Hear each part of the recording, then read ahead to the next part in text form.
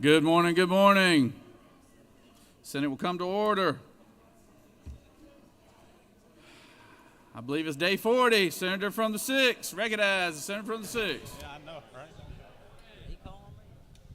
Good morning, Mr. President. Happy sunny day.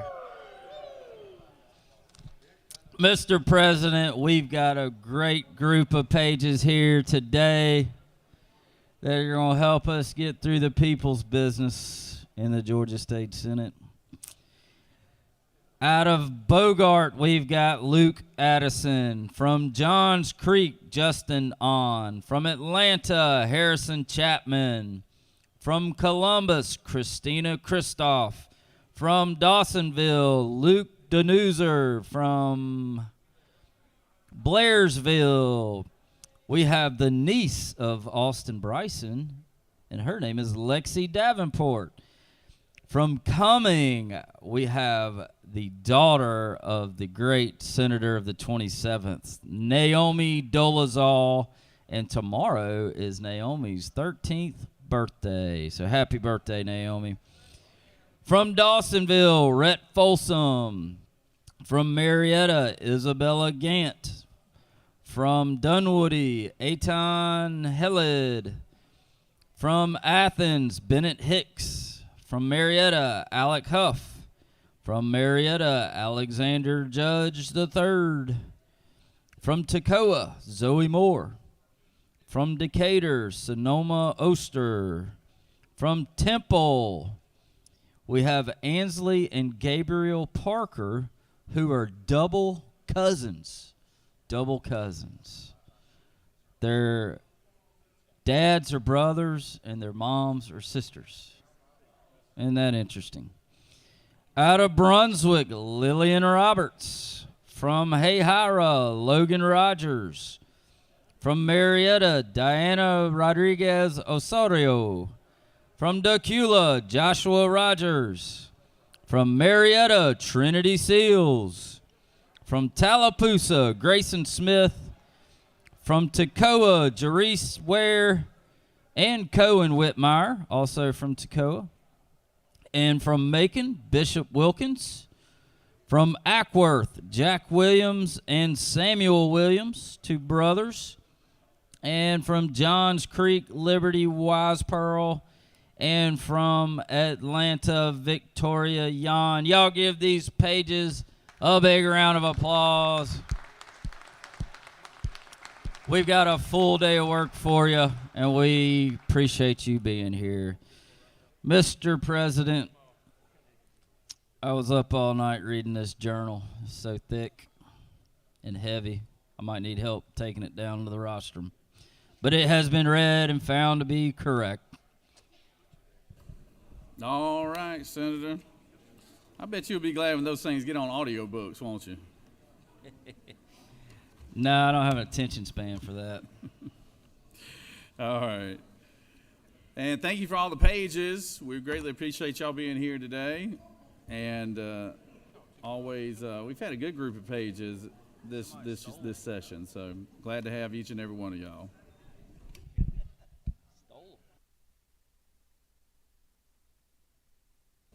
Is there objection to dispensing with the reading of the journal? Chair hears none. The reading of the journal is dispensed with. Is there objection to confirmation of the journal? Chair hears none, and the journal is confirmed. All senators who have bills or resolutions to introduce, please bring them to the Secretary's desk at this time. First reading references the Senate bills. Mr. Secretary. Senate Resolution 534 by Senator Dolezal, the 27th, and others. Resolution applying Senator Brandon Beach. Senate Resolution 537 by Senator Estes, the 35th, and others. Resolution recognizing committing. Senate Resolution 535 by Senator Kemp, the 38th, and others. Resolution creating the Senate. Education and Youth. Senate Resolution 553 by Senator Halpern, the 39th, and others. Resolution creating the Senate Study Committee on Education and Youth. Mr. President, that completes the order.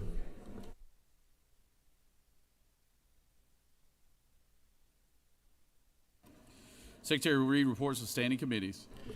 Mr. President, the Senate Committee on Agriculture and Consumer Affairs has had under consideration the following legislation. I instruct me to report the same back to the Senate with the following recommendations. Senate Bills 365 do pass, respectfully submitted. Senator Goodman, the 8th District Chairman. Mr. President, the Senate Committee on State and Local Governmental Operations has had under consideration the following legislation and instructing me to report the same back to the Senate with the following recommendation. House Bill 709 to pass, House Bill 819 to pass, House Bill 838 to pass, House Bill 849 to pass, House Bill 820 to pass, House Bill 836 to pass, House Bill 860 to pass. Respectfully submitted, Senator Dixon, the 45th District Chairman. Mr. President, that completes the order. Secretary read bills and resolutions for the second time. Senate Bill 365 by Senator Watson, the 11th, and others, Georgia Meat and Organic Produce Transparency and Safety Act and Act. Mr. President, that completes the order. It is now time for the morning roll call. Are there any motions to excuse? Recognize Senator from the 33rd. Thank you, Mr. President. Good morning, y'all. Sine die. I ask for unanimous consent to excuse the senators from the 35th and 43rd for business inside the Capitol. Without objection, the senators from the 35th and 43rd are excused. Any other motions to excuse? Recognize Senator from the 15th. Thank you, Mr. President. I ask unanimous consent to excuse the senator from the 9th. Without objection, Senator from the 9th is excused. Recognize Senator from the 52nd. Thank you, Mr. President. I ask unanimous consent to excuse the senator from the 49th.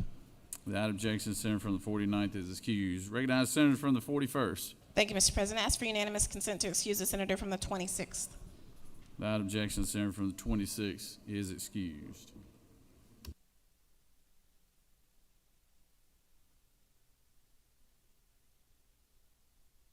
It is now time for the morning roll call. Secretary will call roll of all senators. Signify your presence by voting the yay switch. Secretary will unlock the machine.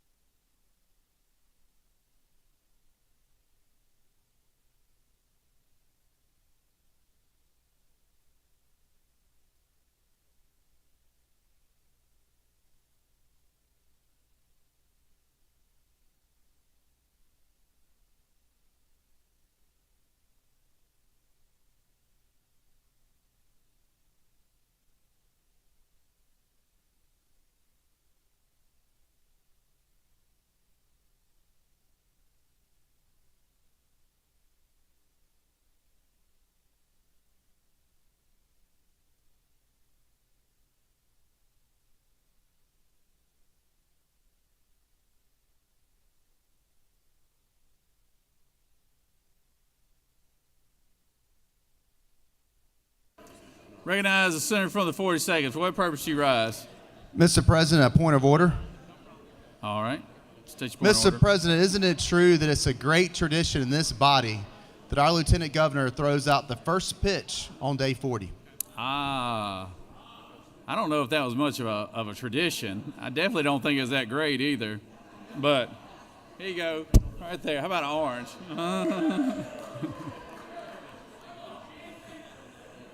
That's what we'll all have fruit being thrown at us by the end of the night, I'm sure. So, thank you for the point of order there, Senator. I appreciate that.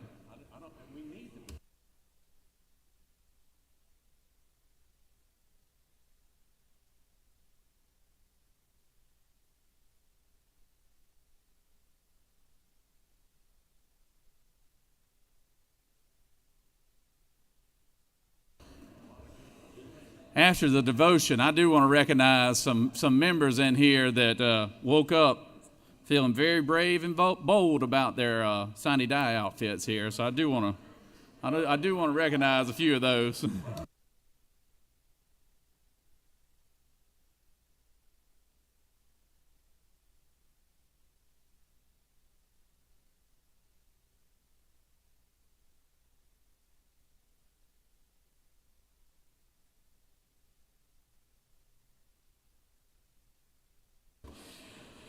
It is now time for the morning devotion. All senators, please take your seats and cease all conversation. I would ask that the doorkeepers secure the chamber at this time.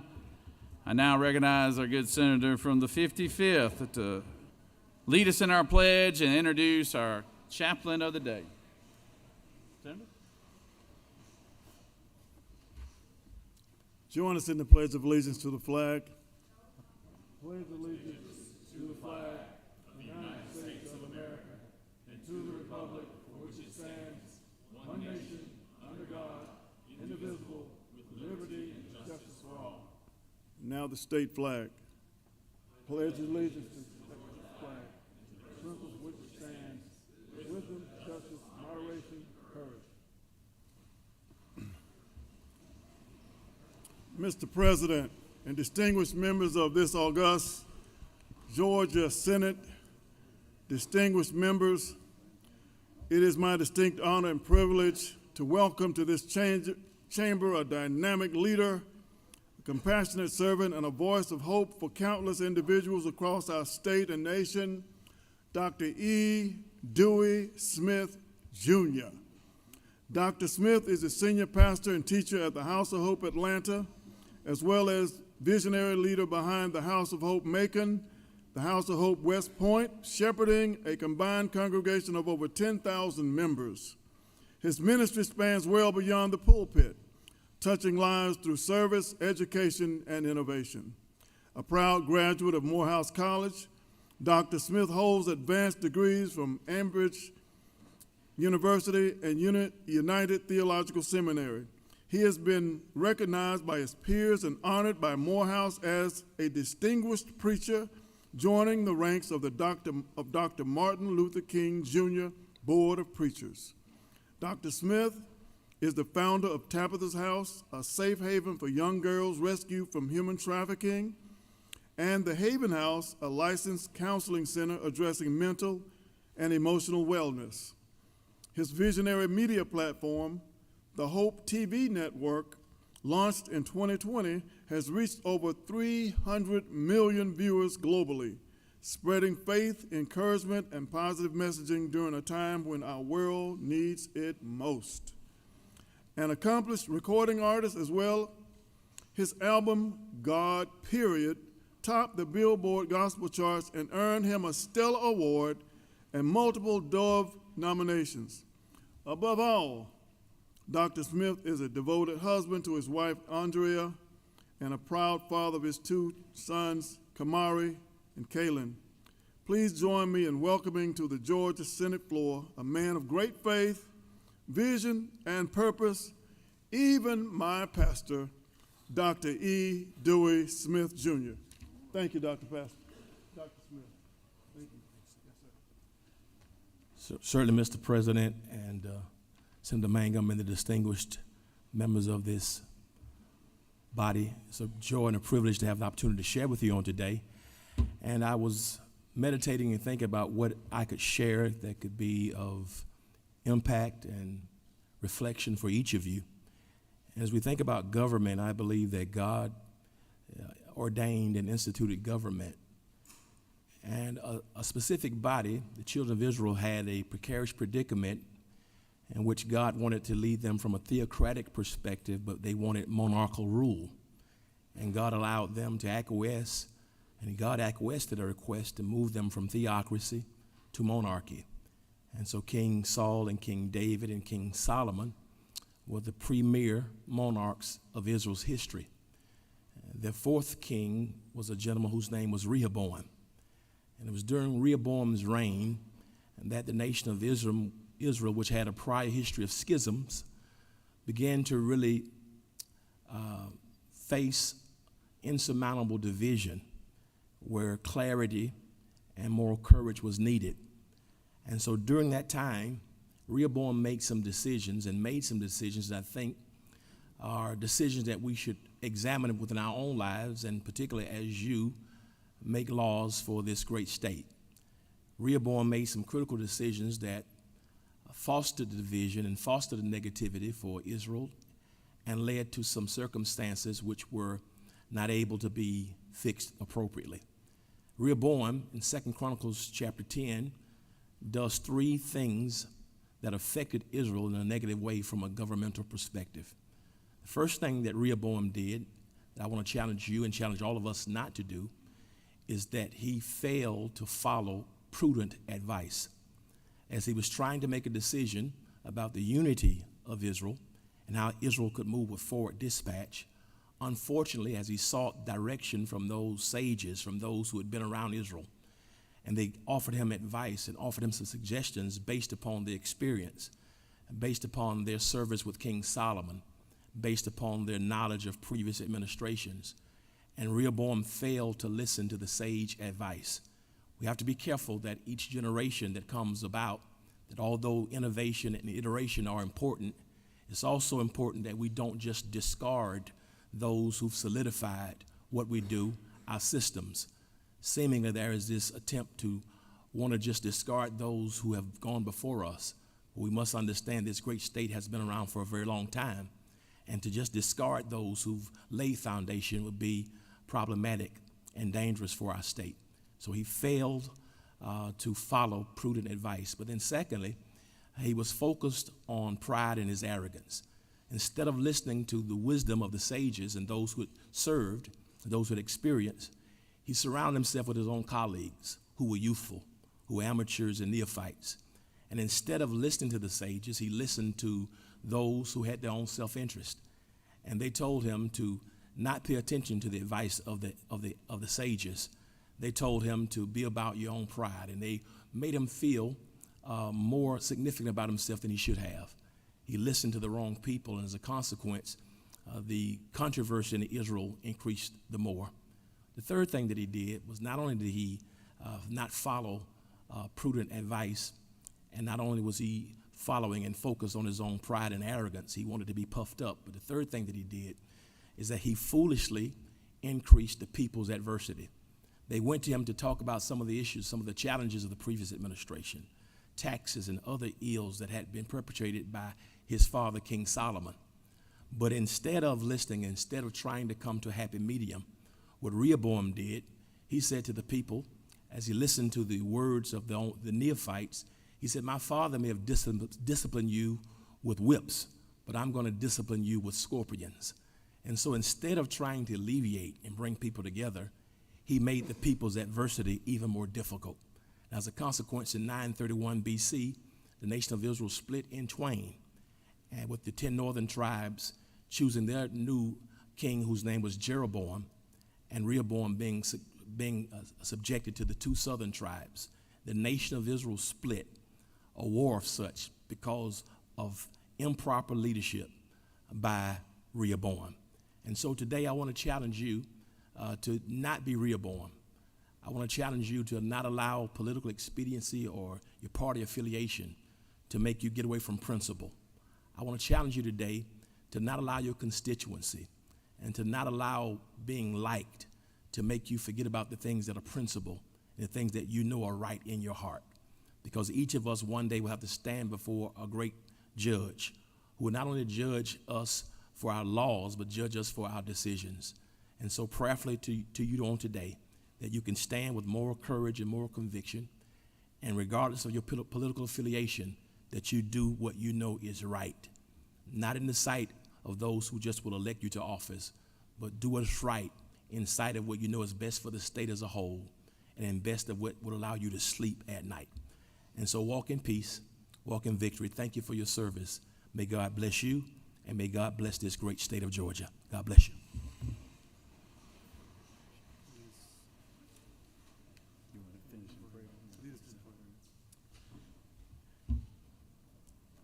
Eternal God, how thankful are we for the privilege to serve in government.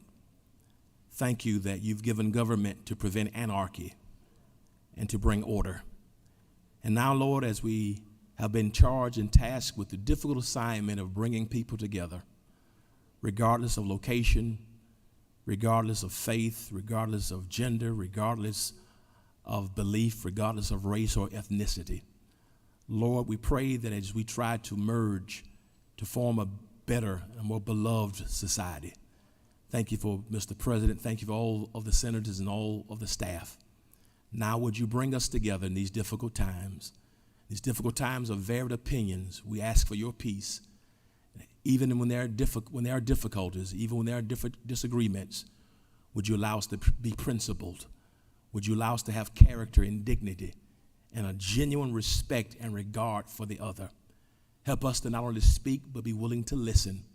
Help us to communicate in a way that honors you, that brings civility to this house, but also sets an example for our young people who are watching. We need your peace. We need civility. Bring us reconciliation.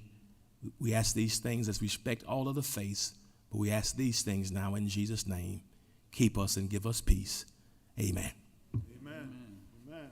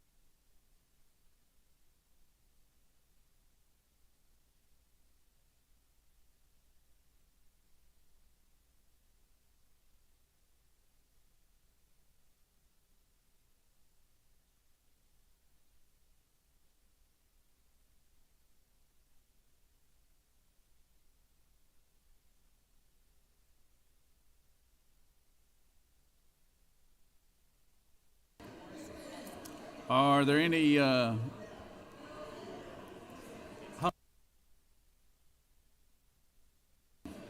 unanimous consents?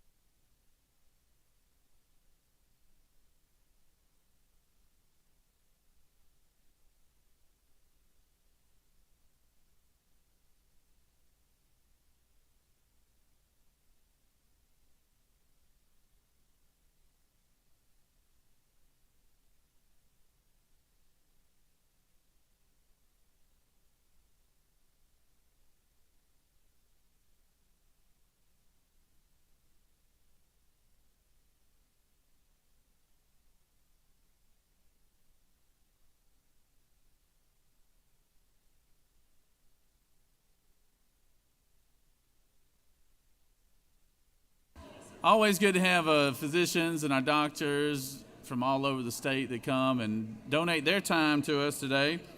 I recognize the senator from the 32nd to introduce our doctor of the day. Good morning, colleagues. I want to introduce you to a friend of mine, Dr. Keisha Callens.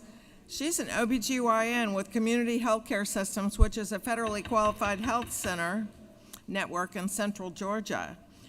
She also serves as the chair of the National Advisory Council for the National Health Service Corps, and she is a clinical assistant professor at Mercer University School of Medicine. She also serves on the board of the Sandra Deal Literacy Program. She has a lot of different roles that she fulfills, but I'm not going to go through all of that with you or would be here even longer. She did her medical school at Morehouse and her graduate medical training also at Morehouse, and she brings a wealth of knowledge to women's health for metro and rural areas. So with that, I'll introduce Dr. Keisha Callens.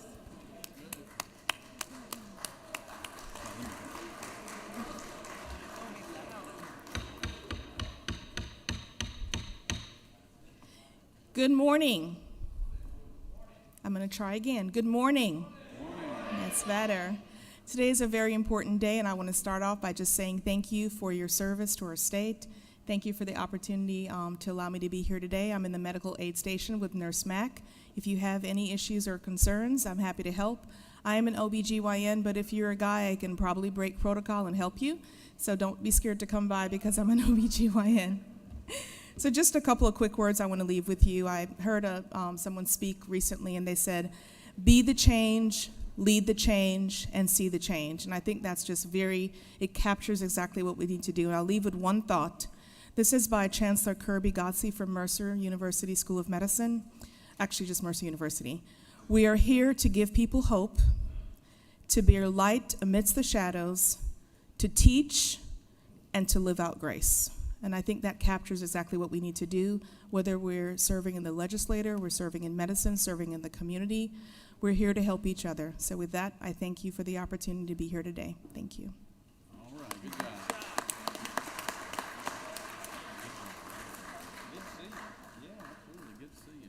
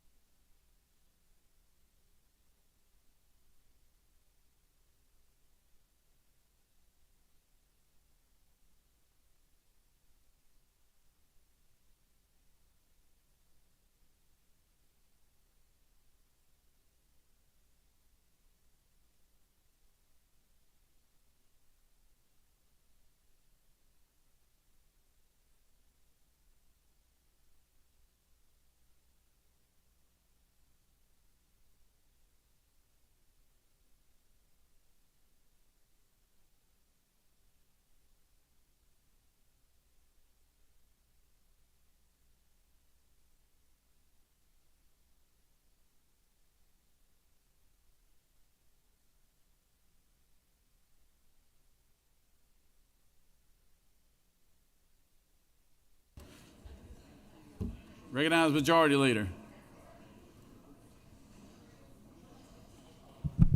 Mr. President, I ask for unanimous consent that the Senate Rules 3-1.2 and 4-2.1 paragraph A be suspended to allow for the first reading and assignment of 6 Senate bills. Wow, y'all getting them in a little late, aren't you, Senator?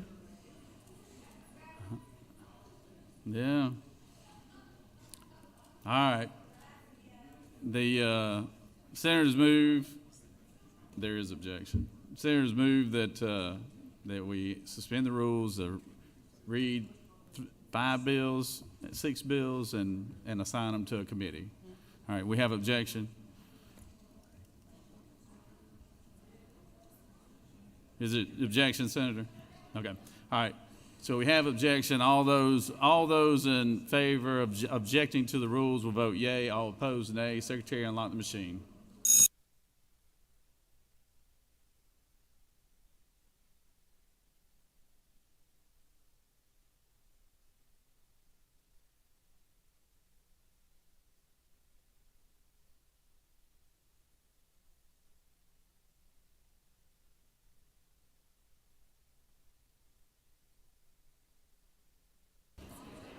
Parliamentary inquiry. Parliamentary inquiry. Isn't it true that a green vote will allow these bills to be read in today? Senator knows what he speaks.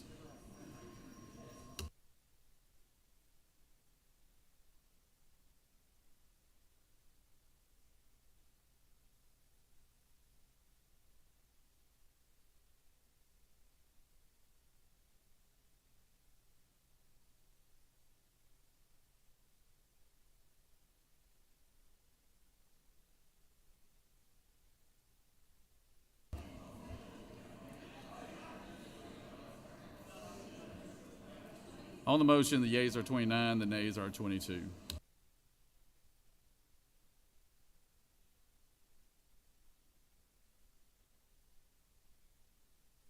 Secretary, read Yeah, so you had to have 2/3. You have to have 2/3, so the motion failed.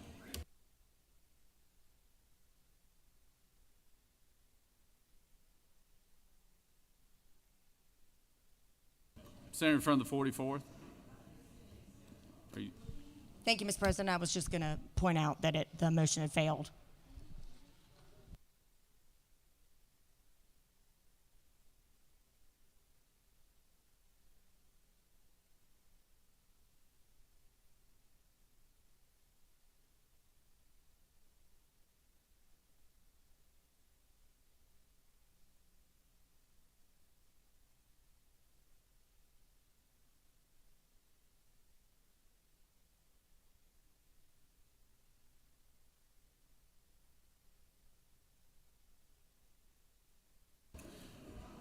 All right, we've got a special presentation here today.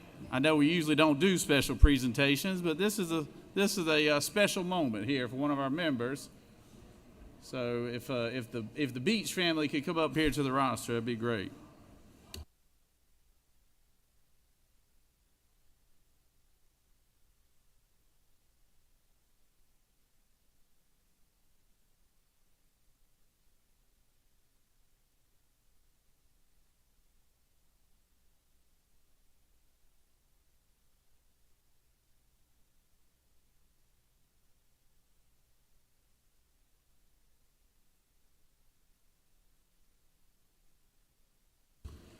Obviously, this is going to be Senator Brand. I'm going to break the rules, okay? So y'all bear with me.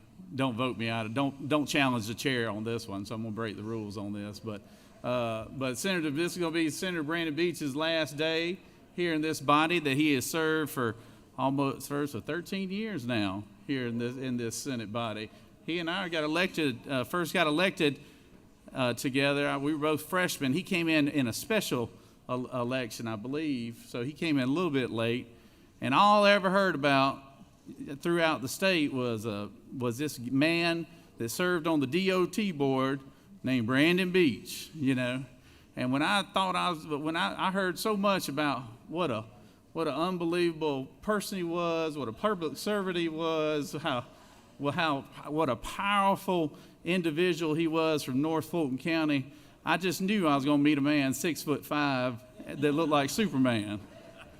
But Beach has been a great friend to me and to others in this room, and his family has been very, very good to our family. Chantel and Jan have a special relationship. So I want the secretary to read a resolution. I'm going to let the senator from the 27th say a few words, and then we have a parting gift for him here. So, Secretary, read the caption. Senate Resolution 540 by Senator Doles, all of the 27th and others. A resolution applauding Senator Brandon Beach for his exceptional service in the Georgia Senate, his leadership in both public and private sectors, and congratulating him on his recent appointment as United States Treasurer in the current Trump administration and for other purposes. Whereas Senator Brandon Beach has served the people of Georgia with distinction for over 2 decades, serving as a senator representing the 21st District, and whereas Senator Beach has held several influential positions in the Senate, including his service as the chairman of the Senate Transportation Committee and as chairman of the Senate Economic Development and Tourism Committee, and as in various other committees, including the Senate Appropriations Committee, the Senate Rules Committee, the Senate Ethics Committee, and whereas Senator Beach's background outside of the Senate has been equally impressive, with a successful career in business during which he has owned and operated multiple companies and has held key leadership roles, including serving on the boards of Georgia Regional Transport Authority and the Georgia Department of Transportation, and whereas Senator Beach's integrity, approach to problem solving, and commitment to public service has earned him the respect and admiration of his colleagues and constituents, as well as the recognition as a strong leader in Georgia politics.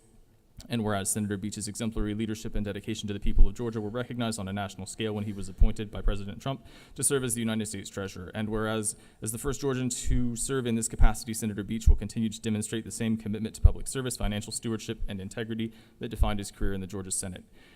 Now, therefore, be it resolved by the Senate that the members of this body honor and applaud Senator Brandon Beach for his exceptional service to the state of Georgia, his remarkable career in both public and private sectors, and his outstanding contributions to the nation's financial policy, as well as to congratulate him on his appointment as Treasurer of the United States. Mr. President, that completes the order. Is there objection to the adoption of resolution? Chair hears none, and the resolution is adopted. Recognize the senator from the 27th speaks to the resolution. Thank you, Mr. President and colleagues. all of us know and love Brandon. All of us have a Brandon story. And I was driving to dinner last night with Brandon, and he, in a moment of vulnerability, said, Dolezal, you think I'm making the right decision to leave? And I said, absolutely. He said, I know that I am, but I'm just going to miss the Senate so much. And I just encouraged him. I said, you can judge people's service by how something is different versus how it was when they arrived. And the state is different. The city of Alpharetta is different. I think about the phenomenal work that Brandon has done locally, the way that he worked within the North Fulton Chamber of Commerce, started the North Fulton CID, now the True North CID, but a lot of the little things that people don't necessarily know about. The Verizon Wireless Amphitheater, which is a 13,500 person amphitheater in the city of Alpharetta, would not exist today were it not for Brandon and about 3 other people. When you drive up Georgia 400, you see other municipalities copying what they did on Encore Parkway with the bridges that span over 400 that now have the beautiful stone facade. Brandon pioneered that idea, championed that idea, found the funding for that idea, did it as a singular bridge, and literally now multiple municipalities across 400, up and down 400, are doing the same thing, copying his work. In the Senate, he was a champion for a lot of things, not the least of which was transportation funding or road infrastructure. But the biggest thing that I am changed about as it relates to Brandon is the way that, for me, he has demonstrated loyalty. When he is with you, for better or worse. And that is something that I have been the personal benefactor of, and something that he has modeled for me as I've watched him do that for many of you as well. But really, I think if you really want to judge a man, and if you really want to look at, I think, what Brandon's crowning achievement is, you look at his family. His wife, Chantel, of 41 years. Natalie and I have had the opportunity to have dinner with them on numerous occasions, and you can just tell they love each other. His 2 children, as shocking as it may seem, are completely normalized, well-adjusted adults. Yeah, I'm hearing lots of credit to Chantel up here at the rostrum, but Hunter and Courtney are phenomenal. His son-in-law calls him Dad, David Clark, who serves across the hall in the other chamber, because Brandon has welcomed him into the family with open arms. And then if you've ever had the opportunity to listen to him talk about one of his 5 grandchildren, or seen the way that they respond to him, you know that is the crowning achievement of his career. So, Brandon, it's been an honor for each and every one of us to serve with you. Governor, I know we have a very, very special presentation. You'd like to share a few words as well. But Brandon, thank you for the friend you've been to me, the model that you've been in this chamber to so many of us. And Governor, I'll let you close it out here with your presentation. All right. I'm gonna give you our little gift after you speak, because I know you're gonna get all teary-eyed here. So, and we want to see them flowing here at the end. So when you'll be smiling. So Senator Beach, let's give Senator Beach a big round of applause here.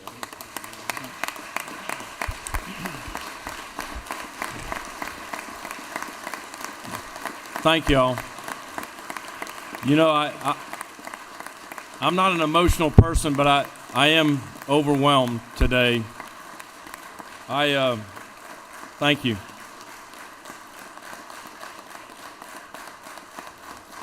I walked in this building 13 years ago, a guy from New Orleans that got elected to the state senate, and I've been in awe of this institution ever since.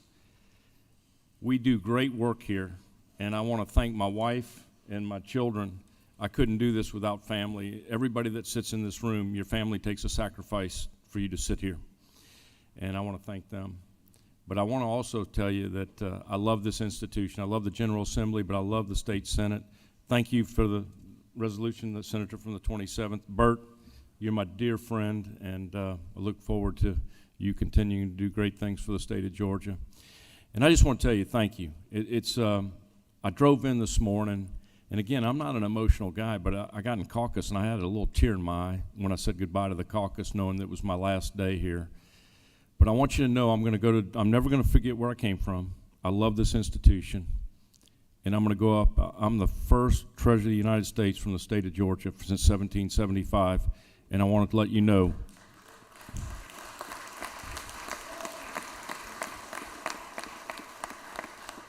I want to let you know I'm going to go up there and represent the state of Georgia and do a good job for you guys, and my name will be on the money. So when you get that, you'll like that.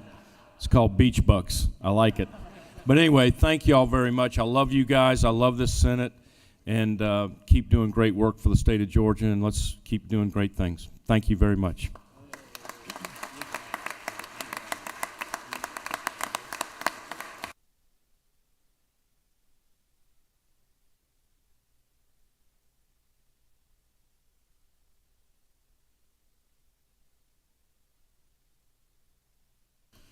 Thank you, Senator. I appreciate that, and I can assure you, if you ever want to have a friend that will get in the trenches with you and fight the good fight with you, Brandon Beach is that guy. And I can tell you, he tore his shirt tail crisscrossing the state for me when I ran for lieutenant governor, which I really had no vision of running for lieutenant governor. I'll be honest with you.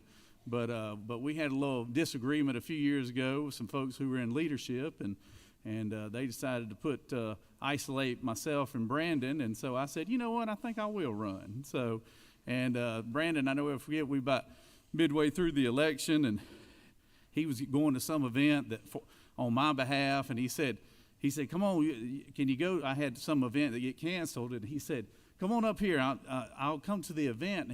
And he says, I said, I'm tired, Beach, I don't know if I can do it today. He said, let me tell you something. He goes, you the only thing I got right now. I'm gonna ride you like a mule. make sure you get across the finish line, because if you don't win, I'm in trouble. So, but Brandon's been great to serve with, and he has been a good friend, and the caucus appreciates everything that he's done. And I will tell you, the caucus pulled together and got him a very special gift, and he's assured every one of us that he's gonna wear it to his brand new office in Washington, D.C. the first day he arrives. And Brandon, I hope you like it as much as we like it. But it is a custom-made jacket right here. There we go. Beach Bucks. Beach Bucks. Thank y'all. Hey, and in closing, I do want to thank the staff of everybody's staff. Thank you for my staff, for Lori Ann and Brad and Lieutenant Governor's staff. We don't do this by ourselves. It's the staff helps us, and thank you guys for all y'all do. Thank you very much. Love you guys. Go Georgia.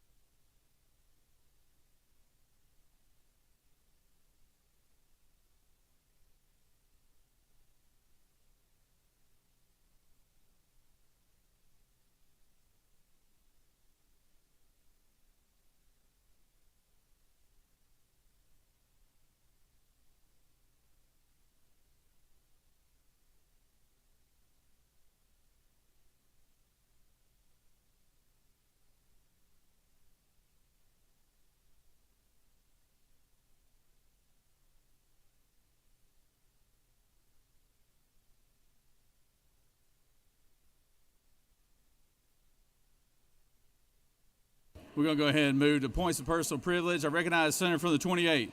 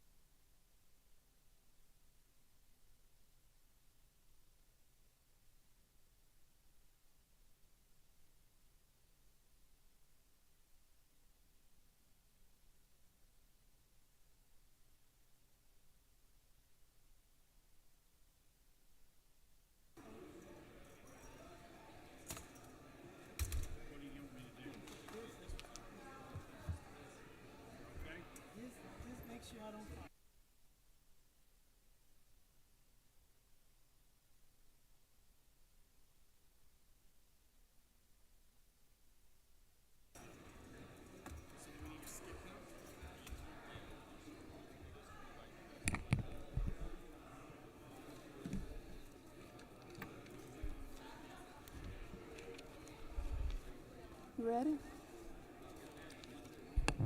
Ready? Thank you, Mr. President. First, let me say congratulations to a great man that I've had an opportunity of serving with on his committee, Senator Beach, Chairman Beach, and now U.S. Treasurer Beach is an outstanding man, and let's give him one more round of applause. Gonna miss you. But I stand today in black because it is a sad day when I remember one of the darkest days in American history. Today, the assassination of Reverend Dr. Martin Luther King Jr. happened April 4th, 1968. That's when the world lost a great man of God, a great man of courage, conviction, and compassion.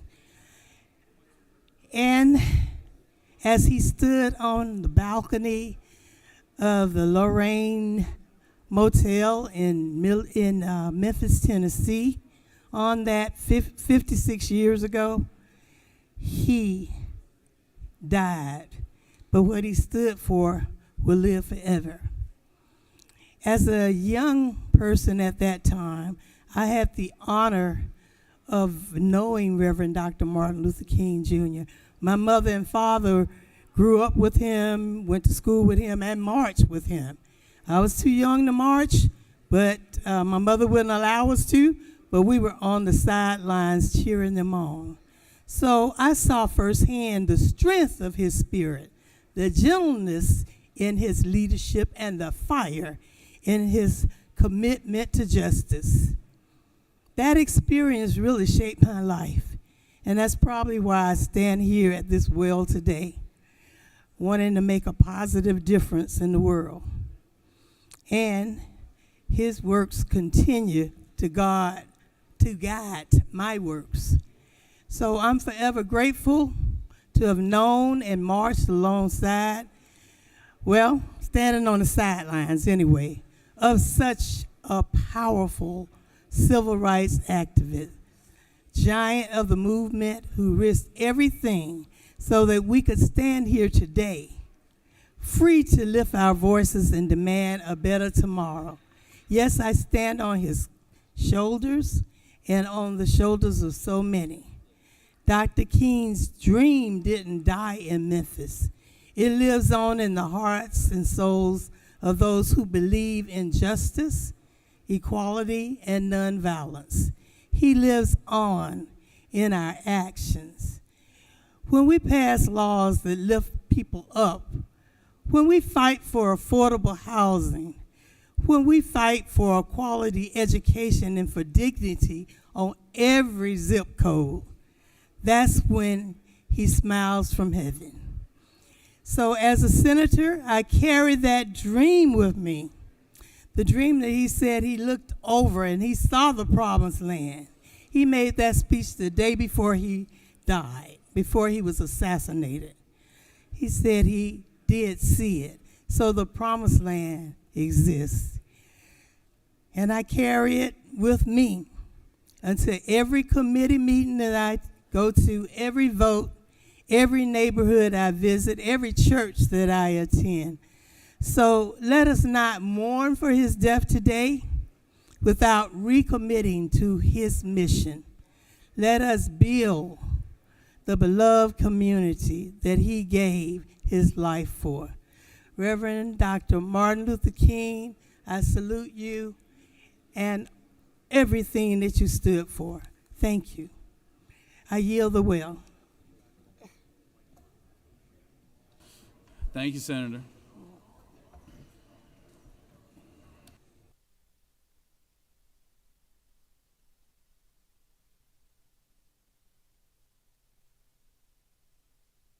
Recognize the senator from the 9th.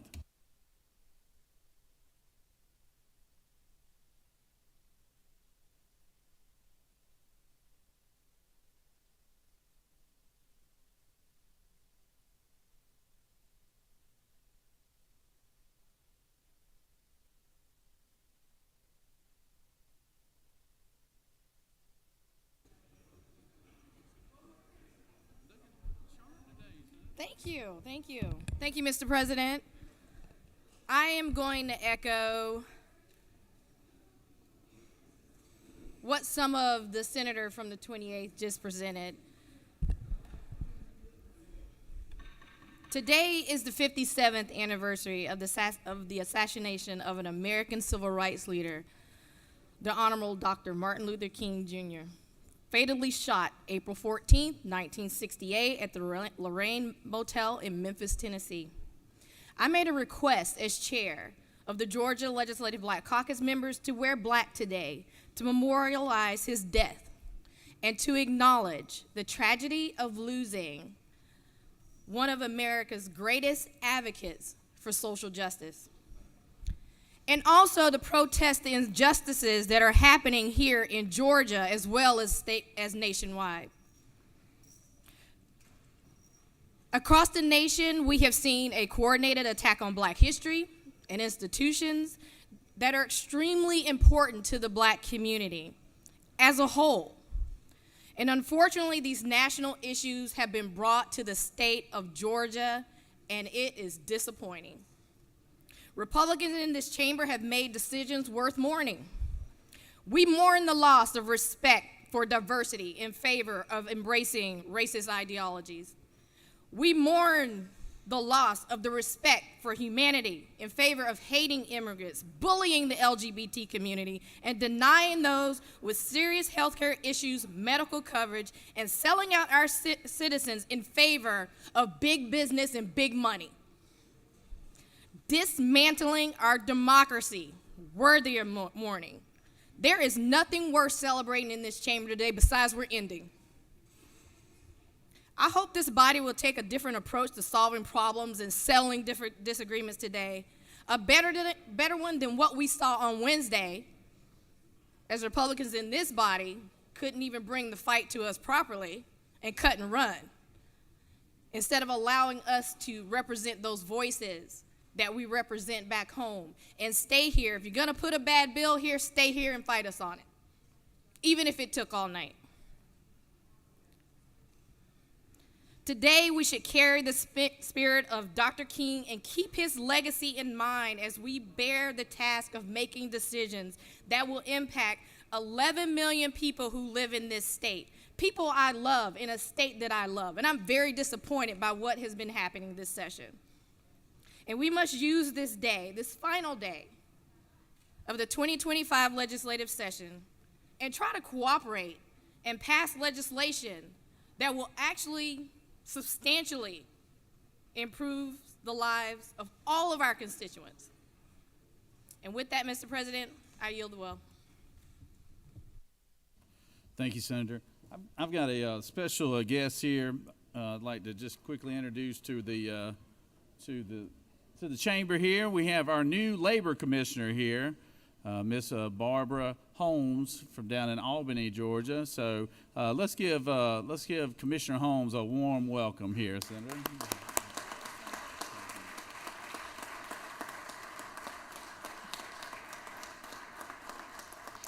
Well, good morning, everyone. I am delighted to be here, and thank you for allowing me just a moment to bring brief remarks and just to share a little bit about what we'll be doing together. I am honored to serve as your new labor commissioner, as Georgia's first Latina constitutional officer. What I'm really excited about is working with you to move the Department of Labor into a new era, one that fosters collaboration, increases service delivery, and really delivers for Georgians. And so we're going to be doing that work together, and I'm just thrilled to be part of what I call Team Georgia. I know that you are as well. We have 800 professionals throughout the state that are dedicated to that mission. And so you can count on us to lead that department into a new era and to deliver for Georgians. We're going to be with you, and I hope you'll be with us today, tomorrow, and 26 and beyond that, so that we can continue doing this great work together. And if you're not busy, I think everybody's busy today, but if you're not busy at 3, I hope that you'll swing by the North Steps for the official swearing in. Again, look forward to working with each of you. Thank you.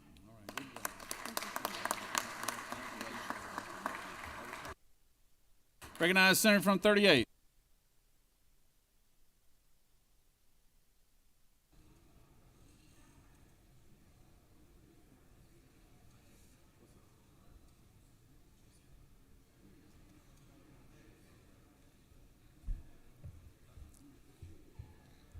Thank you, Mr. President.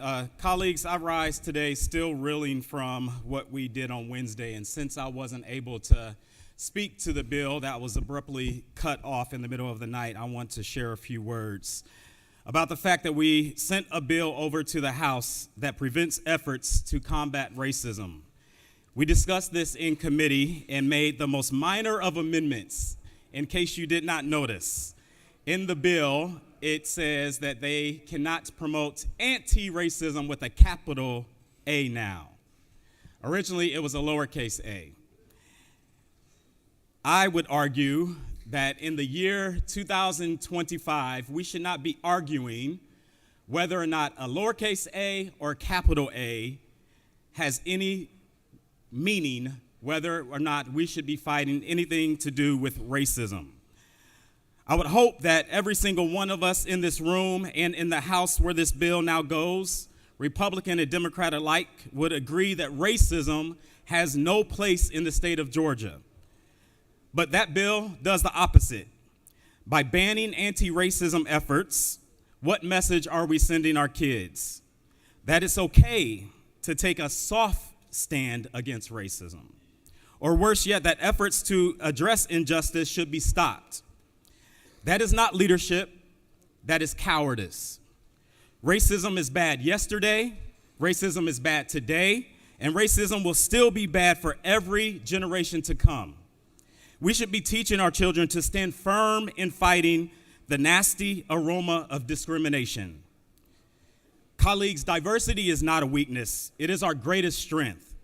Our schools, studies actually show children learn better in diverse, affirming environments. Our economy, our businesses, and our communities are stronger because of it. And yet, House Bill 127 treats diversity as something to be feared rather than celebrated. That bill is not freedom, it's government overreach. The bill is politicians, not educators, dictating what is taught in our schools. Years from now, when people look back at this moment, they will not remember the pressure you faced from your far-right base. They will not remember the political calculations you had to make to run for the next seat that you want to hold. They will only remember whether you stand for what is right or stand in the way. Colleagues, I would urge our colleagues across the hall to do all that they can to stop that bill. That bill sends a horrible message to Georgians and to this country as to the direction we want our world to go. And with that, Mr. President, I yield the well.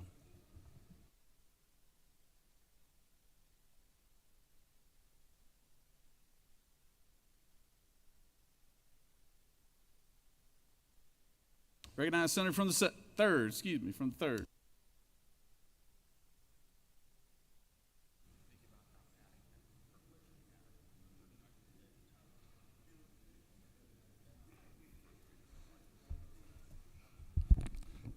Thank you, Mr. President. Colleagues, on your desk today, I'd like to point out that you have an invitation to attend the first annual Gilded and Wild annual getaway and gala on Jekyll Island. It's being promoted by the Jekyll Island Foundation. The dates are May 2 through 4. It will be on Jekyll. There will be several social gatherings. There'll be curated island excursions and a black tie gala. Again, it's being put on by the Jekyll Island Foundation. Our own senator from the 42nd's wife, Lindsay, is a member of that foundation board and is doing a great job. You may or may not know, but Jekyll holds a very special place for me. Obviously, it's in my district, and I grew up going to Jekyll in the absolutely the late 50s, 60s, and the rest of my life. I was honored to serve on the Jekyll Island Authority from about 2004 through 2019, and was there during the redevelopment of Jekyll, which again was a labor of love for me. If you have not been to Jekyll Island in the last 15 years, you need to go, because Jekyll does not look like it used to. It is an absolutely beautiful place. This Gilded and Wild gala is called Gilded and Wild. The Gilded comes from the early Jekyll Island Club owners who were industrial barons of the United States in the late 19th century and the early 20th century. And the wild comes from the fact that the Jekyll Island is about a third developed. It's 2/3 undeveloped, and it will always be 2/3 undeveloped. Jekyll Island, other than some capital money, does not receive operating funds at all from the state of Georgia. So it relies on its own income stream, and it relies on the Jekyll Island Foundation. I believe that this Gilded and Wild getaway will be very successful and will become wildly popular. If any of you are familiar with the DNR and their Weekend for Wildlife down at Sea Island, and if you've attended that, you will really enjoy Gilded and Wild. So I recommend it to you. You can, there's a QR code on the back. You can scan that, or you can get in touch with Mark Williams, former DNR executive and former House member, who is now the executive director of the Jekyll Island Authority, to get tickets. And if you see Lindsay, I'm sure you can get tickets through Lindsay also. So thank you very much for your consideration, and I yield the well. Thank you, Senator. Recognize the senator from the 2nd.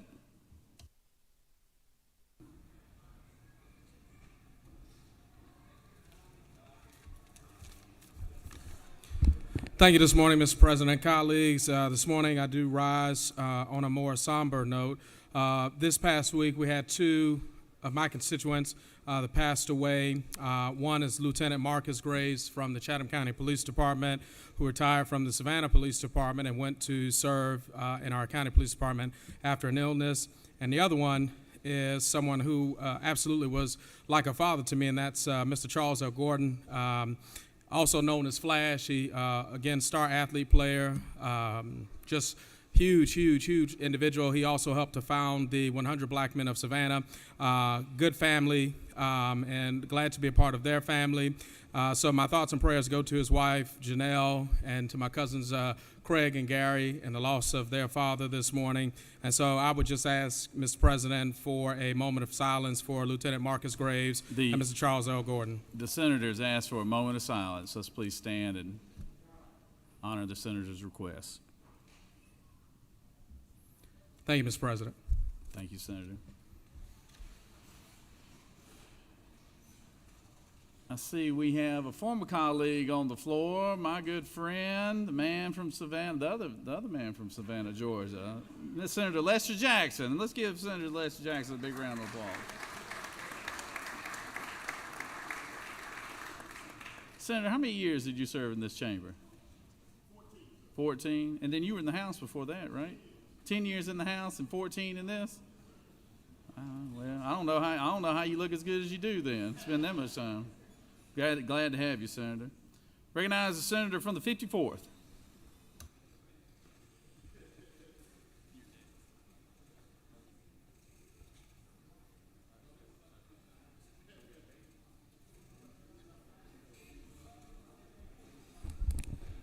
Thank you, Mr. President. Friends, I wasn't planning to come to the well today to points of privilege, but just on the drive down this morning from Dalton, I just was thinking about 2 years ago at this time. And 2 years ago, 2 days before the end of the session, I'd gotten word from my brother that my mother had fallen in her driveway and broke her left femur. And on this day, she was having surgery to replace the end of that femur. And so I ran straight from this session into the hospital where I stayed with my mother 2 weeks. And in the last weeks of her life, I was taking her back and forth to the grocery store when she needed to go, and one day I was loading the groceries into the back of her car and turned around to get the buggy and to go put it in the buggy corral, and my mother was halfway across the parking lot going back into the store. And I just looked and I said, "Mom, where are you going?" And she just looked over her shoulder without missing a stride and walking, and my mother walked with a walker. But she could manage a buggy as long as she was holding on to it. She just looked over her shoulder. She goes, "Somebody else might need this."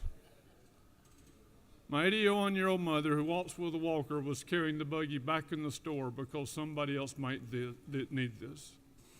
And that's when it hit me. You know, I've always given my father as my greatest civics teacher and history teacher. For so many reasons, he's why I'm in the Georgia State Senate today. But I've always given all that civics and history lessons the reasons why I jumped out of airplanes as a paratrooper in the Army.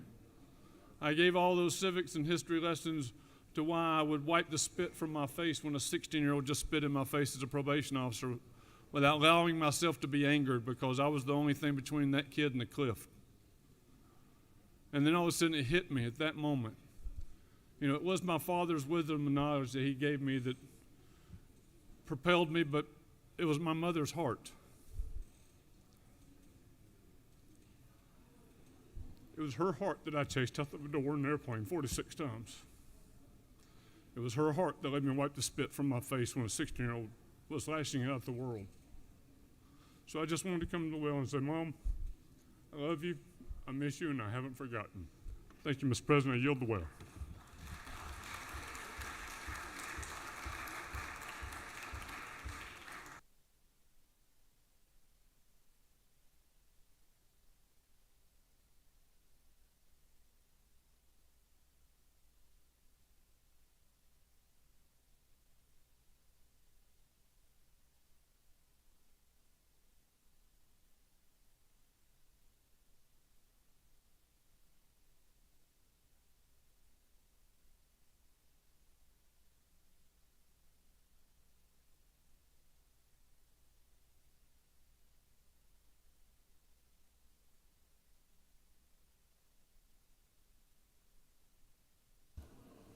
Senator, I appreciate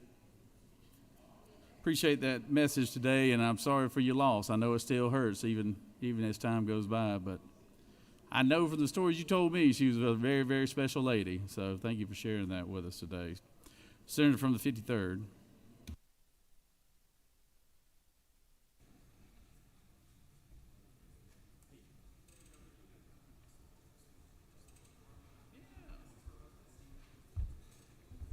Thank you, Mr. President. The people in Northwest Georgia are celebrating an extremely important birthday today. Everett Plant is turning 100. He is a World War II veteran. He served under George Patton. He even received 2 Bronze Stars. So please wish Everett Plant a big old happy 100th birthday. Thank you, Mr. President.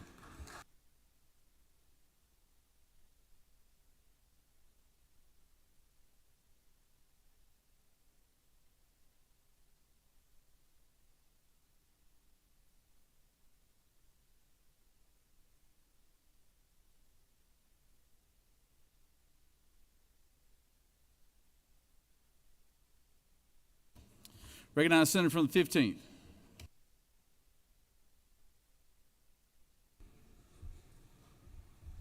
Thank you very much, Mr. President. I would like to take this occasion to introduce the new top cop from Macon County, Georgia, a former corrections officer for 28 years, and he promised to put a new face, a new hope on the law enforcement, being the top cop for Macon County in that area. And I've got great hope, and he has great promise. We have great hope for you, and we pray for you.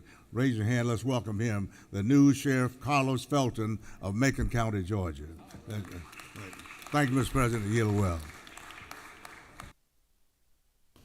All right. Good to have you here, Sheriff.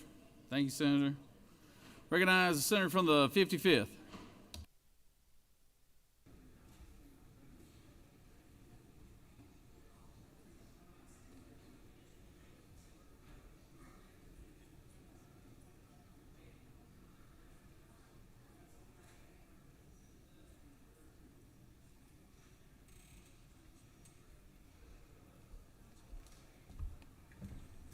Mr. President, colleagues, I too rise today to note the death of Dr. Martin Luther King, and I am still reeling over passing the DEI bill in the middle of the night, 1 o'clock in the morning. It is still deeply disturbing to me. It is deeply disturbing to the people that I represent. It is deeply disturbing to the foundation of this great country. Why? Because we continue to fight over this notion of diversity in America, this notion of diversity, equity, and inclusion. This notion, will we have one nation under God, indivisible, or whether it will be divided, whether we will be inseparable, or whether we will be segregated.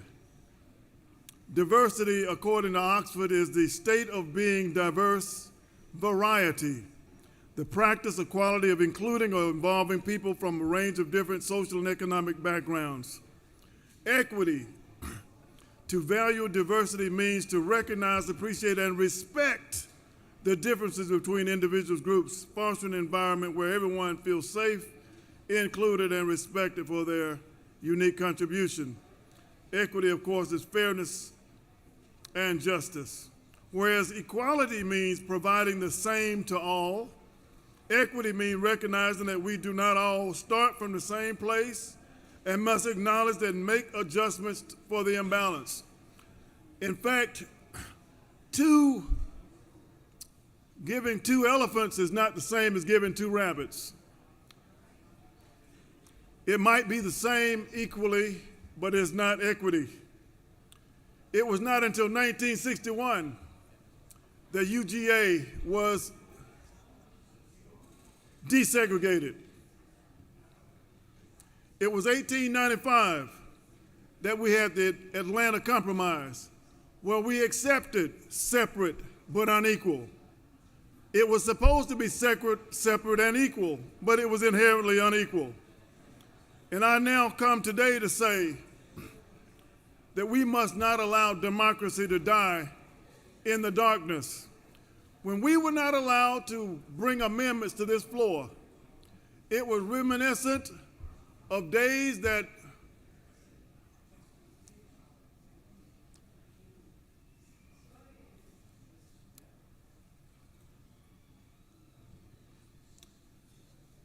We've come full circle.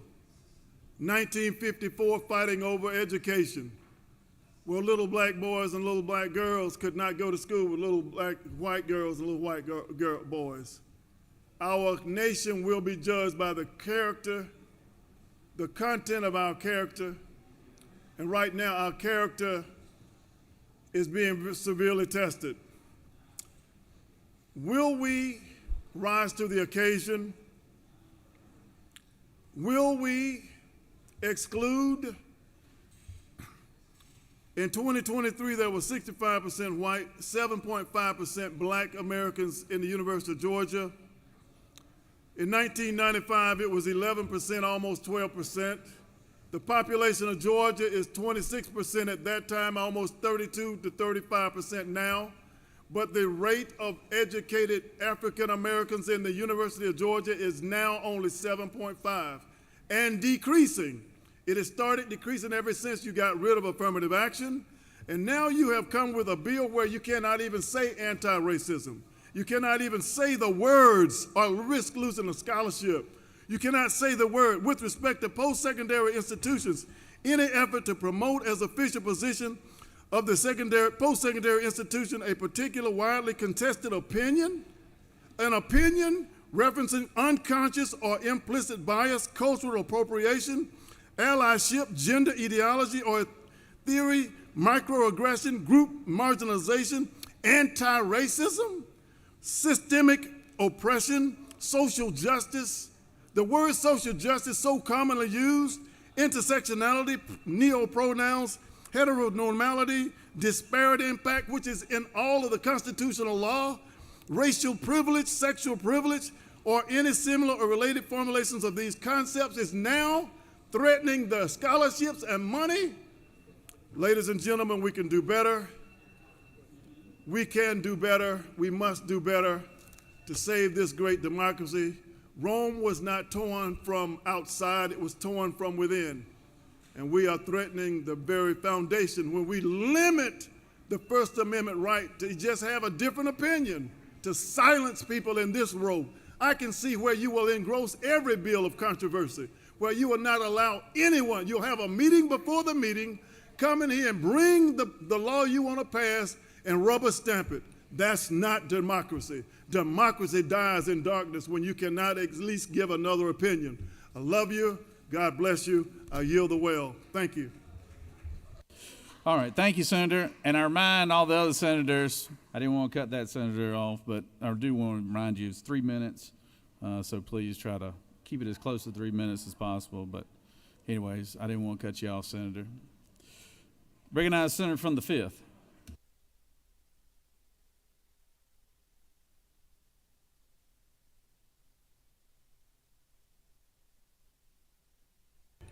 Thank you, Mr. President. Dear friends and colleagues, I'm here actually to ask my colleagues from the other side of this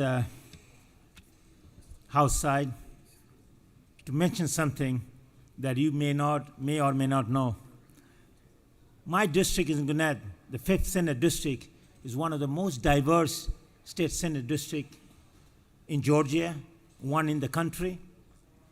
I have people from more than 100 different countries, speak more than 100 different languages. We have 472 high schools in Georgia. I'm proud of all of them. Some of the school has top football team, top tennis team, or athletics, whatever you name it. But we have one school in my district is the number one, not only state of Georgia, number 9 in the nation out of 18,000 schools. If you walk up there, you're going to see what America looks like, what we're going to look like down the road, maybe 1 or 2 decades. It's so diverse. Do you think they are there because they got admitted over there for DEI? Not necessarily. Not necessarily. You go over there, you're going to see the beautiful children, all faces, I mean, it's unbelievable to look at it. They're not white, they're not black, they're not brown, they're not Indian or Japanese or Chinese. You're going to find the student from all walks of life. And they don't need it. They didn't get there, got admitted because they are DEI. They're the best and the brightest of this, not only the state, but they are the brightest in this United States. And as you know, I brought one of them a few weeks ago, won one of the young scientist challenges. So I'm really proud to represent, and my district didn't needed 127. We are better off. We are better than that. So I hope my colleagues from the other side stop this nonsense. We don't need it. Without it, we'll be much better off. I just didn't get elected. I'm not a DEI senator. I do the job. I did the job. People elected me to represent them. My folks don't need it, and I don't think your folks need it either. And I assure you, if Donald Trump wasn't president, you wouldn't be voting for this. You wouldn't vote for it. I know you better than that. I know you all, friends. I know you didn't vote it from your heart. So please, please, I love you all. I love you all. I want you to know I love you all. And I'm blessed to serve you all. And I'm also blessed to serve my constituency, which is the future of America. We need to move forward, not backward. Thank you, Mr. President. I yield the way. Appreciate it for listening.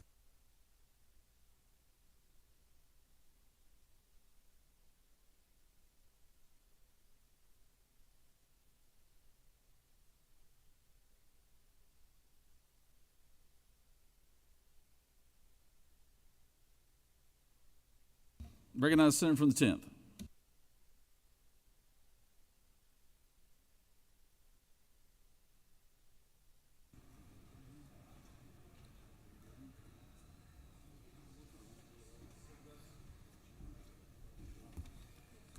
Thank you, Mr. President and members of this body. I will certainly try and get in everything I want to say in the next 3 minutes, but I didn't have the opportunity this past Wednesday to bring up the amendment that I had for the bill that was hijacked in this body.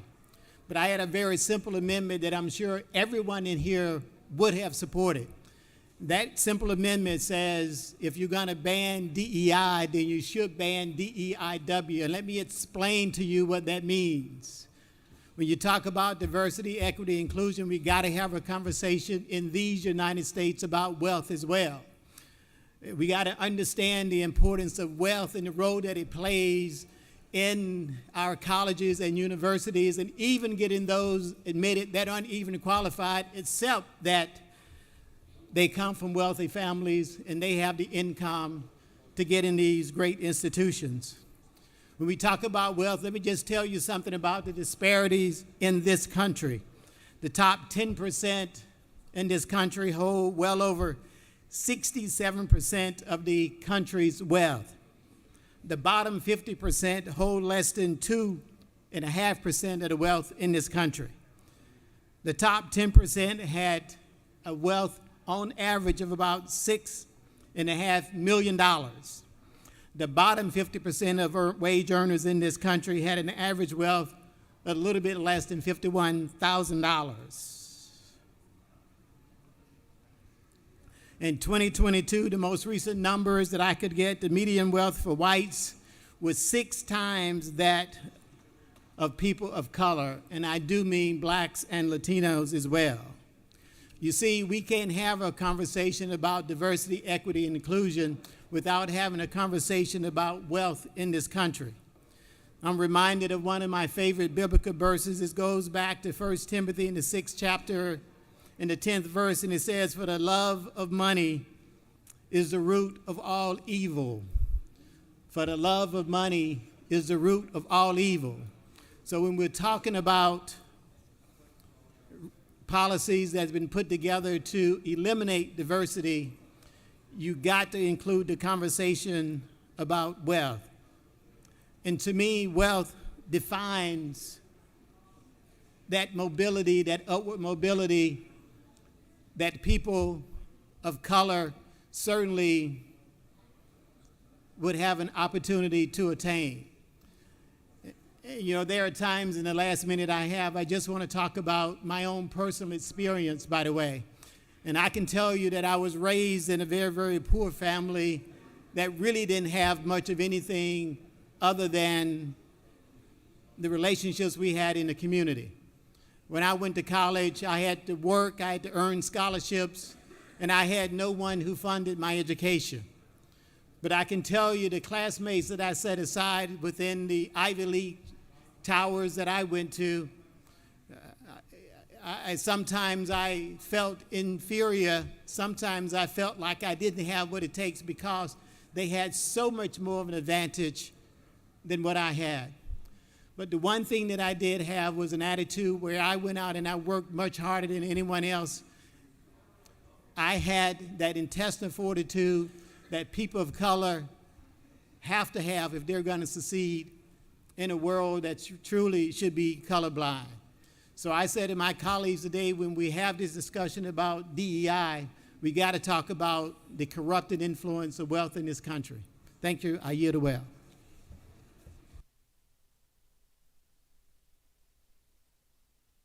Recognize Senator from the 17th.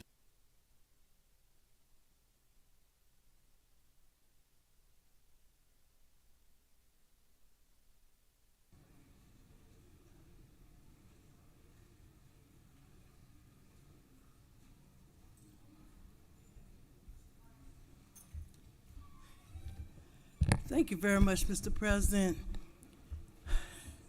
Senators, when I first came to the Georgia State Senate, one senator who was chairman of committee talked to me harshly one day. I called it verbal abuse, and I said then that no senator, black or white, would talk to me in that manner. I wrote my memoirs that night, and I called it Racism in the Georgia State Senate.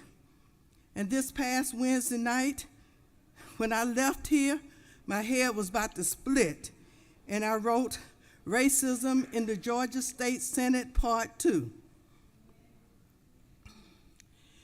Many of you are pretty good people. I came to know most of you. You have a pretty good heart, but some of you are just racist, and you need to stop it. I grew up in the South. I grew up in Clayton County, one of the most racist counties then in these United States of America. The Klan just stopped marching down Main Street, Jonesboro, some 30 or 40 years ago. I was sitting in meetings, talking to people, generally all white groups, asking about inclusion. Can we have inclusion of everybody? And then they turned to me and said, I have black friends. They come to my house. We're not talking about that. We're talking about real inclusion. So I implore you today to stop this foolishness and have real inclusion. I know you want to do what they do in Washington and let that trickle down. I had a women's history program this past weekend, and a lot of those people who are my constituents called me Tuesday morning. They got an email from the CDC saying they no longer will be employed. So I know that you think that all of this is great, but these people who made six figures years ago found themselves unemployed back when we had COVID, couldn't pay the house notes, couldn't pay the car notes, had children in college, and what happened to them? They were in the food pantry line just like everybody else when they had been able to give to the food pantry. So I implore you today to do what's right. Those of you who are racist know who you are. I hope there's some help for you. I pray for you. But I ask you today to do the right thing. Do unto others as you will have them do to you. Thank you, Mr. President. I yield the way up. Recognize Senator from the 15th.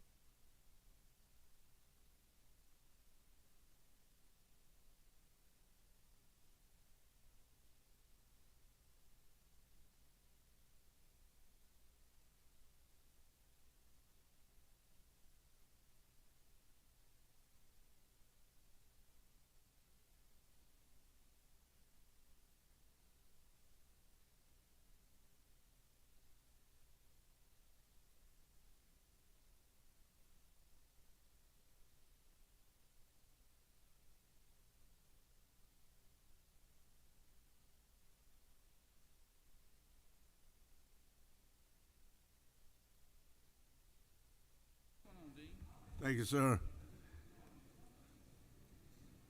Appreciate it.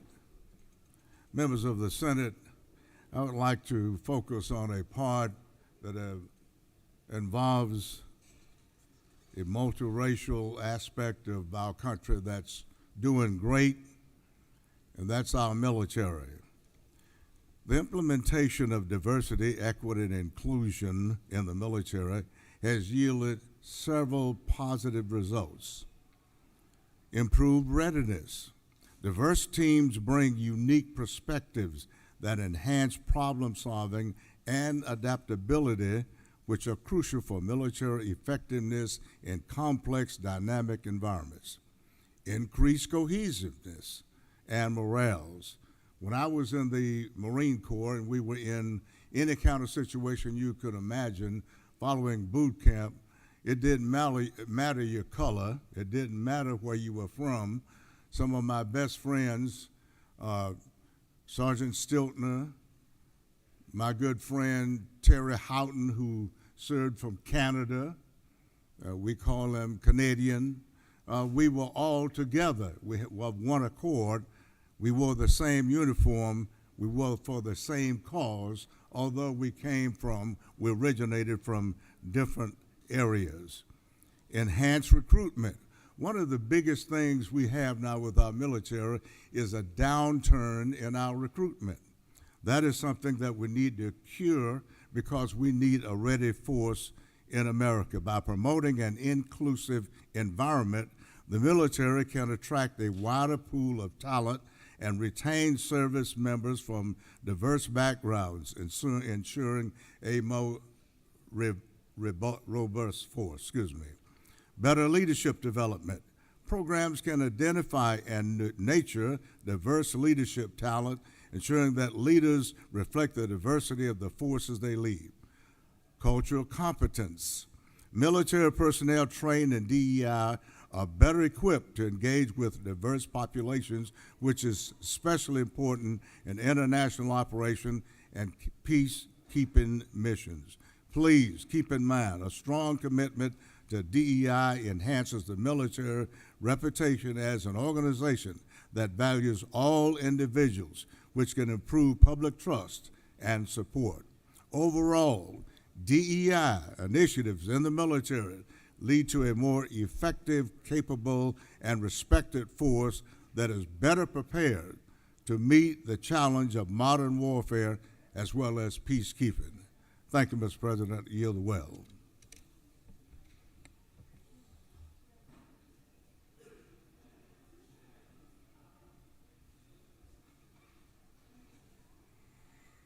Recognize the senator from the 27th.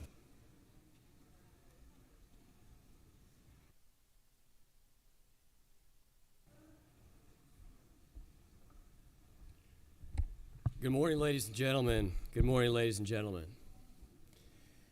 Anyone offended by that statement? Anyone think I shouldn't be able to say good morning, ladies and gentlemen? DEI purveyors do. And I'll tell you a story. In my school district in Forsyth County, they implemented a DEI program 4 or 5 years ago. They hired a company called Gleasy. Gleasy implemented a DEI program in Forsyth County by which they trained our teachers and our administrators. My father-in-law is a bus driver for our school children in Forsyth County. And one of the chapters that they were told they had to read was called Their Pronouns Are. And very shortly after the implementation of the DEI program in Forsyth County, my father-in-law received an email, along with every single bus driver, where they said, please do not refer to the children as boys and girls. That's exclusionary language. Please use more inclusive pronouns in your communication with the young children. So when we stand up here and we Republicans have voted to remove DEI from our school system, those are the kinds of things we are seeking to remove. There's a second area that touches Forsyth County as it relates to this program I'd like to tell you about. We have the fastest growing Asian American population in Forsyth County, not only in Georgia, but in America. Forsyth County is now a majority minority school system, And for those students who graduate and go off to college, those Asian students in particular, they are at a distinct disadvantage for admission under DEI policies. One study found that for Asian students who apply to Harvard with a certain test score, if they have a 25% chance of being accepted as an Asian, they have a 35% chance with those same test scores as being admitted if they were Caucasian. A 75% greater chance with those same test scores if they were Hispanic, and a 95% chance if they were African American. So we believe that what DEI actually does is cause us to be hyper-focused on things that divide us. We look at Ibram Kendi, a thought leader in the anti-racist movement, who says that you cannot separate capitalism from racism. So we believe that the DEI core, from some of the most radical elements, maybe not the elements that you all think of when you think of it, but from the thought leaders like Kendi, it is, by their own admission, anti-capitalist. And we believe it's anti-American. Thank you, Mr. President. I yield the well.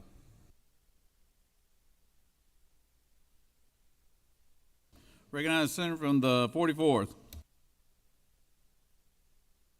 Senator from the 44th.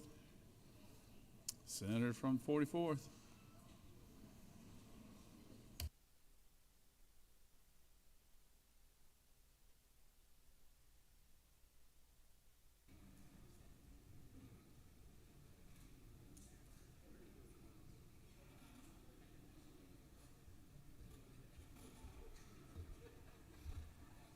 Thank you, Mr. President. Good morning, colleagues. Happy sunny day. A few minutes ago, I spoke with concerned current and former Centers for Disease Control and Prevention employees who have come to the Capitol to sound the alarm on the destruction of their agency.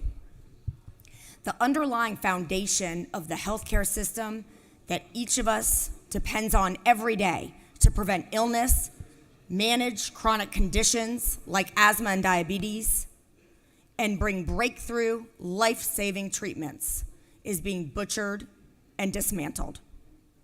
In February, President Trump ordered the indiscriminate firing of nearly 1,300 CDC employees, gutting 10% of the agency's workforce. This week, another 2,400 jobs, at least, were slashed. Some say it's a RIF, or reduction in force, but in many aspects of the agency, can be more accurately called an EOF, an elimination of the force. These numbers represent years of investment in study and training for programs that protect every single one of us from disease outbreaks and public health threats. Programs that track and prevent asthma, smoking, gun violence, climate change, and other health threats. The National Institute for Occupational Safety and Health is almost completely gone. One example is tuberculosis, which is on the rise worldwide. It has not been in the United States so far, but that is because of the CDC.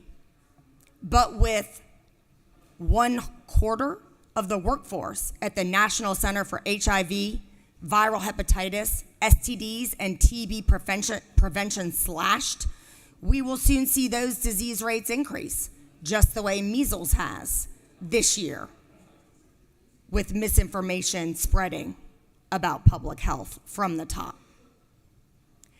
Let's note that chronic disease prevention funding is almost all federal. That includes maternal mortality and excessive alcohol use prevention, among other programs. Over half of DPH's budget is federal funding. Severe cuts have been and will be made here due to this slashing. Our Georgia Public Health Lab has already lost over half of its staff due to these federal funds. 23 attorneys general have filed a lawsuit to try to block this decimation, but with too many in the Republican Party captive to Trump and co-President Musk and their destructive agenda, it's not surprising that Georgia has not joined the lawsuit despite the illegality of these actions and the harm to our citizens here in Georgia.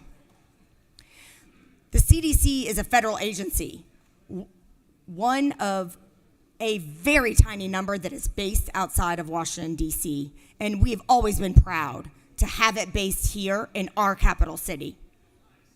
Former staff and concerned citizens have marched and protested outside of the CDC headquarters many times already in the last several months. Today, many of them came to the Capitol to sound the alarm, and I urge all of my colleagues to listen to what they are saying and to the warning signs. The truth is that when it comes to health, every single one of us is connected. And having the CDC has always been a point of pride for Georgia. I've been very proud to represent it and many of its employees here in the state Senate. But today, I and all of us should be grieving the loss, the decimation of this jewel of our nation and state that has led the world in disease prevention and saving lives. I'm very alarmed, as every American should be, about what's to come when the next epidemic, pandemic, or disaster comes home to roost. You can bet that we will be far more ill-prepared. And when the time comes to try to rebuild what's been destroyed, who will foot the bill? I doubt any of the billionaires currently running our government and putting in special favors for themselves will be asked to foot the bill to rebuild the public health agencies that serve all of us. Instead, it's also probably another safe bet that regular Georgians and every working American will be the ones footing that bill. Thank you, Mr. President. I yield the well. Thank you, Senator. I recognize the senator from the 36.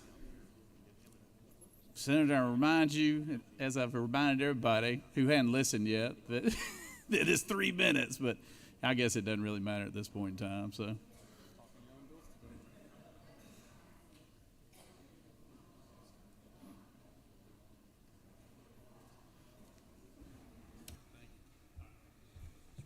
Thank you, Mr. President. Colleagues, here on the final day of our 40-day session, I rise to continue this conversation around diversity, equity, and inclusion. You know, when the nation watched a white policeman hold down a black man and literally kill him with the TV cameras running, kill him with the iPhones running, when that was captured and spread across this country,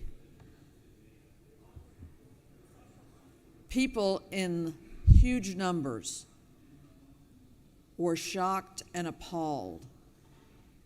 And it hit a whole new level of consciousness among a lot of people that had had their eyes closed, that were blind to the suffering of people of color, African Americans in particular.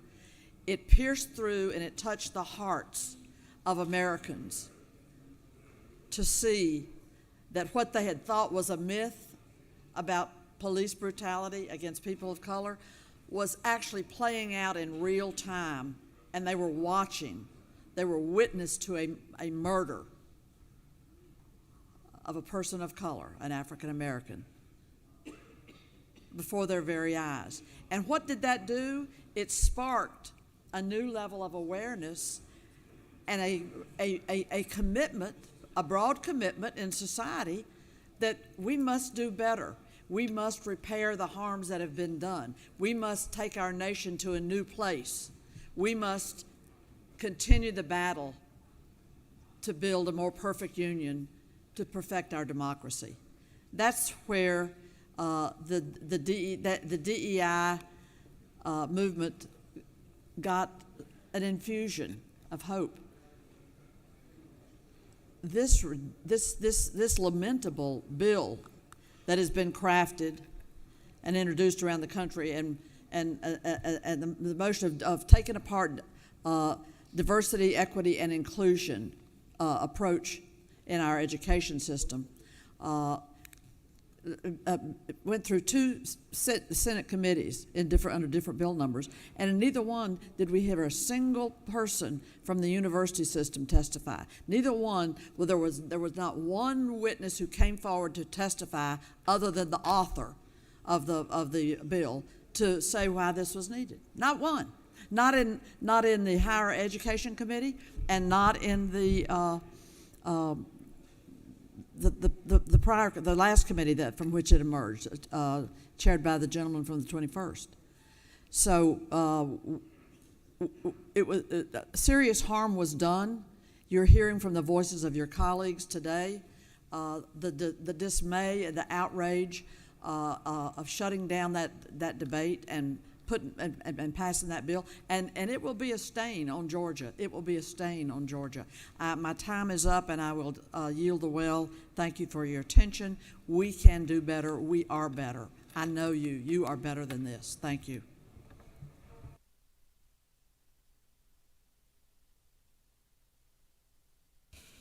All right, you have a Senate calendar before you right now of privilege resolutions. Is there objection to the privilege resolutions? Does any senator wish to speak to remove a resolution from the consent calendar? If there's no objection on the consent calendar, these resolutions are passed, or adopted, I should say. Are there any motions to withdraw or commit? You have before you a consent calendar of local bills. Mr. Secretary, have there been any objections to the local bills on the consent calendar? Mr. President, no objections have been filed.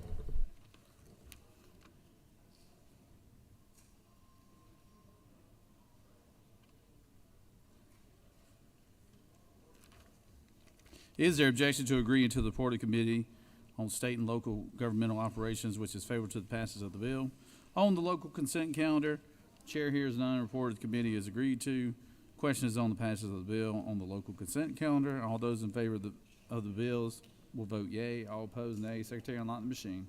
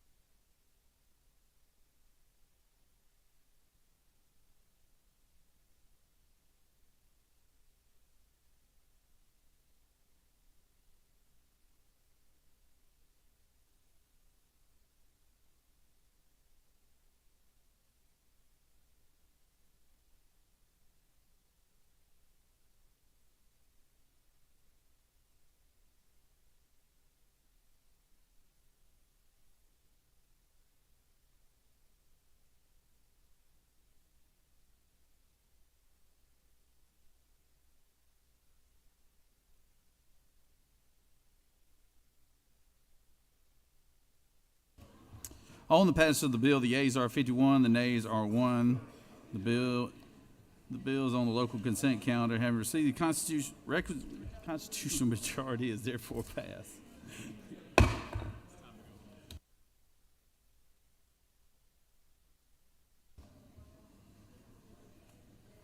Recognize Senator from the 20th. Mr. President, I move that the Senate agree to the House substitute to Senate Bill 201. Secretary, read the caption. Senate Bill 201 by Senator Walker of the 20th and others, bills to be entitled an act to amend Code Section 10-1-393 of the Official Code of Georgia annotated with to unfair or deceptive practices in consumer transactions, unlawful and examples so as to provide increased consumer protection for homeowners entering into contracts with contractors following natural disasters, provide for certain contractual requirements and for other purposes. Mr. President, the House offers the following substitutes to Senate Bill 201, a bill to entitled an act to amend Code Section 10-1-393, the OCGA, related to unfair or deceptive practices in consumer transactions, unlawful and examples, so as to provide increased consumer protections for homeowners entering into contracts with contractors following natural disasters and for other purposes. Mr. President, that completes the order.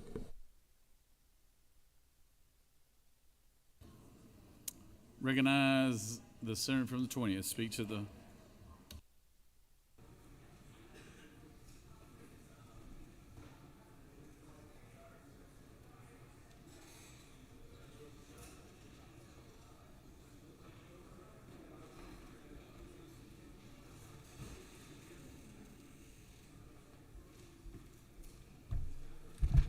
Thank you, Mr. President. Senate Bill 201 is the bill we passed out of here to protect our Georgia homeowners after suffering property damage after a natural disaster from unscrupulous contractors.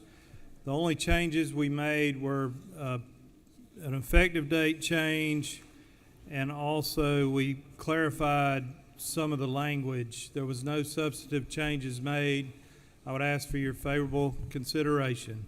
Thank you, Mr. President. I'd be happy to answer any questions or yield the well. Thank you. You have no questions, Senator. Does any other senator wish to speak for or against the measure? Hearing none, the senator from the 20th has moved that the Senate agree to the House substitute on Senate Bill 201. All those who approve, vote yea. All disapprove, vote nay. Secretary, unlock the machine.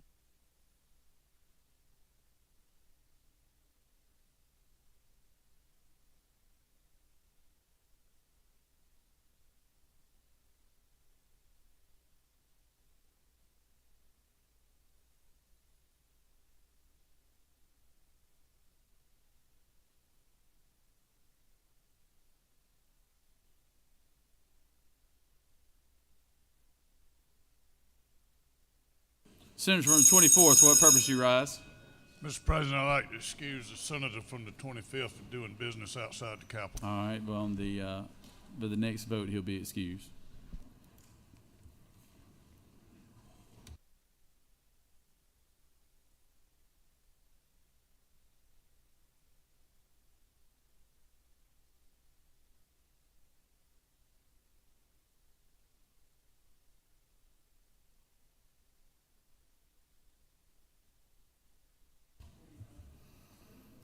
On the motion to agree, the yeas are 49, the nays are 1, and this motion has prevailed.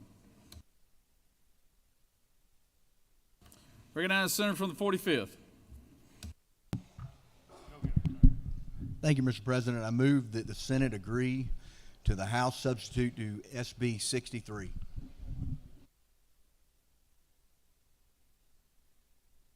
Secretary, read the caption. Senate Bill 63 by Senator Dixon, the 45th, and others, bill to entitled an act to amend Part 15, Article 6, or Chapter 2 of Title 20 of the OCGA related to miscellaneous provisions under the Quality Basic Education Act so as to require that local school systems offer certain exams to home study students, to provide for notice requirements, to prohibit additional qualifications, to provide for definitions, to provide for related matters, to appeal conflicting laws, and for other purposes. Mr. President, the House offers the following substitutes to Senate Bill 63, bill to entitled an act to amend Part 15 of Article 6 of Chapter 2 of Title 20 of the OCGA related to miscellaneous provisions under the Quality Basic Education Act so as to require the local school systems offer certain exams to home study students, to provide for notice requirements, or prohibit additional qualifications, to provide for definition, to provide for related matters, to repeal conflicting laws, and for other purposes. Mr. President, that completes the order. Recognize the senator from the 45th.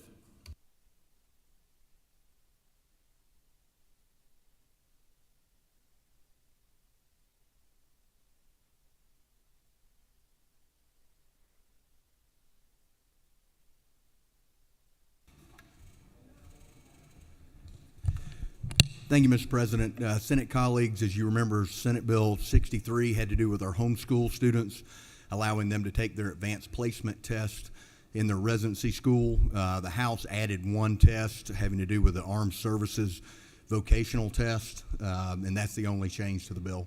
I'll be happy to answer any questions, Mr. President, or I'll yield the well. Thank you, Mr. President. I yield the well. Does any other senator wish to speak for or against the measure?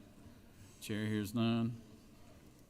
The senator from the 45th has moved that the Senate agree to the House substitute on SB 63, All those in favor will vote yea. All opposed, nay. Secretary, unlock the machine.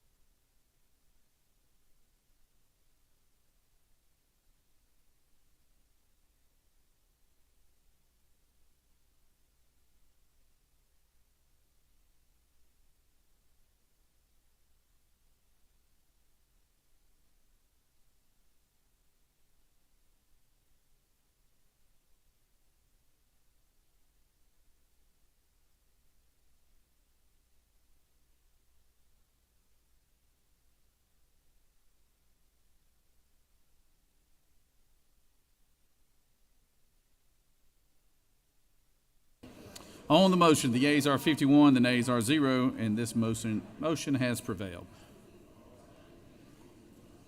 Recognize Senator from the 42nd.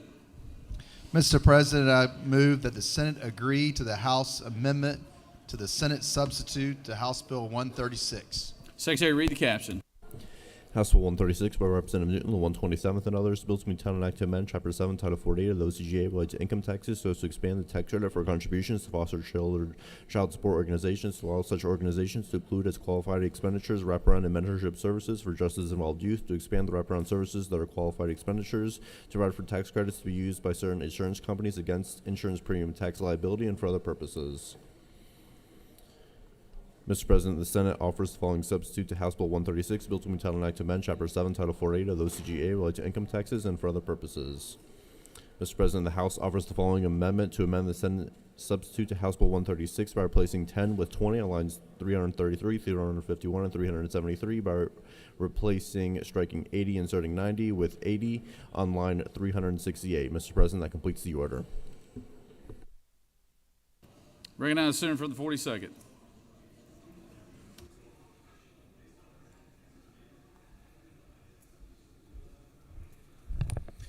Thank you, Mr. President.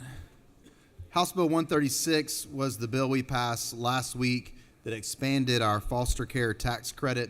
We included our Affordable Child Care Study Committee work we did with the tax credits for child care as well in this bill. It's a great bill.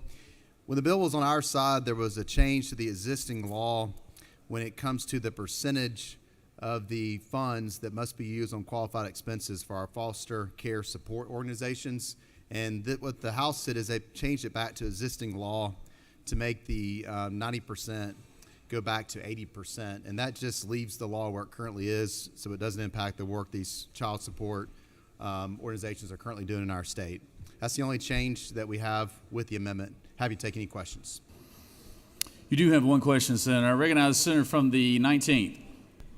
Thank you, Mr. President. Senator Yield? Yes, sir. So the change means that less money has to actually go to kids? No, that's not true. The change goes back to the existing law, Senator, and we know these organizations are doing great work in our communities now. We don't want to risk, as we expand these tax credits, we want to risk the work that's being done right now, and so this puts it where the current law is. Will Senator further yield? Yes. So under the Senate's plan, how much of that $30 million would have to go to actual direct care? It's what the current law is, so it goes back to the 80%. How much would that be? I don't know. 80% of 30? Yeah, it's about 25 24 million? or so, yeah. Will Senator yield for a further question? Sure. So if it's 24 million under the Senate's version, how much has to go to, under the House's version, how much would have had to go to direct care under the Senate's version?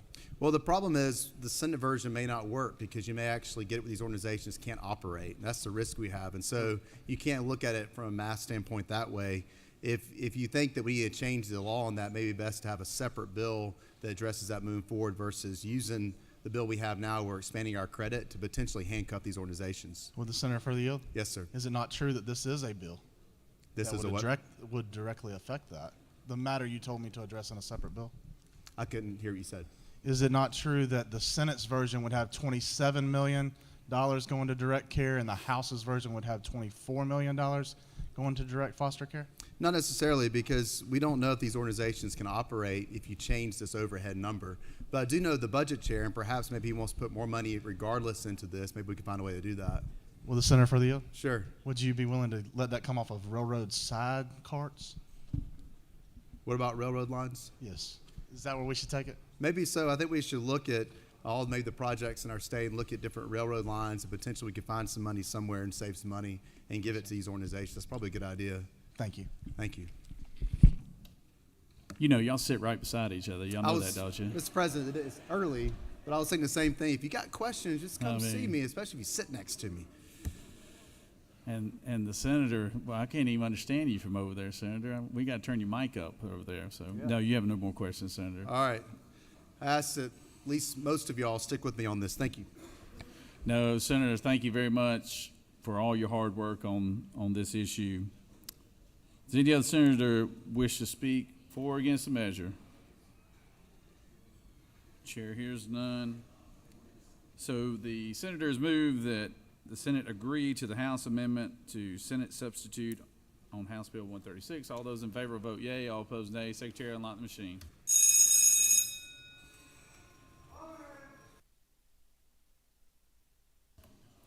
Recognize Senator from the 53rd. For what purpose do you rise? Thank you, Mr. President. Point of order, I don't have Senate Bill 151's substitute in my book. I don't know if any other senator has it in their book, but I'll send somebody back there to find it for you, Senator.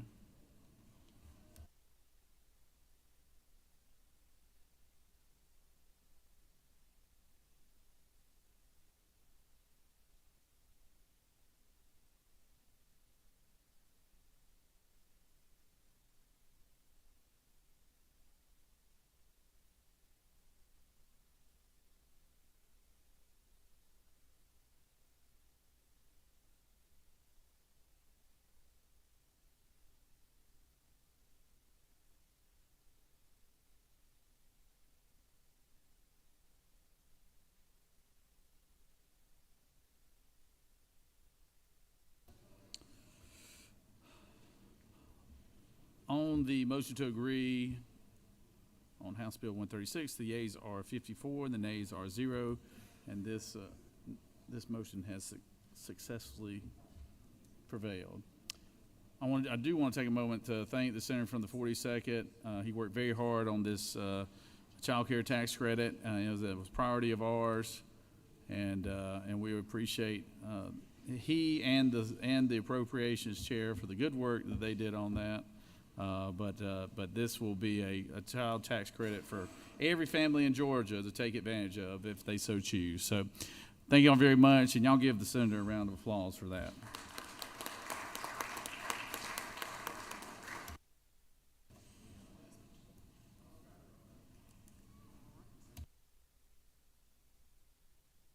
Recognize the senator from the 32nd for a motion.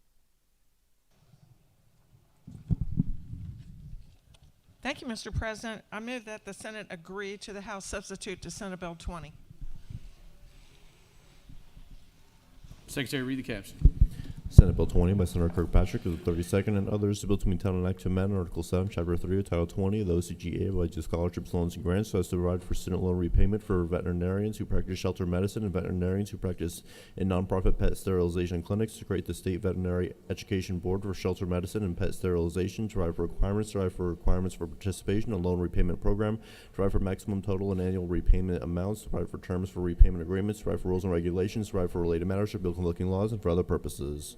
Mr. President, the House offers the following substitute to Senate Bill 20. Bills to be entitled an act to amend Article 7, Chapter 3 of Title 20 of the OCGA related to scholarships, loans, and grants so as to provide for tuition grants to children and spouses of certain public employees killed or permanently disabled in line of duty and for other purposes. Mr. President, that completes the order.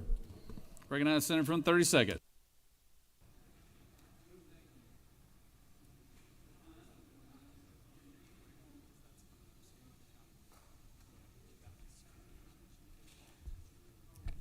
Thank you, Mr. President.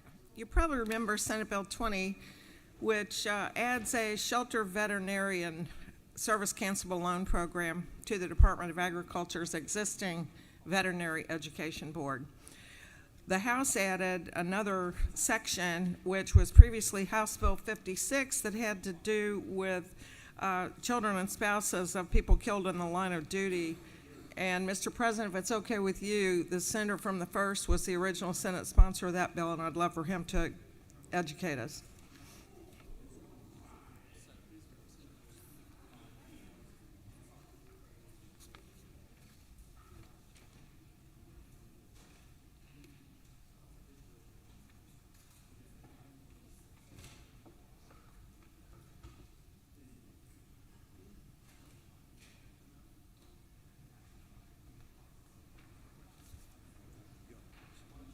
Thank you, Senator. Does any other senator wish to speak for or against the measure? Recognize the senator from the 1st.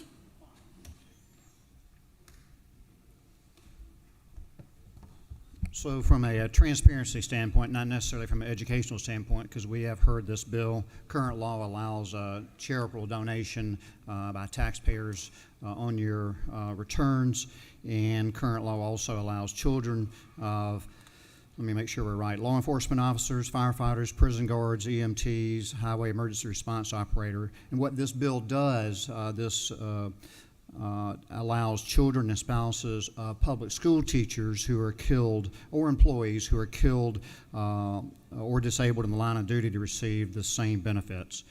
So the school teachers or the workers or coaches there in Appalachia would be eligible for this, and that's what it does. Mr. President, I'll be happy to answer any questions. You have no questions, Senator. Thank you. Does any other senator wish to speak for or against the measure? Chair hears none. So the question is, on SB 20, the senator has moved that we agree to the House substitute. All those in favor will vote yea, all opposed nay. Secretary, unlock the machine.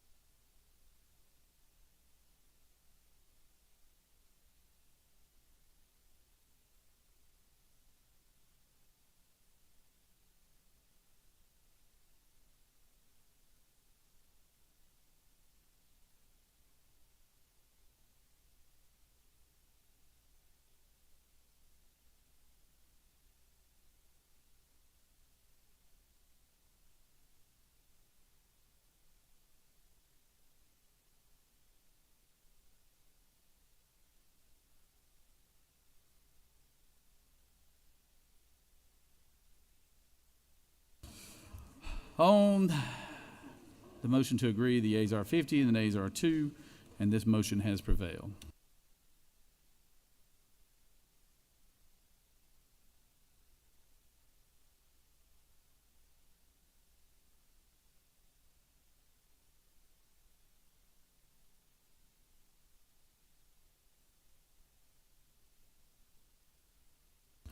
Recognize the senator from the 46.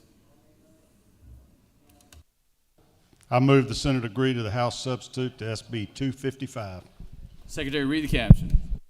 Senate Bill 255 by Senator Cowser of the 46, bill to be entitled an act to amend Chapter 1 of Title 28 of the official code of Georgia annotated related to general provisions regarding the General Assembly so as to codify a process for the authorization of statutory investigatory powers to certain committees of the General Assembly, to provide for oaths and subpoena powers related to such investigatory powers, to provide for confidentiality of certain materials, to explicitly preserve any authority, immunity, privilege, or power granted to or possessed by the General Assembly or its members, to provide for related matters, to provide for effective dates, repeal conflicting laws, and for other purposes.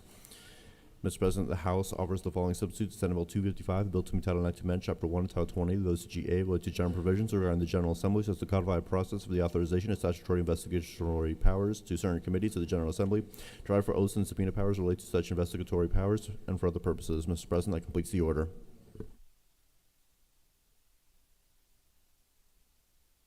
Recognize the senator from the 46th.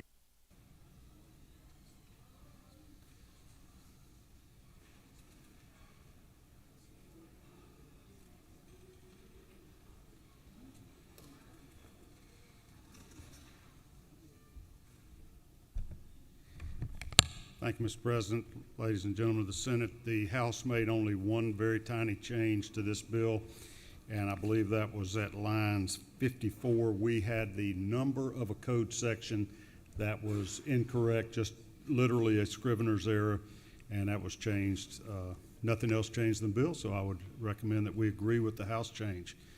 Mr. President, I'm happy to welcome any questions or happy to yield the well. You have no questions, Senator. Thank you.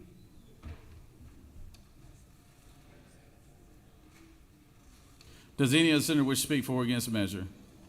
Chair hearing none. The senator has moved that the Senate agree to House substitute on SB 255. All those in favor will vote yea. All opposed, nay. Secretary, unlock the machine.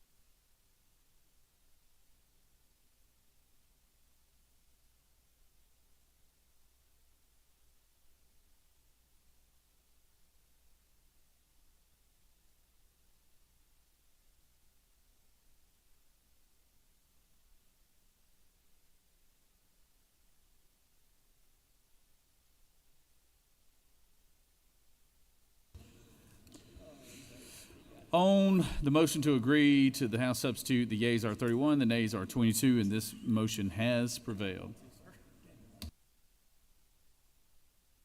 Recognize Senator from the 6th.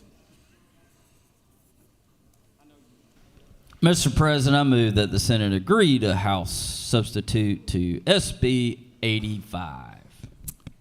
Secretary, read the caption. Senate Bill 85 by Senator Brass of the 6th and others, bills being titled Act to amend Article 12, Chapter 3 of the Title 20 of the OCGA related to post-secondary education grants for foster children and adopted children so as to establish a grant program to provide grants to former foster youth who meet eligibility requirements subject to specific appropriations, provide for related matters, for bill convoking laws, and for other purposes. Mr. President, the House offers the following substitute to Senate Bill 85, bill to be entitled Act to amend Article 12, Chapter 3, Title 20 of the Michigan, Georgia annotated related to post-secondary education grants for foster children and adopted children and for other purposes. Mr. President, that completes the order. Recognize Senator from 6.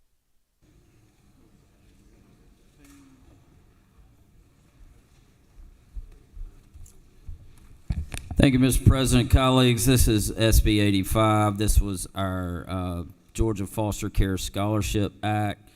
The House, in its infinite wisdom, added some more limitations on it, or really just some parameters to make sure that the state could afford the program. And I think they actually made some good changes for once. So I urge your favorable consideration. I yield the well.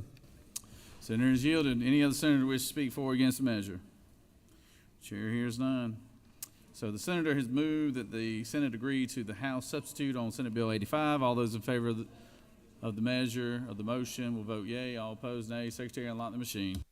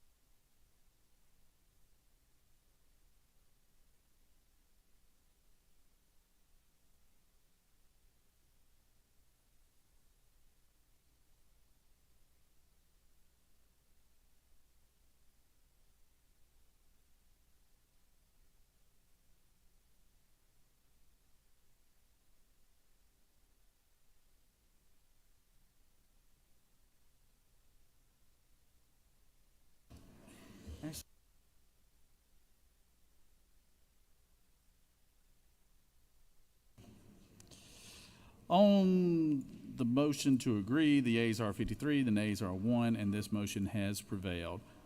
Thank you very much, Senator, for your hard work on the foster care measure in that bill. So we greatly appreciate it, and appreciate all your hard work, Senator.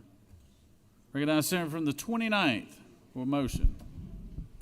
Mr. President, I ask for unanimous consent to lift House Bill 651 from the table. Secretary, read the caption.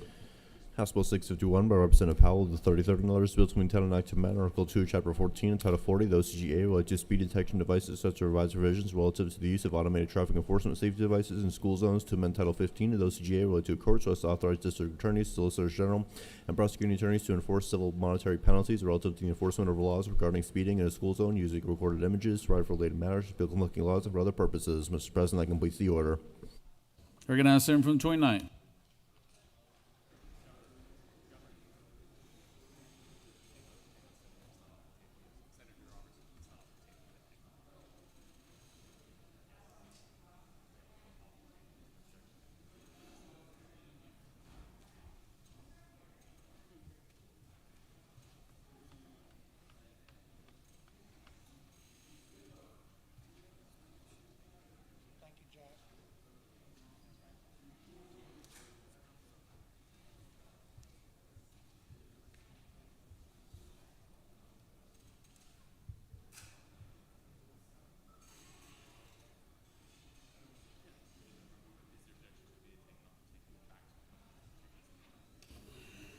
Is there objection?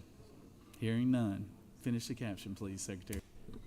House Bill 631 by Representative Powell of the 33rd and others, bill to entitle an act to amend Chapter 2 of Title 14 and Title 40 of the OCGA and for other purposes. Mr. President, the Senate Committee on Rules recommends that this bill do pass by substitute. Respectfully submitted, Senator Brash, Chairman. Mr. President, the Senate Committee on Rules offers the following substitute to House Bill 651, a bill to entitle an act to amend Article 2, Chapter 14 and Title 40 of the OCGA related to speed detection devices, as to revise provisions relative to the use of automated traffic enforcement safety devices in school zones and for other purposes. Mr. President, that completes the order. Now recognize the Senator from the 29th.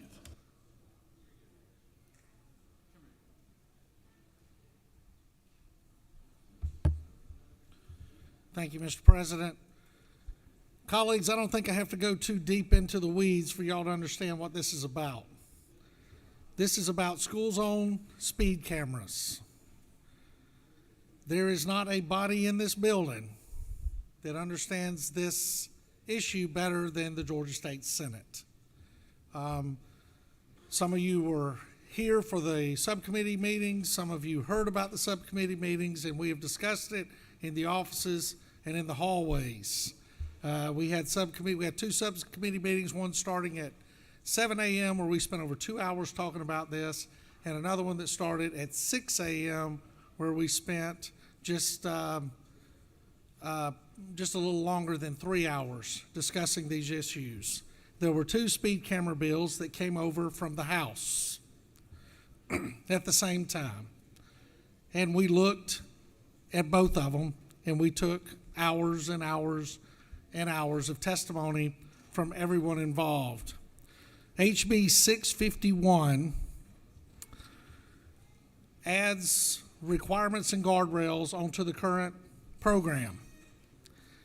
It requires multiple warning signs, cameras, and other technology to let the individual that lives in that community, who possibly knows there's a school there, or who should know there's a school there, that there is a school there, and what the speed is in that school zone, and how fast they are traveling through that school zone.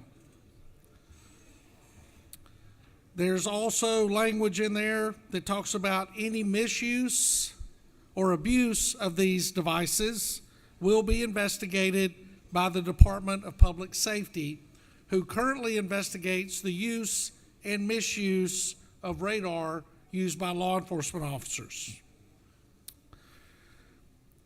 There is information in the bill that deals with the rebuttable presumption for law enforcement's use of speed detection devices. There's administrative hearings and judicial appeals language involved in the bill. And there's multiple layers of checks and balances in the bill.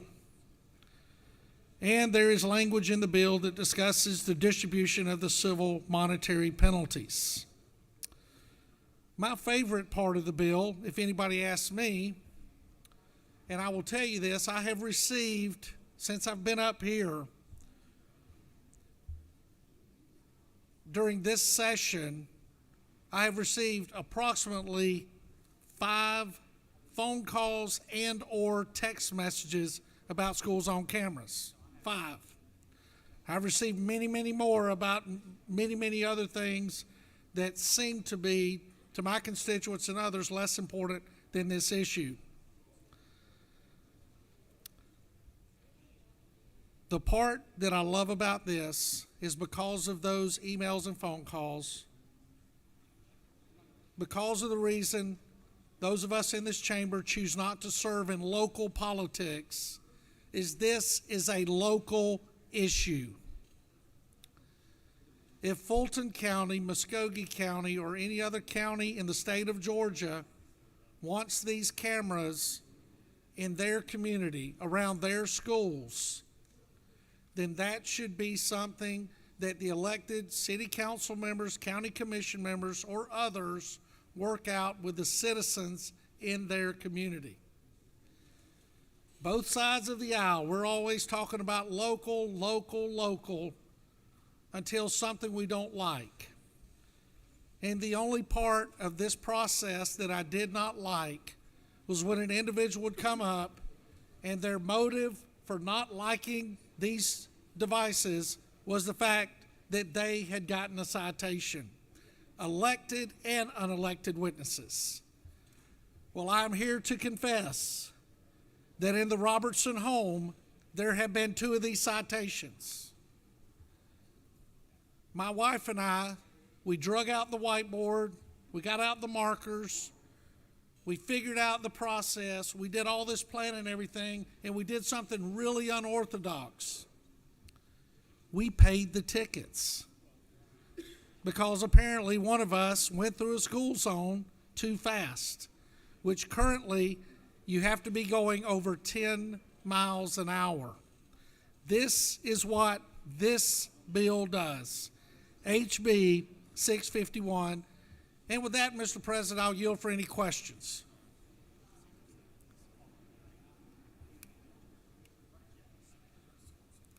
You do have a couple questions. Recognize the senator from the 53rd. Thank you, Mr. President. With the whip yield. I do yield. Okay, help me understand who can put up these traffic cameras now, and how does that change in your legislation? Who can put them up now is some schools can, county governments, city governments, and depending on how the contract's written, I've seen a couple of contracts that were signed by sheriffs as opposed by the CEO of the county or the CEO, i.e. mayor of the municipality. What ours does is it puts the contractual obligation back on the city and the county to be able to do these. Municipalities are the primary, I guess you would say, the primary negotiators within the contract. So are we taking the school board out of the negotiation? Like, because now they currently have to apply for it, isn't that correct? They can. And the reason we're doing that is because the school does not own the right-of-way where the equipment goes on, because the equipment has to be permitted by the Georgia Department of Transportation as safe equipment, because we wouldn't want just any city or county to do a contract that would require the implantation of foreign devices on the side of the highways, because I think the senator would agree with me, especially around schools with young drivers, we need to make sure that the sides of the roads are as safe as possible. And the roads in front of schools are not the property of the school district either. So their interest into the actual property and the investment into the equipment, what was determined in the multiple conversations where they were really not that much of an interest party other than the safety that comes with it. Will the senator further yield? I do. So in your legislation, a sheriff's department or municipality, they could put these cameras up without a solicitation from the school board, right? Right. Most of these are done post traffic studies, and I think we had 3 different companies that said they do not put the equipment up until there's a traffic study to show that there is an issue with the speeding. And I go back to the point where currently it's my understanding that everybody that testified was that no citation is written until the person hits 11 miles an hour over the posted speed in front of the school.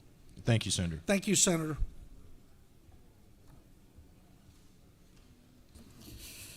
You have no further questions, Senator. Thank you, Mr. President. I would ask everyone to support HB 651, and let's send this back from whence it came. Thank you, Mr. President. I yield the well. Thank you, Senator. We have a late arriving amendment. Secretary, read the amendment, please. Mr. President, Senator Parent of the 44th offer the following amendment number 1 to amend the Senate Committee on Rules substitute to House Bill 651 by replacing line 333 with the following: law enforcement or public safety initiative. This subsection shall not inserting authorized law. Mr. President, that completes the order. Recognize Senator from the 44th.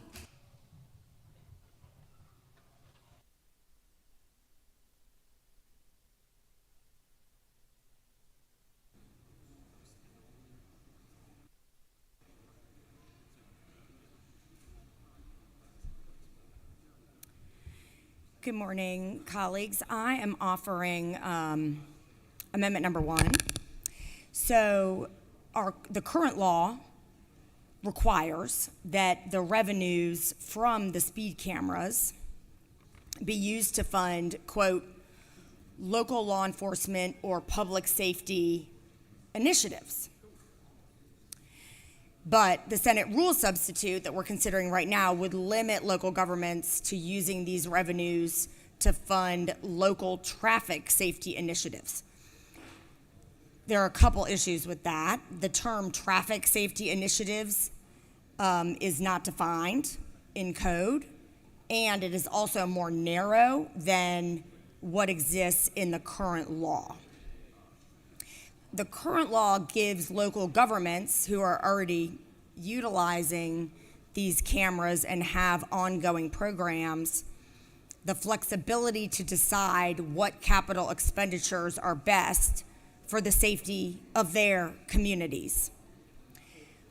My municipalities would like to be able to continue to have the ability to use these funds for broader law enforcement or public safety purposes, particularly capital expenses such as public safety radio transmitters, E911 radio consoles, license plate readers, outdoor security cameras like flock cameras, if you're familiar with those, body cameras, bulletproof vests, and other capital investments that I think most of us in this chamber would agree are worthy public safety expenditures. But by adopting this amendment to HB 651, we would keep that status quo in the current law that provides the flexibility for local governments to use the citation revenues for public safety purposes. So I urge your favorable consideration in permitting these worthy capital expenditures to still be made with the citation revenue. And I'm happy to stand for any questions or, if there are none, ask your favorable consideration on Amendment 1 and yield the well.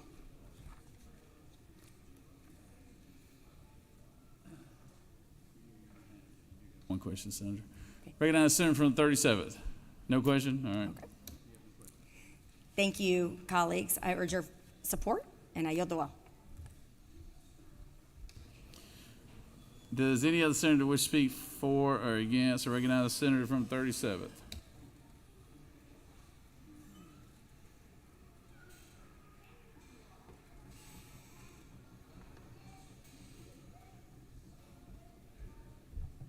Ladies and gentlemen, Senator, I rise to speak for the bill, against the amendment, and issue a caution.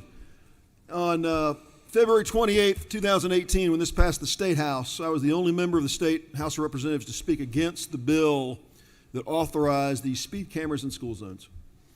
I rise today to speak for those who think that photo enforcement of speeding is a bad idea, that if there's areas that speeding needs to be enforced, we need to have human officers doing that, because speed cameras themselves, I think, are problematic. I lived in a community when I was overseas in Germany that had photo enforcement everywhere. Every mile of road wasn't enforced by speed cameras. But if you think about the roads we have in our communities, the cameras that are at every stoplight, we could conceivably, for a relatively low cost, have speed enforcement of every single mile of road in Georgia.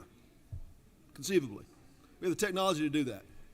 I think computers, speed cameras, locking down and controlling folks is overreached by government. I think it's wrong. I think it's too far. And I think the process that this bill got enacted with in 2018 would short-circuit the process. And there are hundreds of thousands, if not millions of Georgians who think these cameras ought to be removed altogether. I stand here without qualification to speak against the use of these cameras. In school zones, there are oftentimes law enforcement there that are working as crossing guards and they're managing traffic at school times. If there's a need for that, law enforcement can focus their resources there and deliver it without speed cameras. I say that. I support the bill because the bill controls this process. It limits what I think is, it's been referred to by those in the vernacular as kind of crack cocaine for governments. There's so much money that can be generated through these things because every single time a person goes 11 miles an hour of the speed limit in the school zone, bam, they're hit. Next person, bam, they're hit. Without context, without looking at if there's real danger created by the person's exceeding the speed limit by 11 miles per hour. So I think Georgians who think photo enforcement of speeding is a bad idea need to have a voice. And I just wanted to rise, Mr. President, to give that voice today. I support the bill. I appreciate the Senator for the 29th, the efforts he's engaged in to kind of rein this in, put some integrity in the process. I do think the bill makes the process way better, and I thank him for that. And I'm going to support the bill today. I would oppose the amendment. I think the amendment lets the purposes for which these dollars are used be too broad. I think limiting them as they were in the Rules Committee substitute is appropriate. Limiting to only traffic enforcement interest, I think, is a good control of something that can get out of control and incentivize governments to do more and more and more of focusing on collection of dollars and not really focusing on keeping kids safe. I think the school zone context is something that was used as a sort of a way to kind of get in. Who here is opposed to safety in school zones? No one. We all want safety in school zones. But many Georgians think enforcing speeding with cameras goes too far. And I just rise today to speak on their behalf. Thank the Senator for the 29th. Urge you to support the bill, oppose the amendment, and let's find a day that we can repeal speed zone cameras altogether in this state. Thank you, Mr. President. All right, Senator's yielded. Senator, would you like to close the debate or your? All right. Break it down, Senator from the 29th.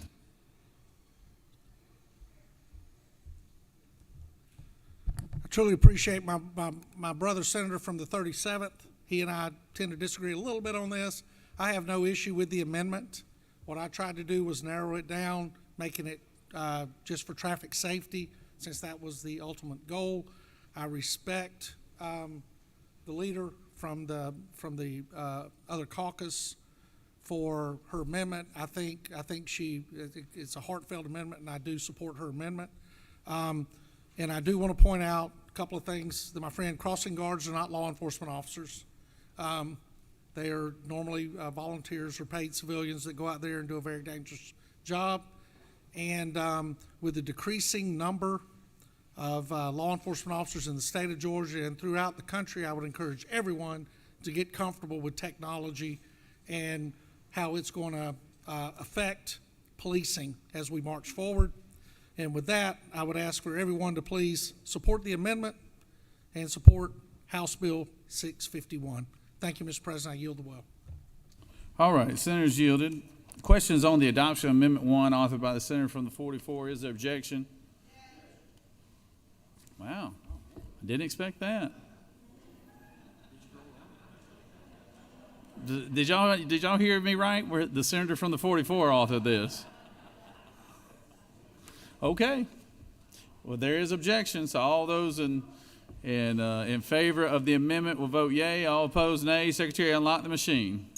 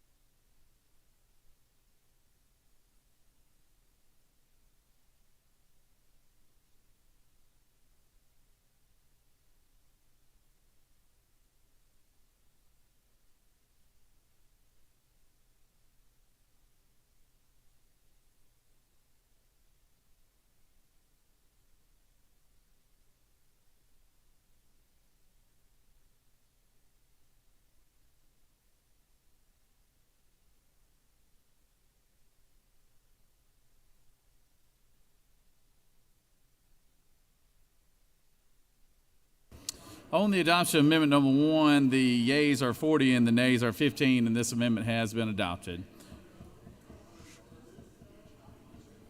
Question is on the adoption of the committee substitute as amended. Is there objection to the adoption of the committee substitute as amended? Hearing none, the committee substitute as amended is adopted. Is there objection to agreeing to the report of the committee which is favorable to the passage of the bill? Chair hears none, the report of the committee is agreed to. Is there objection to the main question being ordered? Chair hears none, the main question is ordered. Questions on the passage of the bill by substitute. All those in favor of the bill vote yea, opposed nay. Secretary will unlock the machines.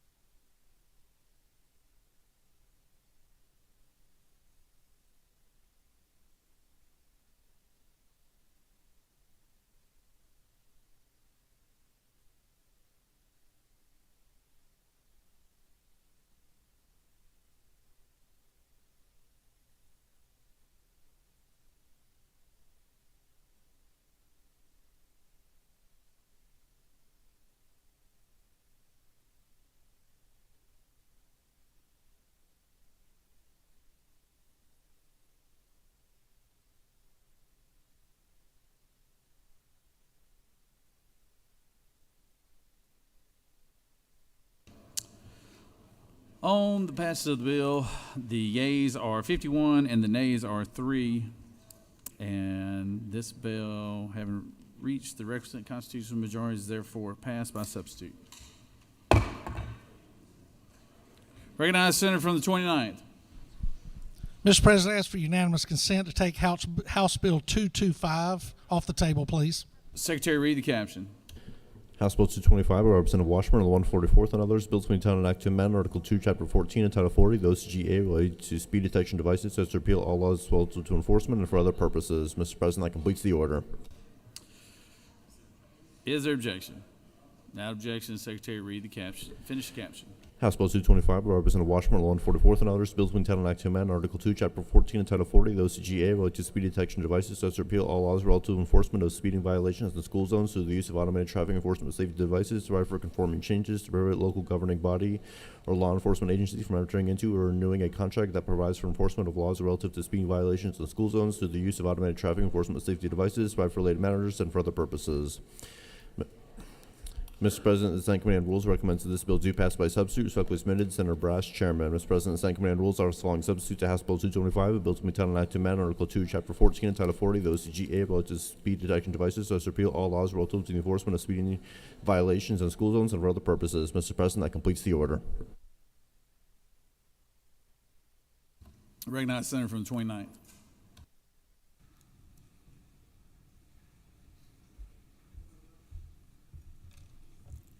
Colleagues, as many as y'all may know, we've been talking about school zone speed cameras this session. And then y'all know the rest of it. What HB 225 does is very simple. It repeals all laws relating to the enforcement of speeding violations in school zones through the use of certain devices and prohibits certain contracts for the enforcement of speeding violations in school zones through the use of certain devices. What it does is it sets a sunset on the use of these types of devices here in the state of Georgia. And if you are looking at the legislation as amended, if you go to line 91, it says, no contract shall be entered into or renewed by a local governing body or law enforcement agency for the enforcement of speeding violations in a school zone through the use of an automated traffic enforcement safety device on or after July 1, 2027. This code section shall stand repealed on July 1, 2028. With that, Mr. President, I think with the conversation we recently had, I will yield the well. Senator's yielded. Recognize the senator from the 30th.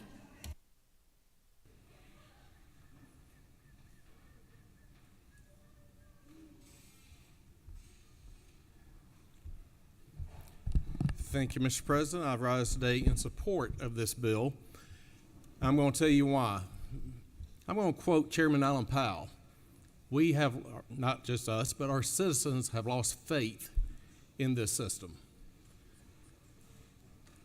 the system is not, as my good friend from the 29th always states, we should not be policing for a profit. We had a small city chief of police come in to one of those early morning meetings that the senator from the 29th called. And he said the first month we had 600 violators and they were warning tickets because kind of get them used to the system. But he said it came down to approximately 120 tickets a day. Well, I started thinking 120 tickets a day, 180-day school year, that's over 22,000 tickets. And at the current price of $75 per ticket, that's over $1.6 million for one location, for one city. As y'all know, my former background was in law enforcement. I was a sergeant over a motorcycle division. When my shift worked, we had 5 motor officers. We went to different school zones. We enforced school zones. The cameras are a good system when they're used properly. I want to see more guardrails, and I think my good friend Chairman Powell over on the other side has some other guardrails in place that he'll look at the last bill we just passed to tighten it up a little bit more. We do have to protect our children in school zones. I would like to see some of the money go to maybe crossing guards, to help hire crossing guards, make sure the kids get across the street. What I don't want to see is this being used for, again, policing for profit. We can bring this together, but we have lost faith in a system.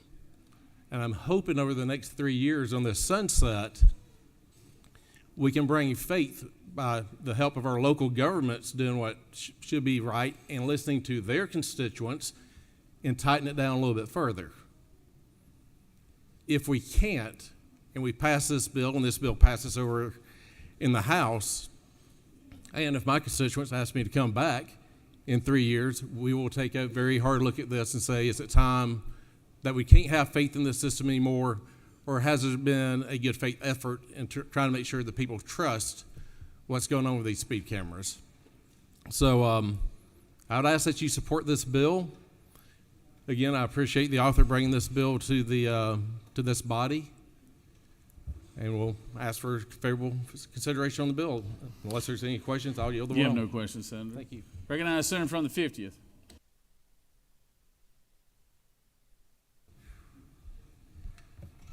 Thank you, Mr. President. I'll say this bill, this issue is probably one of the most unique and challenging issues since my friend from the first brought up the daylight savings bill. A lot of people have strong opinions on both sides. And ultimately, I think what the speed cameras aim to do and what this bill to do away with speed cameras aim to do is supported strongly on both sides. But the issue is people are driving too fast in front of schools. That's the issue. What was the solution? Put these cameras up. Did they work? Yeah, they did. People started slowing down. Tragically, right before these were put up in Banks County, a little girl was killed in front of a school by somebody going too fast. And I think with anything, there are going to be bad actors. And unfortunately, there are bad actors that are abusing this. There are bad actors that are making too much money off of these cameras. But I will say, I spoke with my sheriff in Banks County this morning about this. There has not been a fatality in front of that school since these went up. Car accidents around the county have increased by 8%, but in front of that school they have decreased. I don't think it's hard to determine what's causing that. It's these cameras. Now, I'll be honest, I've gotten 4 of these tickets myself. I don't like them. 4. One of them was down in South Georgia, in Wren, Georgia, that I didn't even know it was there. So as someone who isn't a fan of these, But I will say I'm against doing away with them completely because there are some good actors out there that are doing it the right way. I lean more towards regulating these to make sure that the bad actors are held accountable. In the previous bill we just passed out, you're going to fine a city $2,500, $5,000 for every single time they don't enforce this properly. Well, that's how you hit back. That's how you hit their pocketbook back. So, I'm gonna vote no on this. I don't want to see these banned. I do want to see them regulated, but while there are some bad actors, I do think that these cameras have saved some lives. And I'm happy to answer any questions, or I can yield the well, Mr. President. You do have a couple questions, or just one question, actually. Senator from the 41st.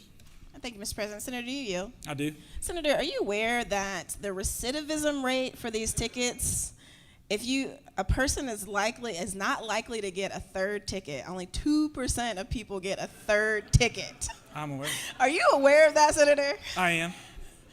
Senator, do you just like to drive fast everywhere? Is that what it is? Well, I'll tell you, I didn't get them in the same location. They're different locations. Oh, I'm glad you're a fast learner then. Well done. All right, I'm going to yield the well. Thank you, Mr. All President. right. Oh, hang on. Senators yielded. I'll yield, yes. All right. Any other senator wish to speak for or against the measure?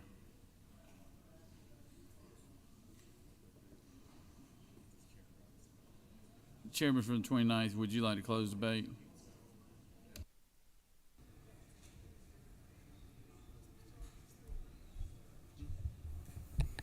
Friends, a few years ago, we added the word courage to the Georgia Pledge in this chamber. We received 2 bills dealing with the same subject matter from across the hall. I think we understand how courageous we are over here. Let's see how brave they are over there. And with that, Mr. President, I yield the well. Question is on the adoption of the committee substitute. Is there objection to the adoption of the committee substitute? Hearing none, the committee substitute is adopted.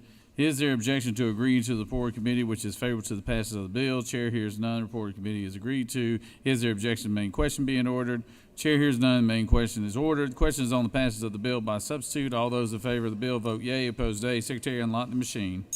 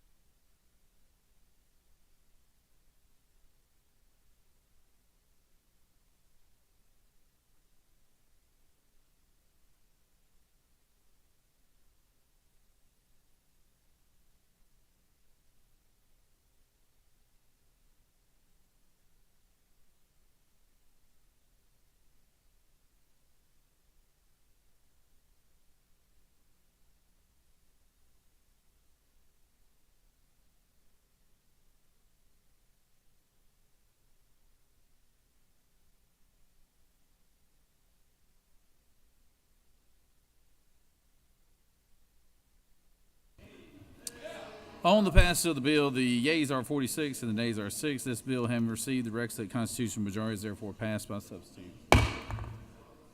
Recognize the senator from the 19th. Thank you, Mr. President. I move that the Senate agree to the conference committee report to House Bill 68. Secretary, read the caption.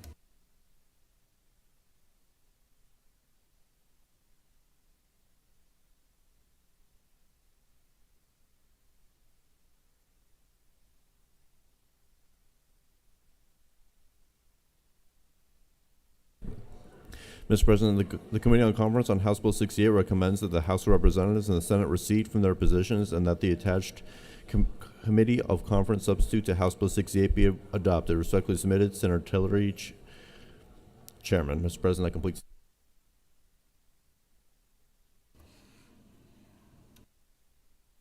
Recognize Appropriations Chairman to present the budget.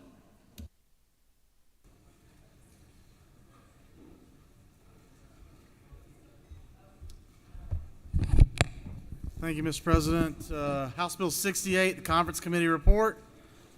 Many of you have studied it for a few days now, so you know what's in it. I'm just going to hit the highlights of the differences and then ask for your favorable consideration. When we left this body, the Senate's position was that we should fully fund the Promise Scholarship. The conference committee report fully funds the Promise Scholarship at $141 million. Another position of the Senate is that we would not pay for today's projects with tomorrow's money, that we wouldn't have a bond project. We would pay for that instead with cash and the record state reserves that we have. The conference committee report preserves that position and pays for all projects with current dollars. Further, you'll see that we did have to reduce some of the dollars that you may have seen in the Senate side. This is not a budget that has a lot of discretionary spending. The knickknacks and the trinkets are out of it. It's more focused on necessities, those necessities being in the forms of provider rate increases for certain Medicaid items, those also being in corrections for the items that we've talked about there. There were a lot of issues in corrections that we began addressing early on in January. We had to call Tyrone Oliver, the commissioner, several times to discuss those things with him, and he was very helpful in working through where we would end up landing. The Senate's position concerning support of independent pharmacists in the state health benefit plan is also preserved. In the judicial branch, there were a lot of different pay raises for judges and prosecuting attorneys. All of those will start in January, which is the same position that the Senate had earlier. They do start at a slightly lesser amount, closer to the amount the House wanted, which would put the maximum amount for a Supreme Court justice now at $230,000 and work a waterfall down from there for other positions. The conference committee report has several additions in agriculture, including those for an emergency management position and for meat inspector positions. In the Department of Community Affairs, we clarify that the reductions taken by the Senate will be carried forward in the conference committee report, but they will stay out of the State Housing Trust Fund and also out of other programs that we had started in community affairs. I already mentioned to you about corrections, and I talked to you about the provider rate increases. One position that the Senate did move on relates to student support services. The House plan to support mental health in schools. We moved closer to their plan. We did not fund, and the conference committee report did not fund the database that we had talked about earlier, but we did move to their line items concerning student support services and mental health. We also moved closer to their position on a way to support poverty. It is not a QBE item, and it's a one-time pilot fund, but we did move closer to the House's position to try that in the areas moving forward. In the ERS budget, we stayed with the $26 million that's recognized in the base, but the Senate's addition of that item had to fall substantially to about $10 million. We still have language that explains that we want that to be a one-time supplement paid to eligible retirees, and we are letting it be paid upon approval of the board. In human services, the way this budget ended up balancing out is the governor saw two areas that he really wanted to support. One of those was a building at the University of North Georgia. The second was in the Department of Human Services, out-of-home care. That's the monies that are paid to those who foster children across our state and those institutions that do so. Looked like there's going to be a substantial shortfall in that budget, and the governor brought a total of $50 million total for projects, the UNG project and the out-of-home care project, to make those be at a number that he felt more comfortable for this year's budget.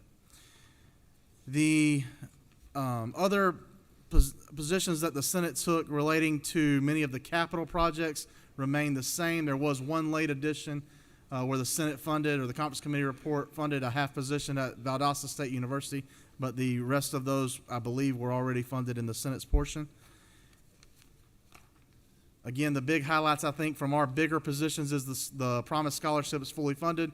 There is no additional debt in this budget, and it does balance thanks to the help of our friends in the House and our friends at the governor's office. Mr. President, I think I've cleared the highlights. If there's any specific questions, I'd be happy to answer them, and if there aren't, I'll yield the well and allow us to vote on House Bill 68, the state's 2026 general budget. I see your lights come on over there, Senator. Looks like you got a little mini-me over there. The Senator from the 19th.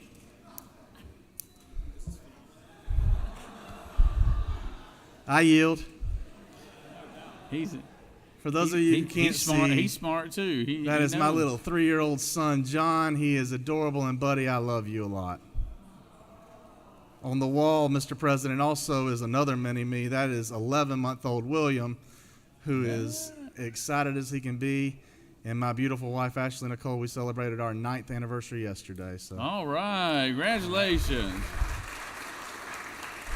All right, that's outstanding. So now y'all ask me those mean questions. So I'm kidding. Happy anniversary. Recognize the senator from the 38th. Thank you, Mr. President, and happy anniversary, Mr. Chairman. Do you yield? Yes, sir. I appreciate John for waving, so I can ask you a couple questions if you don't Yes, mind. sir.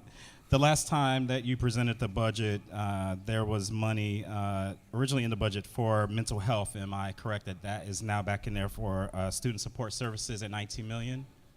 I apologize. I could hear you a little bit, but I couldn't pick up everything you said. I'm There sorry. is now money in the budget, $19 million for student mental health support services. Is Yes, that sir. It not was in correct? the Senate's version. We took and moved the APEX Right. program over. Okay. In discussions with the House, they made a very convincing argument for moving that back to DBHDD. Right. So we did that and then funded a priority of the House in student support services with mental health. Yes, sir.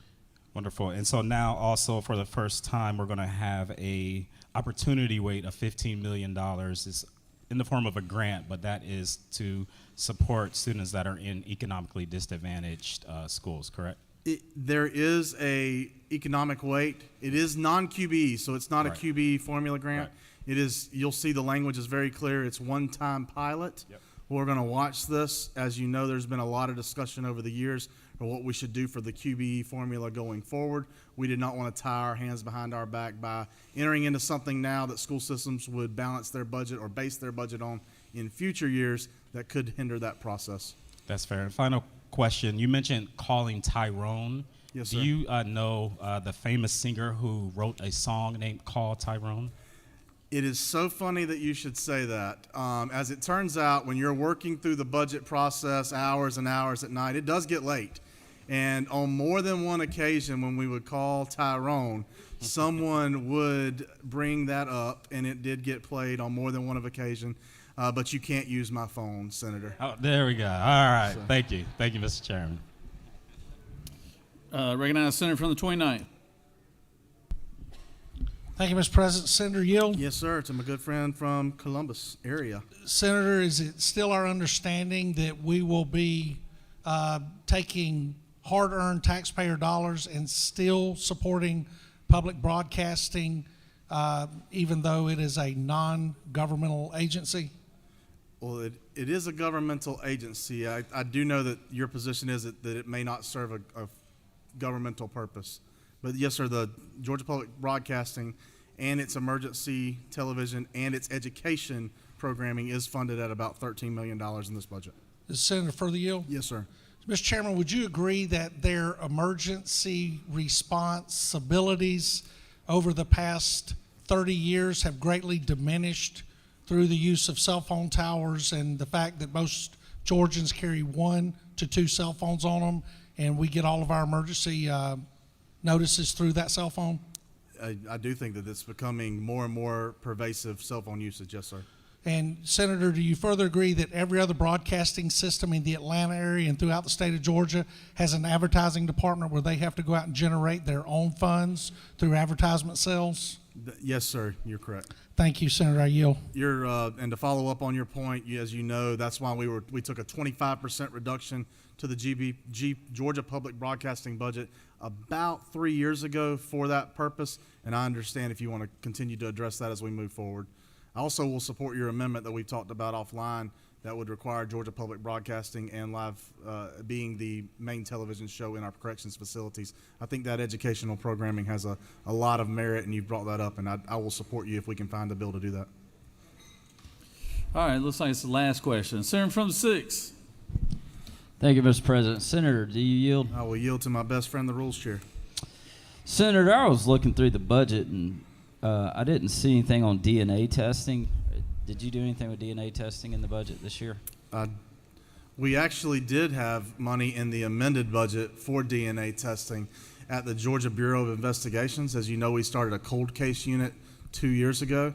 It's been extremely successful at solving many of the cold case crimes, and there was $100,000 in the amended budget to expand that program. Senator, would you further yield? Yes, sir. That's not in this budget, though, for clarity. Well, Senator, you had mentioned your 2 mini-me's over there, and I was just curious if any of that DNA money could be used to test anybody from Senate Press for your 3rd mini-me. Yes, sir. That's probably a wise idea. We need to call Tyrone. There are no further questions, Mr. President. We'll yield the well. And thank you all again so much for your extremely diligent process involvement in this matter. I appreciate the calls. I appreciate how important that you made this document and how much you weighed into it. I yield the well and ask for your favorable consideration of the Conference Committee report to House Bill 68. Thank you, Senator.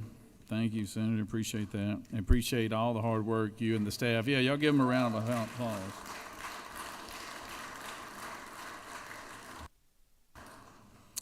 Greatly appreciate all the hard work you and your office did on this, Senator, and we think appreciate your counterpart over there in the House. I know y'all worked very hard on this. So, all right. Is any other senator wish to speak for or against the measure? And so now we're in the. Does any senator questions on the adoption of the Conference Committee report on HB 68? All those in favor of adopting the Conference Committee report will vote yea. Opposed, nay. Secretary will unlock the machine.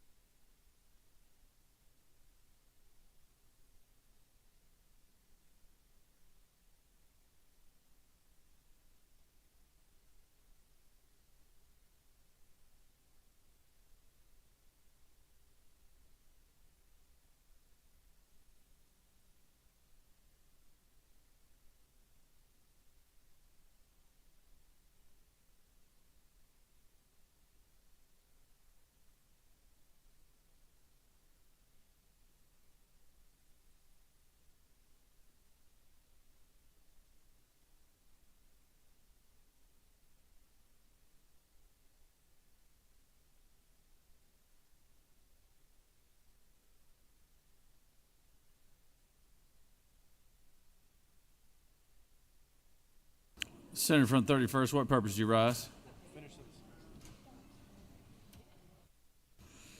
On the motion, the yeas are 54 and the nays are 1, and this motion has prevailed, and the Senate has adopted the Conference Committee report on House Bill 68. Senator from 31st, what purpose do you rise? Mr. President, make a motion, we sign it, aye.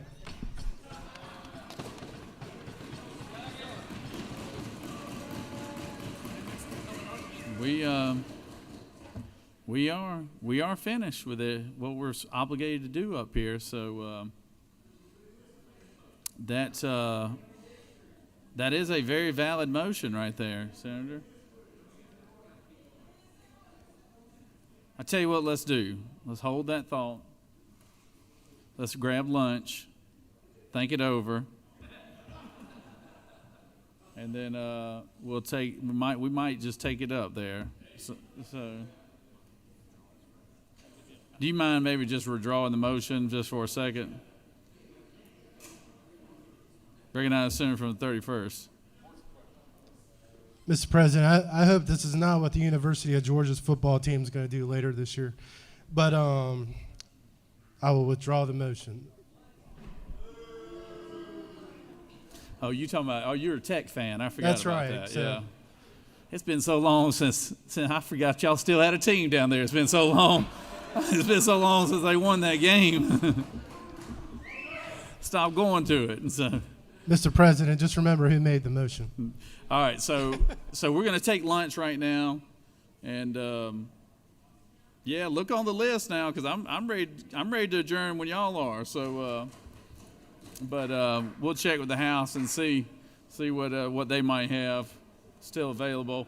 And hey, I do want to recognize, before we go to lunch, I do want to recognize some of the spouses that are in the room. I see the former senator from the 49th, which is now obviously senator from the 49th, beautiful wife right over here, and the Senator Strickland's wife, Lindsay, is here, as well as Senator Beach's wife, and Senator, Goodman. Miss Kara's over there as well. Let's give those ladies a round of applause for putting up with these guys.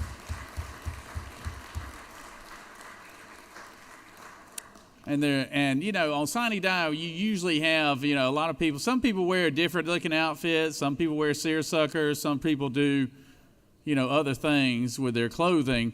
But I just want to recognize the senator from the 13th, because I don't know what that is right there.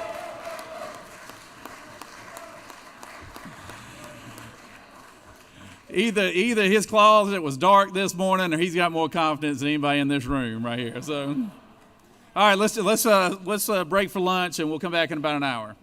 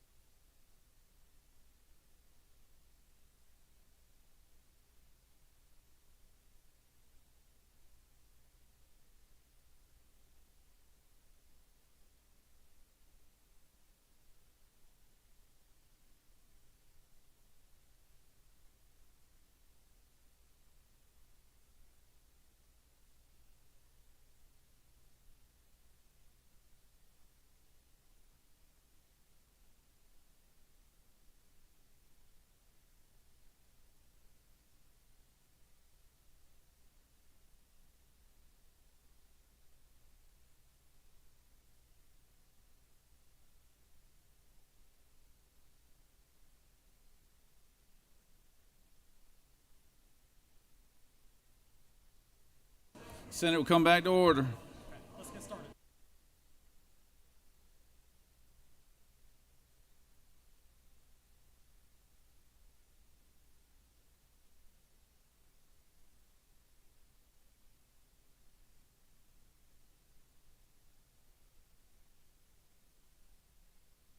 Senate will return to order. Senator from the 20th is on deck.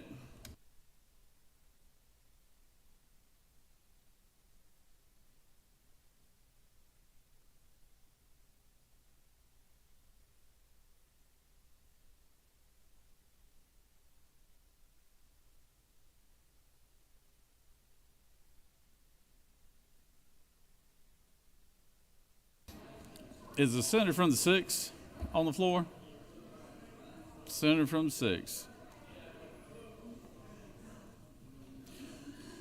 Hey, Senator, a couple guys aren't in. I'm jumping a couple folks because they're not in here, so it's HP 172. Go ahead and jump to you.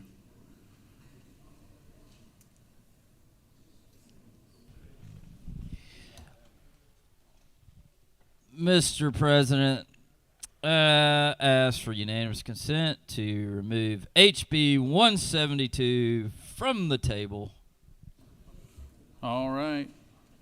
Secretary, read the caption. House Bill 172 by Representative Huddleston of the 72nd and others, a bill to be entitled an act to amend Part 6A of Article 7, Chapter 3, Title 20, the Official Code of Georgia annotated related to state veterinary education, so as to provide for the limits on the student loan forgiveness program, to provide for related matters, to repeal conflicting laws, and for other purposes. Mr. President, that completes the order. Is there objection? Hearing none. Secretary, finish the caption. House Bill 172 by Representative Huddleston of the 72nd and others, a bill to be entitled an act to amend Part 6A of Article 7, Chapter 3, Title 20, the Official Code of Georgia annotated related to state veterinary education, so as to provide for limits on student loan forgiveness program and for other purposes. Mr. President, the Senate Committee on Higher Education recommends that this bill do pass. Respectfully submitted, Senator Burns, Chairman. That completes the order, Mr. President. Recognize Senator from the 6th.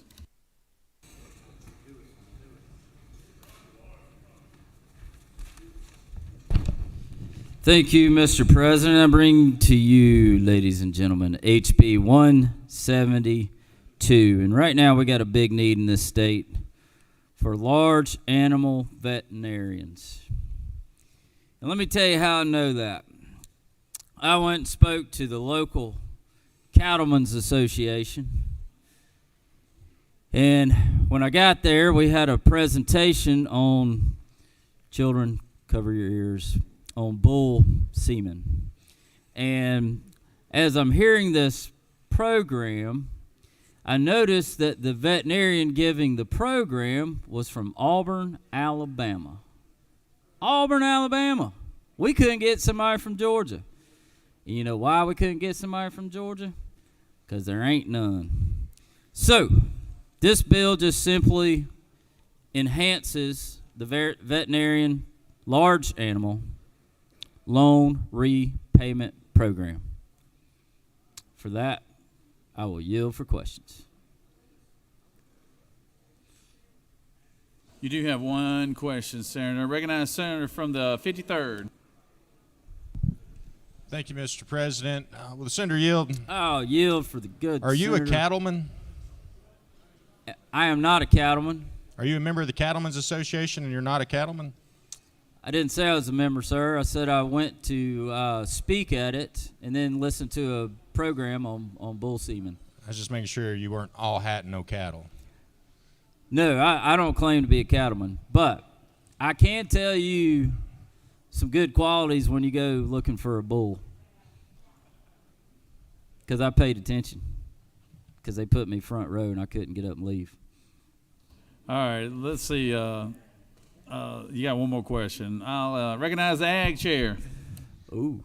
Does the senator yield? I'll yield for the man who knows more about cattle than I do.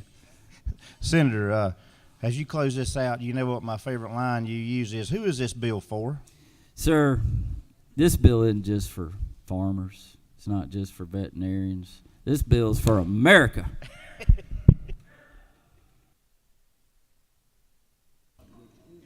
All right. Does any other senator wish to speak for or against the measure? Chair hears none. Is there objection to the previous question being ordered? Chair hears none. The previous question is ordered. Is there objection to agreeing to the report of committee which is favorable to the passage of the bill? Chair hears none. The report of the committee is agreed to. Is there objection to the main question being ordered? Chair hears none. The main question is ordered. Although question on the passage of the bills, all those in favor vote yea. All opposed nay. Secretary, unlock the machine.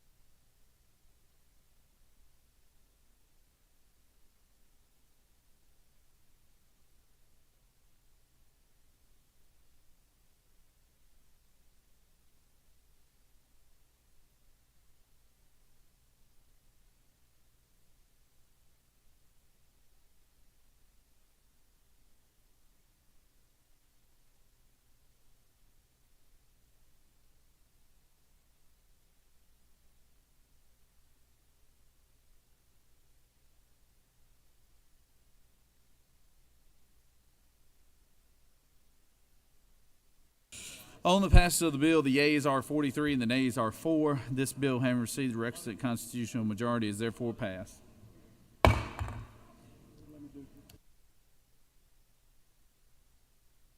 Recognize the senator from the 20th.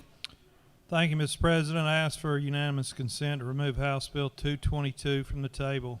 Secretary, read the caption.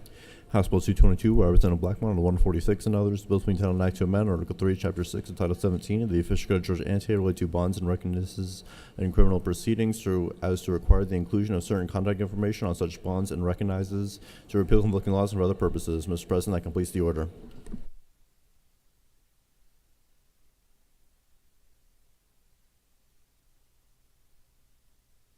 Is there objection? Without objection, Secretary, finish the caption. House Bill 222, by Representative Blackmon, on the 146 and others, bills being titled an act to amend Article 3, Chapter 6 of Title 17 of the Official Code of Georgia Annotated related to bonds and recognizances and for other purposes. Mr. President, the Senate Committee on Judiciary recommends that this bill do pass. Respectfully submitted, Senator Strickland, Chairman. Mr. President. Who's the author? Senator Jones of the 10th and others offered the following amendment, number 1, to amend House Bill 222 by replacing lines 1 and 2 with to amend Title 17 of the Official Code of Georgia Annotated related to criminal procedures such as to revise certain bond holding requirements to require the inclusion by inserting between lines 6 and 7. Title 17 of the Official Code of Georgia Annotated related to criminal procedure is amended by revising Division B1E2 of Code Section and for other purposes. Mr. President, that completes the order. Recognize the senator from the 20th. Senator from the 42nd, for what purpose do you rise? Ask unanimous consent to excuse the senator from the 19th for business outside the chamber. Without objection, the senator from the 19th is excused. Mr. President and colleagues, most of the legislation that I bring to you comes from concerns or ideas from my constituents, trying to solve problems they've run into or good ideas they have. And that's what House Bill 222 is. We had Representative Blackmon and I had a court clerk suggest to us that when she's dealing with bonds, that they needed additional contact information for the principal and the surety. It would just make their life easier and be better for all the parties involved. So all this bill does is adds currently they are required to provide a mailing address of the principal and surety. This would make additional information be provided, the full name of the principal and surety, the email address, and a phone number. And that's all the bill does. It's good common sense legislation, and I ask for your favorable vote. Thank you very much. I yield the well. Senator's yielded.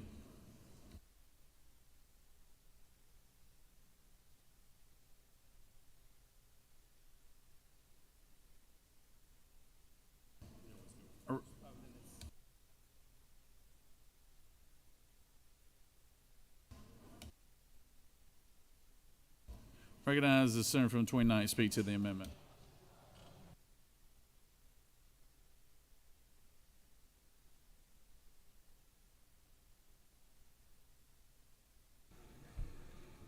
Thank you, Mr. President. First of all, I want to thank the senator from the 20th for bringing this this piece of legislation forward. It is very important that we get as much information from the surety and the individual being bonded out, so that we can ensure that they make it to all their court hearings and other things. Well, all the amendment does is a couple of years ago we did a piece of legislation that allowed bail funds to be a part of Title 17 in Georgia. What this does is lower the cap a little bit to give more opportunities for not only the bail funds to get into it, but for anybody else, because our ultimate goal is that our jails only house the most violent individuals in Georgia, and I think this is a step in the right direction. Thank you, Mr. President. I yield the well.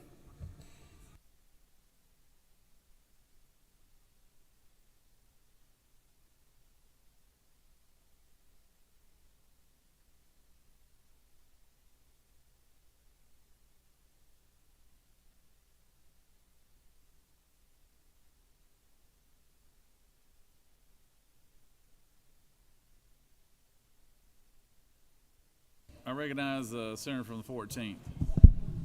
Thank you, Mr. President. I would do a point of order, a motion to strike the amendment, whichever is most appropriate, pursuant to Rule 7, 1.6 of the Senate rules, that this amendment is in the nature of a floor substitute because the amendment is more than one-half the length by words of the document which it amends, Mr. President.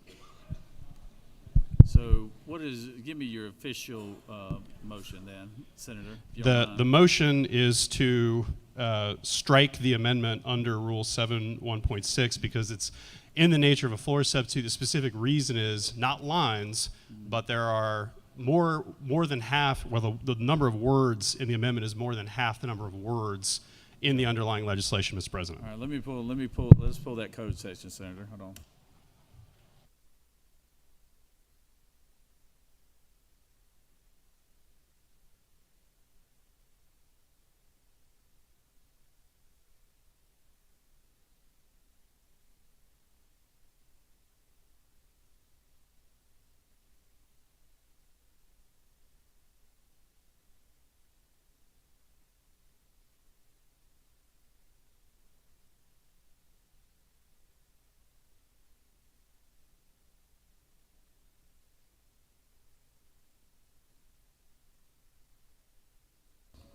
Stand by, Senator.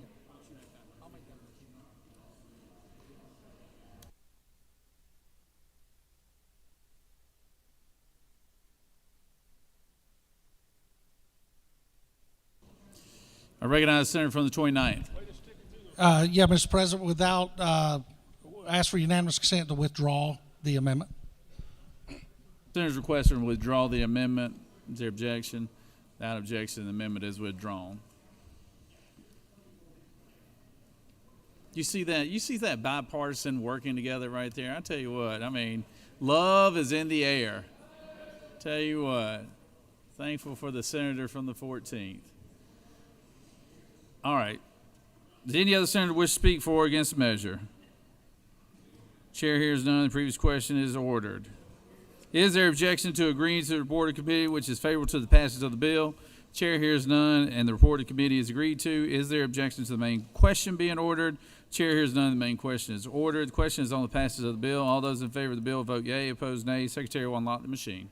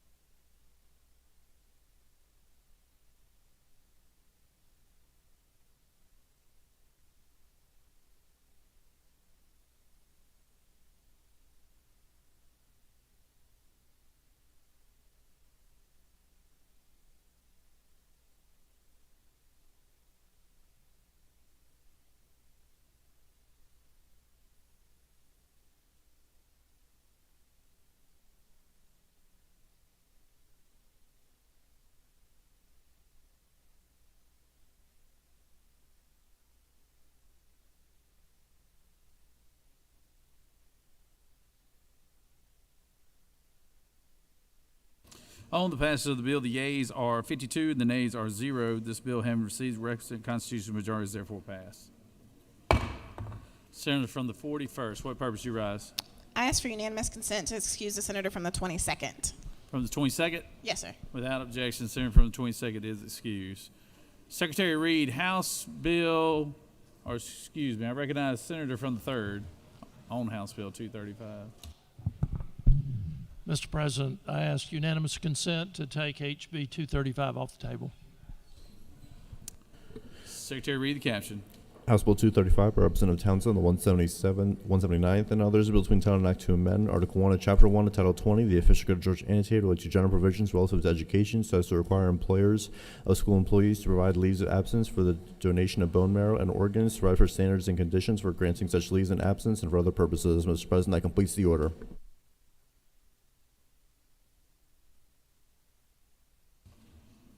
Is there objection? Without objection, Secretary, finish the caption.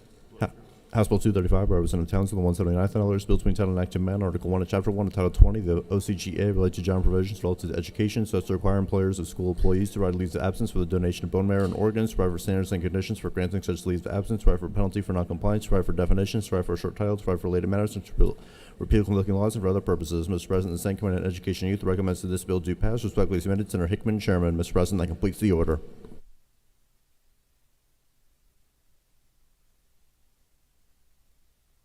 Senator from the 3rd.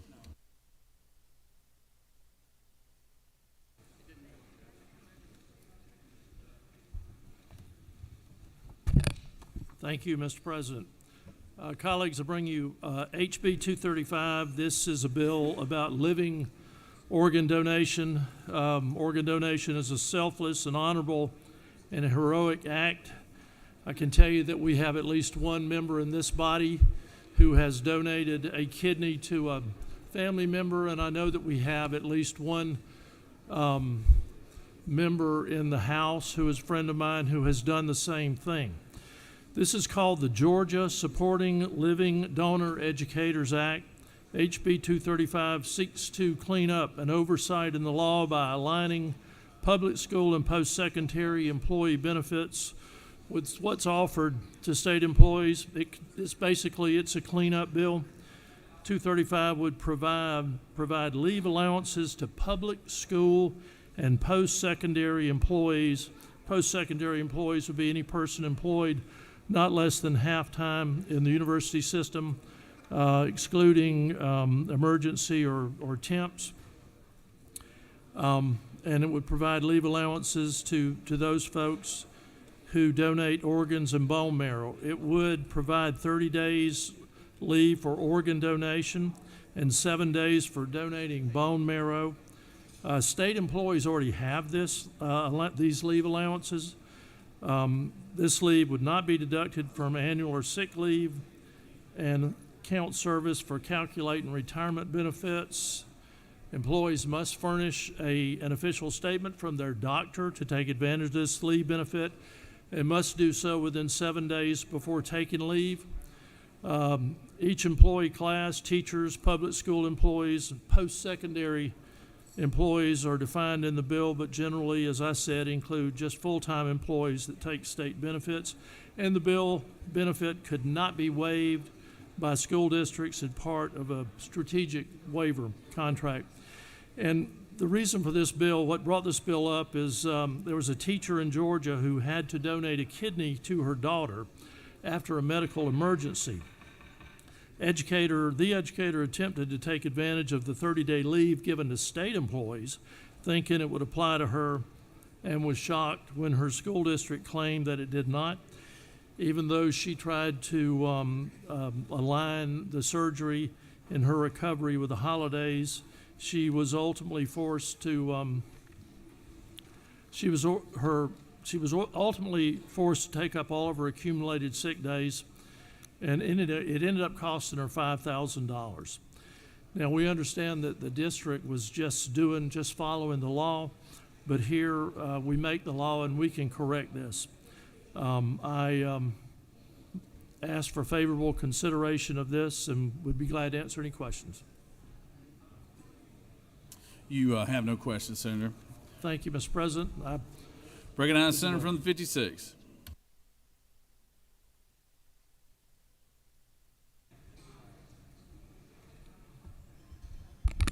Senators, a couple of years ago, you were kind enough to vote for the Giving the Gift of Life Act. The Giving the Gift of Life Act that we passed will ultimately save many, many lives in the state of Georgia. What we learned during that time is there was a 62-to-1 return on investment. Not only were we able to save lives, we saved a significant amount of tax dollars. This will do the exact same thing for those working in our school system. So there's not too often a time that we can work on a bill together that we can say it will save lives, it will do the right thing, and save money all in the same breaths. So thank you to the senator for the third, and for Representative Townsend who brought this forward, who is a former educator and an organ donor, as I am. Thank you. I yield the will.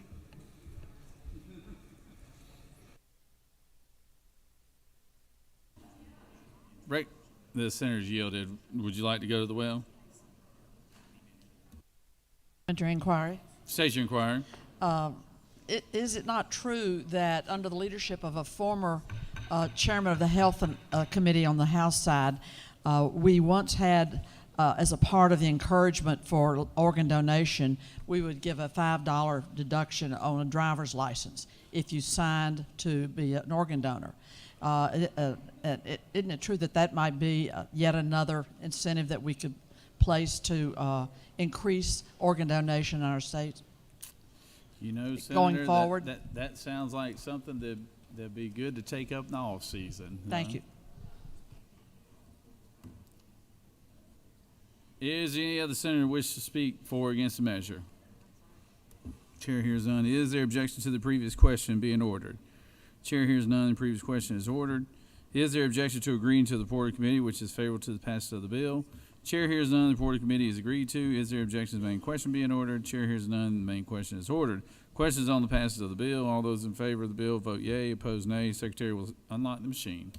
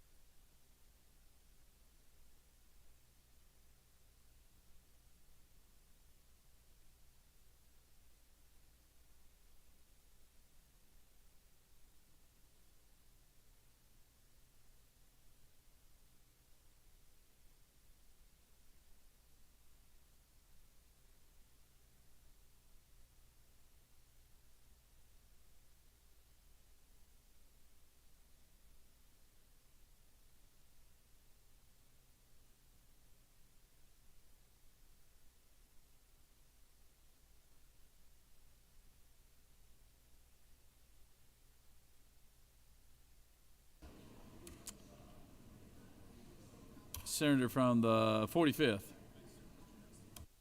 Sorry. On the passage of the bill, the yeas are 54 and the nays are 0.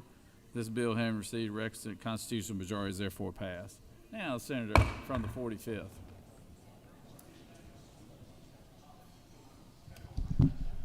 Thank you, Mr. President. I ask for unanimous consent for HB 360 to be elevated from the table. Secretary, read the caption. House Bill 360, by Representative F. Strachan, 104th and others, the bill to be entitled Act to amend Article 2, Chapter 7, Title 48 of the official code of Georgia annotated related to the income tax imposition rate computation exemptions and credits, so as to revise the tax credit for the rehabilitation of historic structures, to authorize the credit to be claimed in the taxable year of the year their certificate of occupancy is obtained for certain pre-approved rehabilitations, to provide for related matters, for biblical looking laws, and for other purposes. Mr. President, that completes the order. Is there objection? Hearing none, Secretary, finish the caption. House Bill 360 by Representative F. Strachan, 104th and others, bill to be entitled Act to amend Article 2, Chapter 7, Title 48 of the OCGA related to income tax imposition rate computation exemptions and credits, so as to revise the tax credit for the rehabilitation of historic structures, to authorize credit to be claimed in the taxable year of the year certificate of occupancy is obtained for certain pre-approved rehabilitations and for other purposes. Mr. President, the Senate Committee on Economic Development and Tourism recommends that this bill do pass.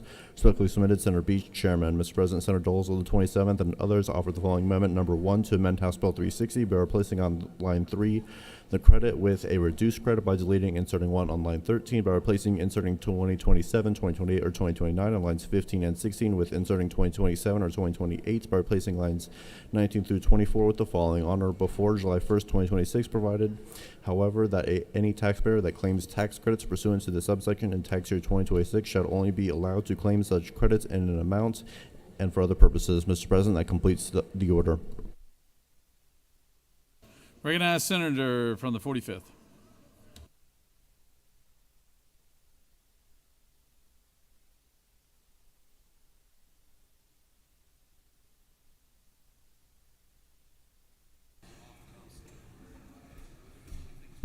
Thank you, Mr. President. Colleagues, I bring HB 360 before you today.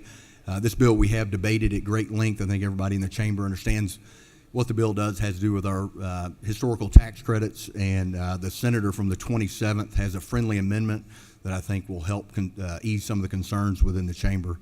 With that, Mr. President, I yield the well.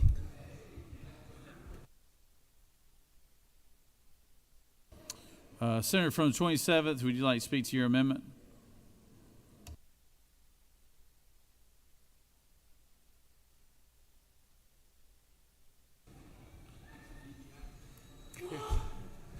Thank you, Mr. President, colleagues. I want to highlight for you what we've changed on this bill. I will, in full disclosure, tell you I voted against this bill the first time it came to the floor. I had a number of concerns, and I'm going to start with each one of my concerns and tell you how we addressed them in the amendment. First of all, I was concerned that this was a credit that was just done for one project or one area. And that, as I understand it, was done not because the author wanted it done that way, but because DOR had advised them in that direction. But we've had a conversation with DOR, and then we've also talked to the bill sponsor. And we are replacing lines 19 through 24 in the bill. And what that does is it removes the requirement that this be within a 10-mile radius of Cabbagetown. So the statewide piece of this is now in place. I was concerned with pulling 3 years of credits forward. So we are changing it so that you can only pull forward years 2027 and 2028. I was also concerned that the state would be pulling money forward at a disadvantage to a revenue shortfall in the budget without any sort of financial benefit to the state. So what we are doing is we're saying that if you pull forward 2027 tax credits, you do so at 90 cents on the dollar. If you pull forward 2028 tax credits, you do so at 85 cents on the dollar. As you all know, for the money that we hold in the reserves, we do overnight swaps, a number of other things, and we're earning 4.5% to 5.5%. We have a fixed amount of money on these credits. These credits will be paid out. So if we don't pass this bill, they'll be paid out in 27, and they'll be paid out in 2028, and they'll be paid out at full value, at dollar for dollar. This allows us for the 27s to earn 10% on our money, and allows us for the 28s to earn 15%, both of which would be higher than if we just kind of had the money in the reserve fund and did not use them. So with that, Mr. President, I hope that clears up what the amendment does, but I'm certainly happy to answer any questions. You do have one question, Senator. Okay. Recognize Senator from the 38th. Thank you, Mr. President. Mr. Chairman, do you yield? I do. I'm sorry, I just missed your explanation for line 3 of the amendment where we're replacing the 3 years with the 2. Can you just explain that one more time? So I was trying to get to the bill, but I wasn't able to. So the original version of the bill was going to allow an entity to pull forward 27, 28, or 29 tax credits. This makes it so they can only pull forward any credits they have for 2027 and 2028. I'm glad I'm answering your question because I forgot about one other change. The CO now needs to be completed by July 1st of 2026. Yeah. So in the original version of the bill, we talked a lot about the World Cup, or the sponsor talked about the World Cup, and we actually are changing the CO completion date for the project. We're moving that up from December 31st to July 31st so that it is indeed done by the World Cup. I think the other, mechanically what happens with that is since these projects take a while to develop, it's going to make a lot less projects available, both by the 2029 change, but also moving the completion date up by 6 months. Thank you. I think those are important changes. Thank you. Thank you. Recognize the senator from the 55th. Will the gentleman yield? I will. Thank you, sir. Exactly who benefits from the changes that you have proposed, and who benefited prior to these changes? Can you tell this honorable body who benefits from Sure. these changes? So, two main reasons why I made these changes in working with the House sponsor and the Senate sponsor. One was to the state benefits, the taxpayers of the state of Georgia.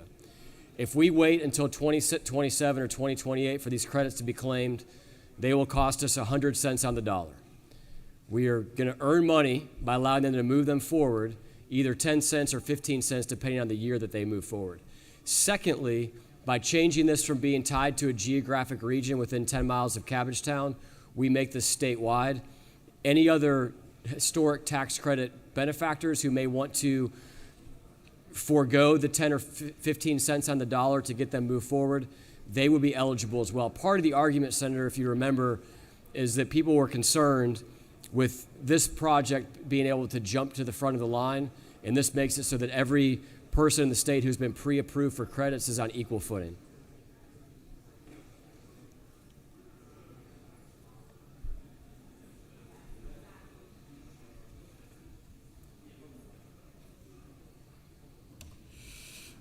Recognize the senator from the 53rd. Thank you, Mr. President. With the senator yield? Yes, sir. So your amendment makes this statewide and not just within the 10-mile radius. Is that correct? Correct. Okay.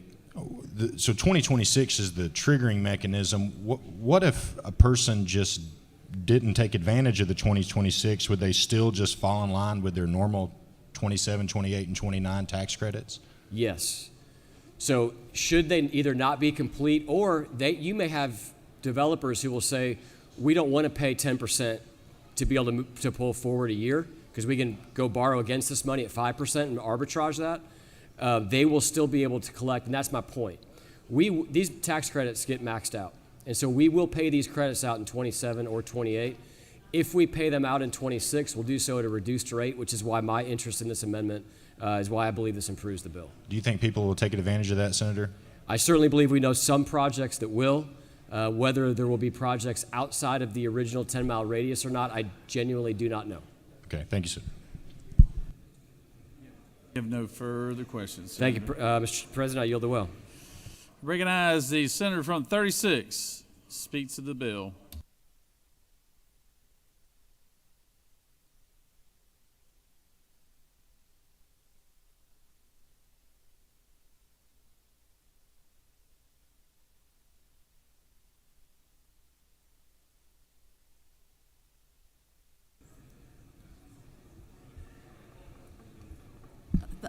Thank you, Mr. President. Colleagues, regarding House Bill 360, there's probably a small demographic of people that really follow these historic renovation tax credits, and this bill has kind of put it before all of us. I want to point out that historic renovation tax credits are a good thing. When we did a study on it several years back, led by the Finance Committee Vice Chair, it was proven that the state makes money. The state comes out on top by having a tax credit for historic preservation and renovation. And it was actually almost, for every $1 of state expenditure, the state recognized close to $4 coming in from all of the activity of the preservation in these commercial historic tax credits. We also have residential historic tax credits. Now, what has happened is that this has incented, this tax credit is not unimportant, it's important. And it gives the incentive to launch and complete historic restoration and renovation that would otherwise possibly not happen. The problem is, and I'm voting for this bill today, The problem that I think we need to tackle going forward is we need to look at the level of historic preservation tax credits. It's capped at $30 million per year. And there was a bill that came out of Ways and Means to raise the cap from $30 million to $50 million. That did not ever get over here to this side. I would have liked to have seen that in this bill. But I say to you, we need to understand that tax credit, understand its value, and see that statewide there are pressing needs for investment in historic preservation. Do you know, it's my information, I've been told that Florida, South Carolina, Alabama, Mississippi, and Texas all have much higher levels of investment in historic preservation and renovation. And we have needs all over the state. I know the senator from the 46 spoke up about needs in his the city of Athens, the home of the university, for these tax credits to be available. But right now, the big news is we don't have enough. We're not investing enough in these tax credits, which bring back properties, preserve treasures that we have all across our state of historic buildings. And I know that the Representative Penny Houston from Nashville, from the House, this was something that she dedicated herself to for her small town, to have Main Street renovation of historic old buildings. So it's applicable and a plus in tiny little communities and in great big cities like Atlanta, where there are these properties that are crying out for preservation and investment. And so I say to you, as I cast my vote for this bill, which has been is altered somewhat by the amendment that the senator has presented in the well prior to my coming to the well. This is not unimportant, and I am supporting this bill and urging many more of us to heed the call that we need to catch up with the other states on what we invest in historic preservation. If we don't, it crumbles, it's gone, and it never comes back. And we have a state that's just full of historic structures that we need to be treasuring and renovating, and we can do that. And I know the author of the bill from the House, who's worked very hard on this bill and worked with all of the stakeholders on it, and has told me that he is happy to roll up his sleeves and work with us going forward to see that we have historic tax credits that are a plus, not reducing it, not reducing what's there, expanding it, and meeting the needs that we have all across our state. And I know there are people all across this room that can bring their testimony about what happened with the great restoration or renovation that was done in their district with the benefit of these tax credits. I have made my point. I hope my point has been heard. We have a lot to try to understand, get our arms around on these historic preservation tax credits, but they play an important role, and they generate revenue for the state, good people. They generate revenue for the state, and not a dime of state money goes out until the work is done, until money's been expended, and then this tax credit is provided after going through a lot of hoops to get to that point. So if there are no questions, I'll yield the well. I'm happy to yield to questions, but that is my perspective on supporting House Bill 360. Senator, you have no questions. Thank you. I yield the well. We have a late arriving amendment here. Secretary, read the amendment. Mr. President, Senator Tillery, the 19th, offers the following amendment number 2 to amend House Bill 360 by replacing on line 3 the credit with reduced credits by inserting after 2026 on line 19 the following. Provided, however, that any taxpayer that claims tax credits pursuant to the subsection in tax year 2026 shall only be allowed to claim such credits in an amount A, not to exceed 90% in the amount otherwise allowed pursuant to code section if such credit was pre-approved for tax year 2027, B, not to exceed 80% of the amount otherwise allowed pursuant to this code section if such credit was pre-approved for tax year 2028 or and for other purposes. Mr. President, I can place the order. Recognize the senator from the 19th to speak to his amendment.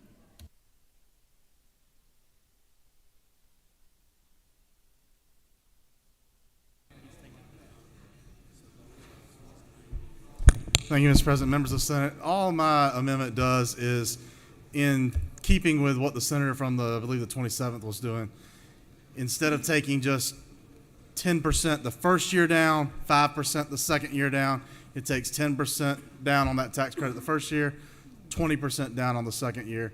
I think that's more in line with what you're seeing interest rates doing currently. It's not a 5% interest rate world anymore. It's more of a 7% interest rate. And this is kind of in the middle. The argument can clearly be made, well, it's 10% the first year, 5% the second year, so it averages out to be 7. Fair argument, but again, you are getting tax credits on a project that we think is already probably being built to begin with. So I would ask for you to consider, if we're going to grant this for something we believe is already happening, we should walk it down 10% the first year. If you're going to pull it forward 2 years, 20% if you're pulling it forward for 2 years. That's it. If there's any questions, happy to answer them. And everyone vote your conscience. You have no questions, Senator. Recognize the senator from the 21st. Speak to the bill.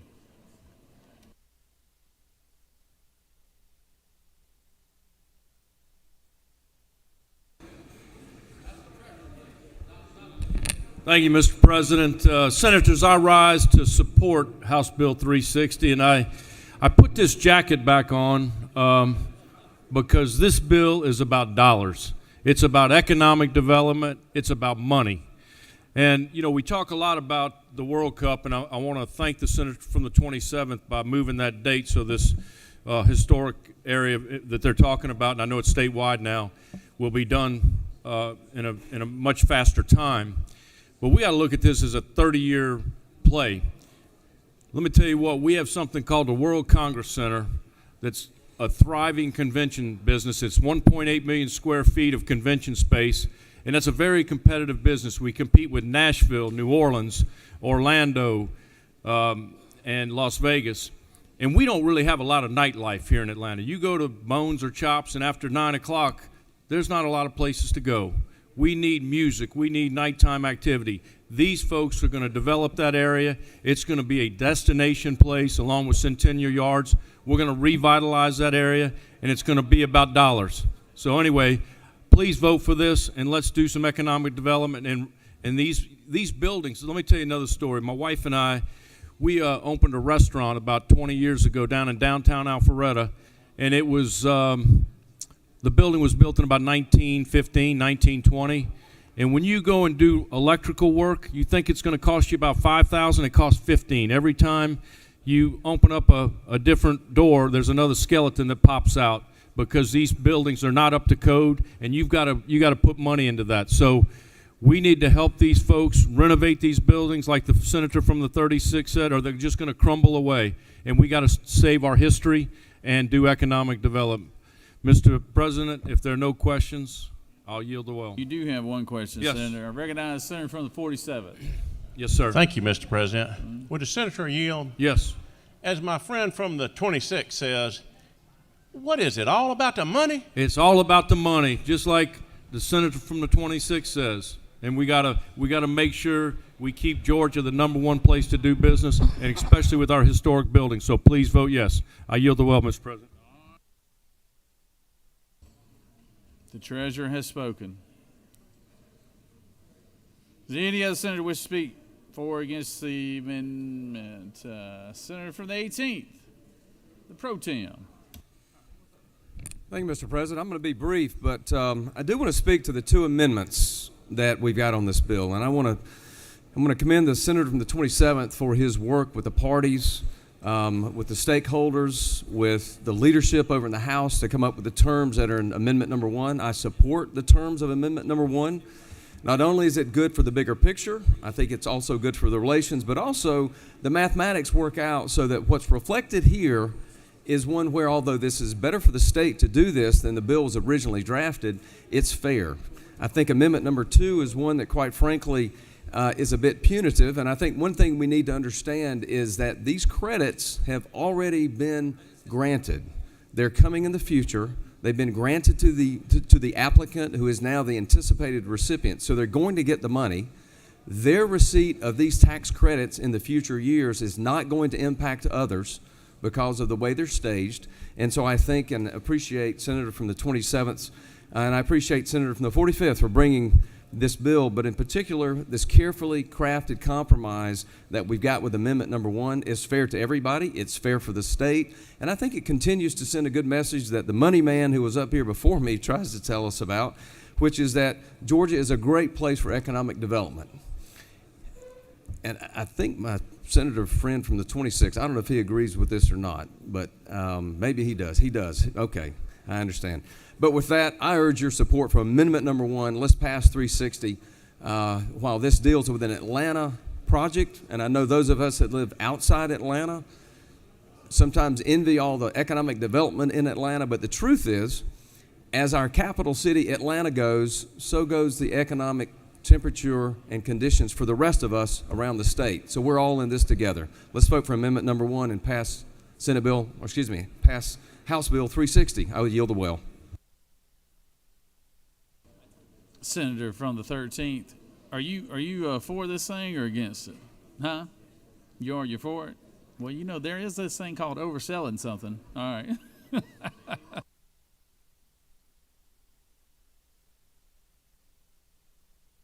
You can talk something to death, and all of a sudden it gets no votes. So, Senator Dixon, would you like to close? Senator from the 45th, he'd like to close debate. Senator Waves. All right, so let's do them just in the order. We've got Senator from the 27th. Are you want to be recognized? Parliamentary inquiry. State your inquiry. What happens if both amendments pass, given that they have, if Amendment 2 passes and then Amendment 1 passes, given they have contradictory subject matter, is it whichever one passes last?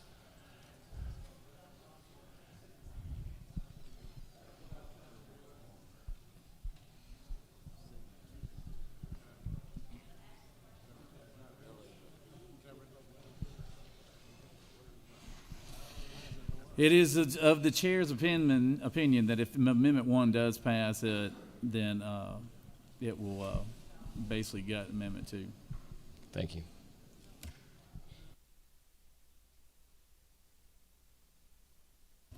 On the adoption of Amendment 1, is there objection to Amendment 1? Without objection, Amendment 1 is adopted.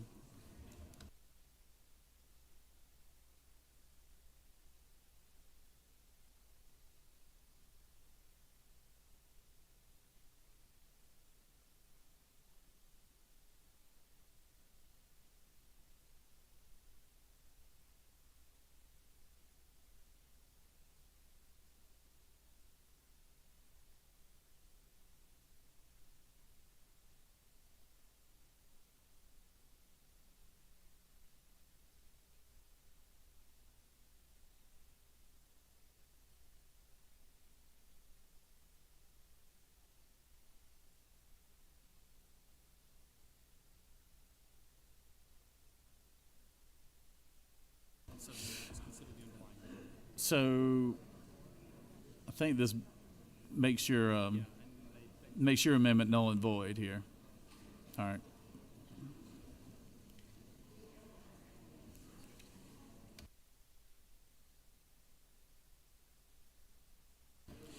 Is there objection to agreeing to the report of committee which is favorable to the passage of the bill? Chair hears none. The report of committee is agreed to. Is there objection to the main question being ordered? Chair hears none. The main question is ordered. Question is on the passage of the bill as amended. All those in favor of the bill vote yea. All opposed, nay. Secretary, unlock the machine.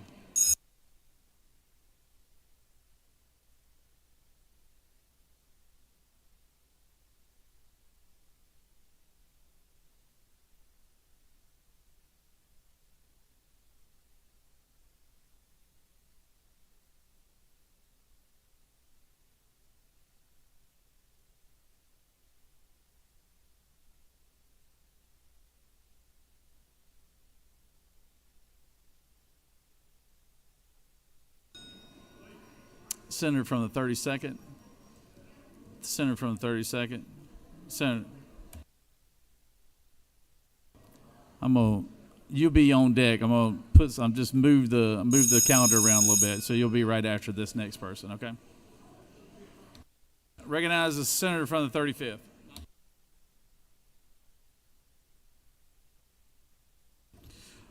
On the passage of the bill, the yeas are 49 and the nays are 6.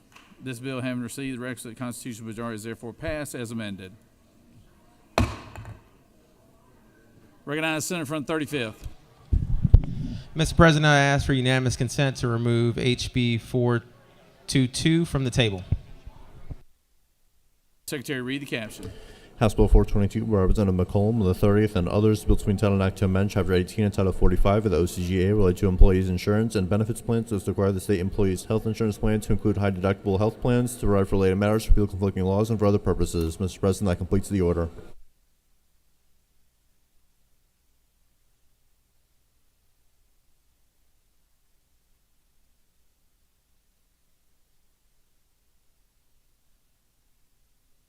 Is there objection? Hearing none, Secretary, finish the caption. House Bill 422 by Representative McCollum, the 30th, and others, bill to entitle an act to amend Chapter 18 and Title 45 of the OCGA related to employees' health insurance and benefits plans so as to require the state employees' health insurance plans to include high-deductible health plans, to provide for related matters, to repeal conflicting laws, and for other purposes. Mr. President, the Senate Committee on Insurance and Labor recommends that this bill do pass by a substitute. Respectfully submitted, Senator Walker, Chairman. Mr. President, the Senate Committee on Insurance and Labor offers the following substitute to House Bill 422, bill to entitle an act to amend Chapter 18 and Title 45 of the OCGA related to health employees' insurance and benefits plans so as to require that the state employees' health insurance plan include high-deductible health plans and for other purposes. Mr. President, that completes the order.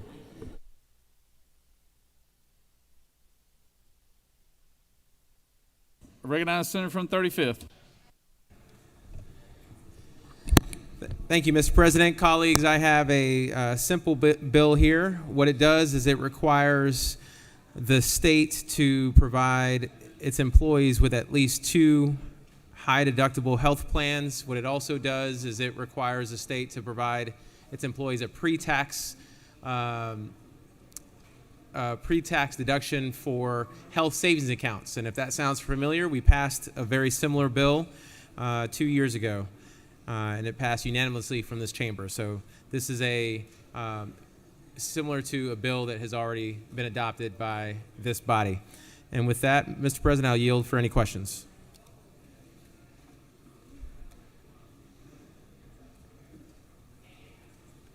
No questions, Senator. Thank you so much. I'll yield the well.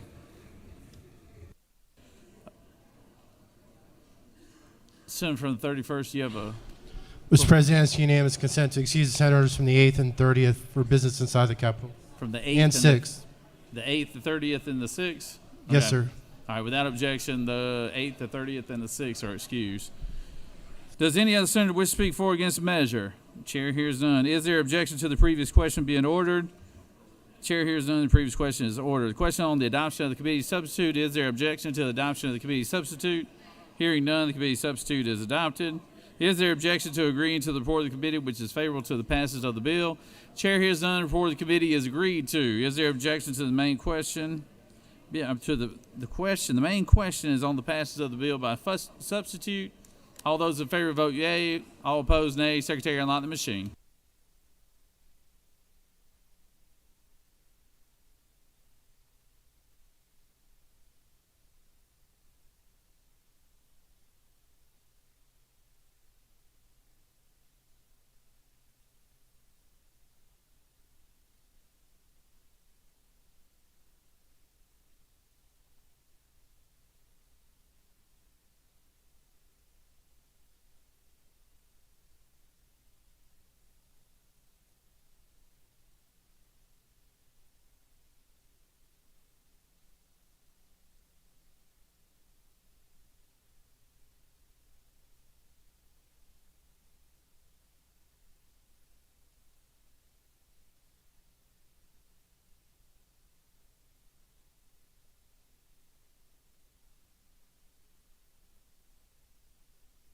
On the passage of the bill, the yeas are 52 and the nays are 1. And this bill, having received the requisite constitutional majority, is therefore passed by substitute.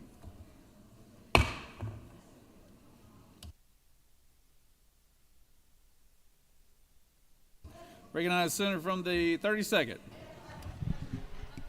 Mr. President, I ask for unanimous consent to remove House Bill 352 from the table. Secretary, read the caption. House Bill 352 by Representative Seabaugh of the 34th and others, the bills being titled an act to amend Code Section 49-4-159.4 of the Official Code of Georgia annotated related to coverage for continuous glucose monitors, to revise coverage criteria to include Medicaid recipients with gestational diabetes, to provide for related matters, to provide for short titles, to repeal conflicting laws, and for other purposes. Mr. President, that completes the order.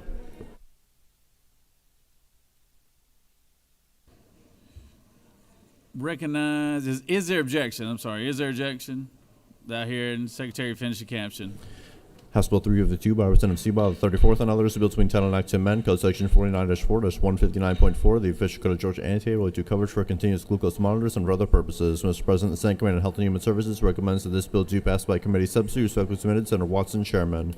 Mr. President, the Senate Committee on Health and Human Services offers the following substitute to House Bill 352, a bill to be entitled an act to amend Code Section 49-4-159.4 of the OCGA related to coverage for continuous glucose monitors as revised coverage criteria to include Medicaid recipients and for other purposes. Mr. President, that completes the order. Recognize the senator from the 32nd.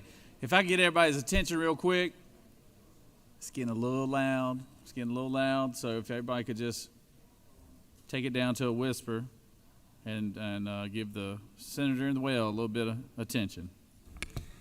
Thank you, Mr. President. House Bill 352 is about gestational diabetes, and what it does is revise Medicaid coverage for continuous glucose monitors to include gestational diabetes. This helps to prevent pregnant women from going into the hospital and delivering preterm, and it should help us with our fight against maternal mortality. Be happy to answer any questions. Senator. Thank you. I yield. Does any other senator wish to speak for or against the measure? Chair hears none. Chair, would you like to speak in the well? Recognize the senator from the 7th.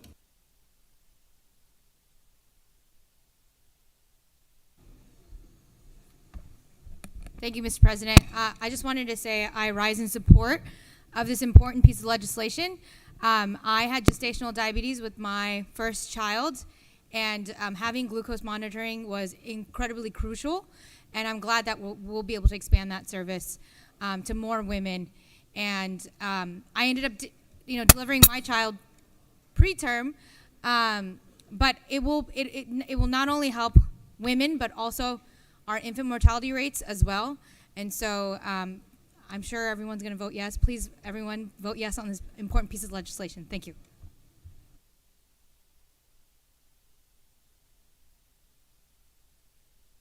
Does any other senator wish to speak for or against the measure? Is there objection? Previous question being ordered. Chair hears none. Previous question is ordered. Question is on the adoption of the committee substitute. Is there objection to the adoption of the committee substitute? Hearing none, the committee substitute is adopted.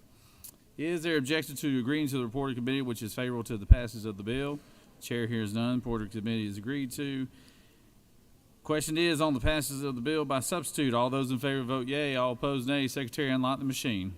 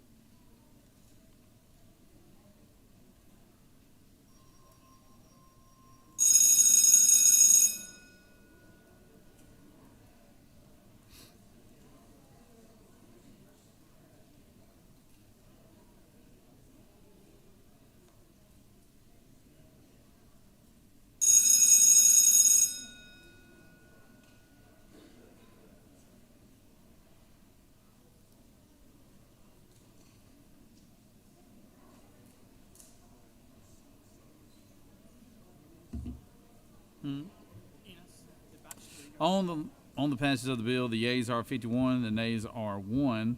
This bill having received a requisite constitutional majority, therefore passed by substitute.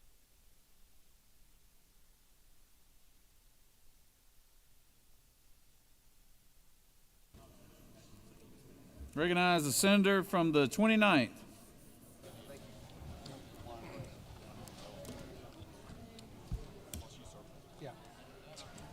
Senator, you got to make a motion. I don't want to bother you while you're doing your thing, but that amendment that Jason had 238, Senator. Mr. President, I ask for unanimous consent to lift House Bill 238 off the table. Secretary, read the caption. House Bill 238 by Representative Lumsden of the 12th and others, a bill to entitle an act to amend Chapter 8 of Title 35 of the OCGA related to employment and training of police officers, so as to require the Georgia Peace Officer Standards and Training Council to create and maintain an at-risk adult training course focusing on officer response to individuals with Alzheimer's disease or dementia, to provide for requirements for such course, to provide for collaborative course development with the Division of Aging Services, to provide for related matters, to repeal conflicting laws, and for other purposes. Mr. President, that completes the order.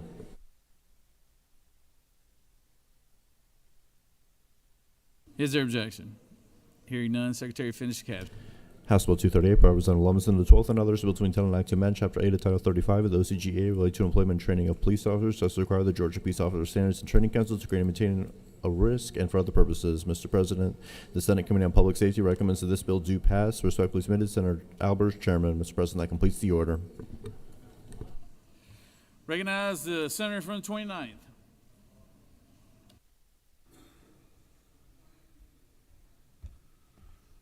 Thank you, Mr. President. Colleagues, it's very simple. I think we all understand the issues we're having with Alzheimer's here in Georgia and throughout the country. All this does is just require that GIPSTIC create training for law enforcement personnel, medical personnel, and behavioral health co-responders regarding police response for at-risk adults, those who suffer from Alzheimer's. There's no additional funding needed. GIPSTIC was contacted during this process by the House carrier, Chairman Lumsford, and had no issues with it. The bill passed out of the House and is now ours to consider. I would greatly appreciate your positive vote on this legislation, HB 238. And with that, Mr. President, I yield the well. Senators yielded. Does any other senator wish to speak for or against the measure? Chair hears none. Is there objection to the previous question being ordered? Chair hears none. The previous question is ordered. Is there objection to agreeing to the report of committee which is favorable to the passage of the bill? Chair hears none. The report of the committee is agreed to. Is there objection to the main question being ordered? Chair hears none. The main question is ordered. The question is on the passage of the bill. All those in favor vote yea. All opposed nay. Secretary, unlock the machine.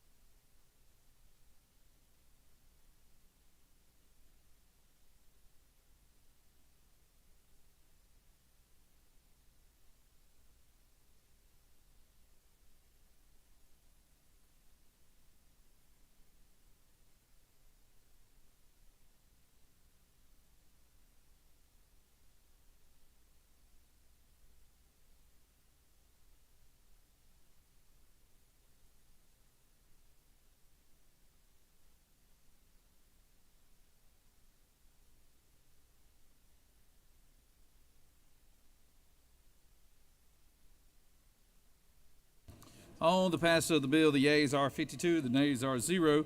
This bill, having received the requisite constitutional majority, is therefore passed.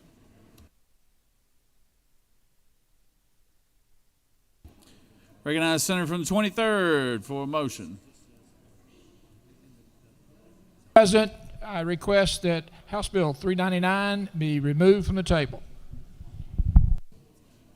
Secretary, read the caption.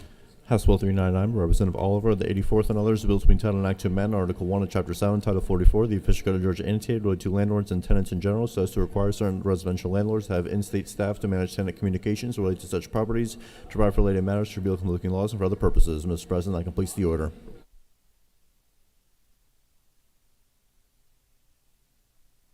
Is there objection? Hearing none, Secretary, finish the caption. House Bill 399, Representative Oliver of the 84th and others, a bill to be entitled an act to amend Article 1 of Chapter 7, Title 44 of the OCGA related to landlords and tenants in general, so as to require certain residential landlords to have in-state staff and for other purposes. Mr. President, the Senate Committee on Economic Development and Tourism recommends that this bill do pass by substitute. Respectfully submitted, Senator Beach, Chairman. Mr. President, the Senate Committee on Economic Development and Tourism offers the following substitute to House Bill 399, a bill to entitle an act to amend Article 2, Chapter 74 of Title 36 of the OCGA related to local enforcement boards created on or after January 1st, 2023, so as to require that certain information regarding the property managers of certain properties is provided upon request of a code enforcement officer to amend Article 1 of Chapter 7 and for other purposes. Mr. President, Senator Burns, the 23rd, offered the following amendment number 1 to amend the substitute to House Bill 399 by inserting after the second owner on line 47 as the family member of an owner, as that term is defined in rules promulgated by the Commission. Mr. President, that completes the order.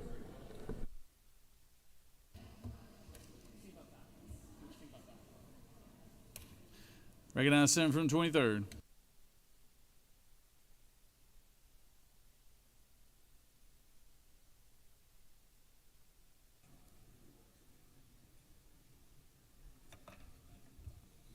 Thank you, Mr. President. Colleagues, I bring you House Bill 399. This addresses problems with the management of residential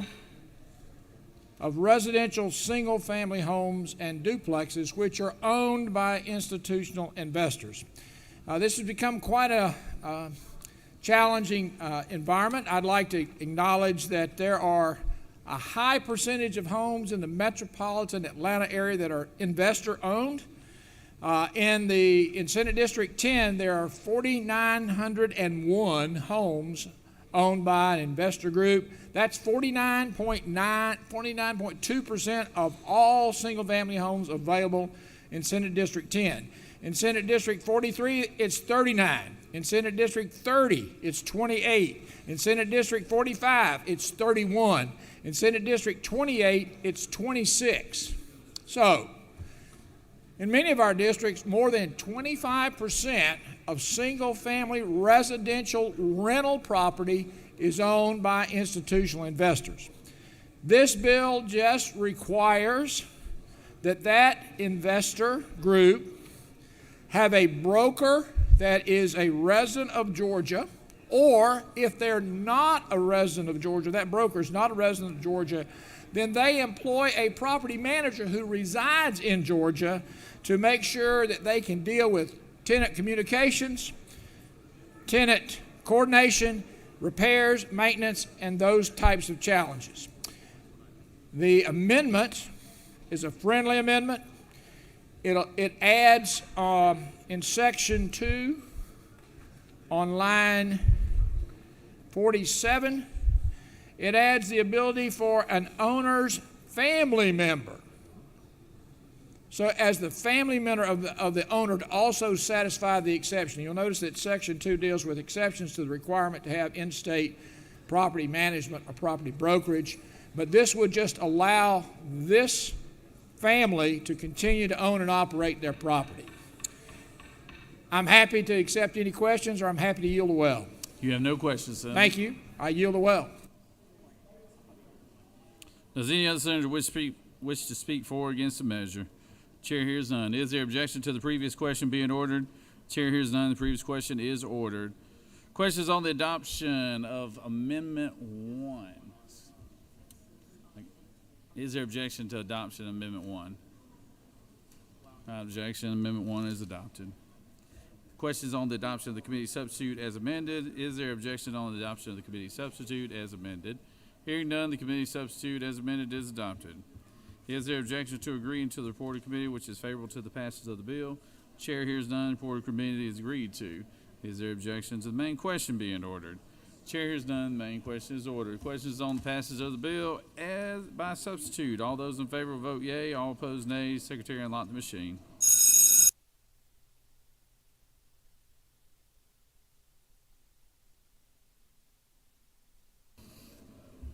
Senator from the 33rd, for what purpose do you rise? Thank you, Mr. President. I ask for unanimous consent to excuse the senator from the 35th.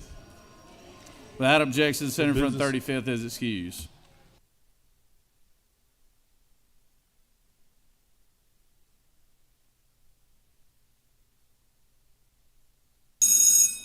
Senator from the 21st, you're on deck.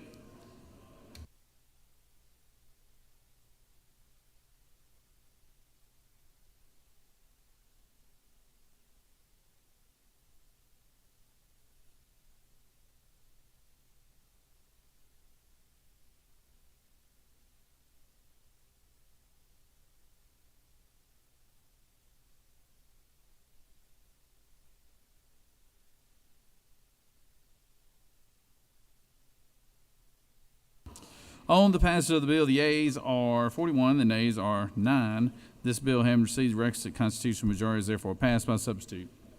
We're going to take about a 5 or 10 minute break. The Secretary needs to get caught up on the special actions that we're going to have coming up here. So just stand at ease for about 10 minutes.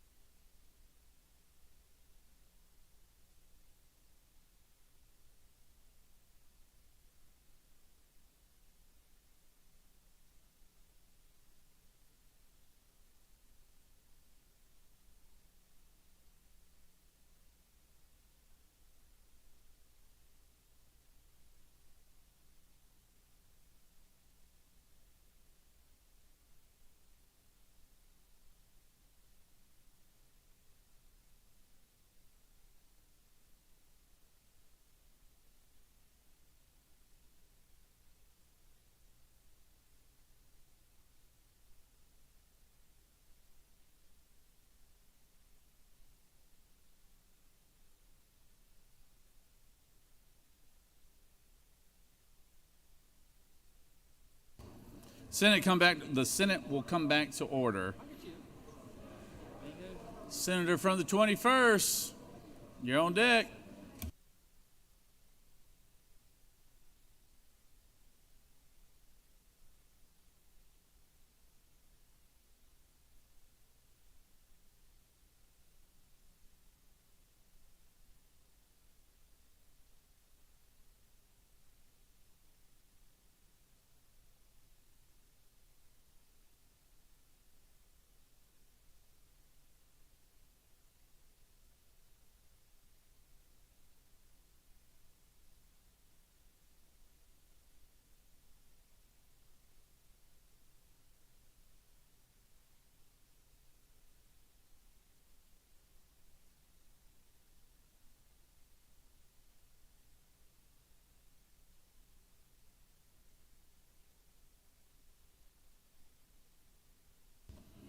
All right. The treasurer is missing. Recognize Senator from the 27th. What am I doing, Brad? Senate Resolution 8. Thank you, Mr. President. I move that the Senate agree to the House substitute to SR 8. Secretary, read the caption. Senate Resolution 8 by Senator Ambatarte, the 31st, and others, resolution honoring the life and memory of Deputy Brandon Cunningham and dedicating an intersection in his memory and for other purposes. Mr. President, the House offers the following substitute to Senate Resolution 8, a resolution dedicating a certain portion of the state highway system and for other purposes. Mr. President, that completes the order. Recognize Senator from the 27th.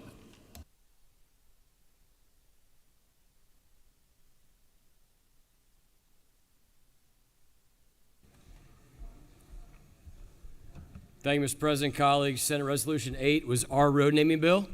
We sent it over to the House. They added a number of their road namings and sent it back to us.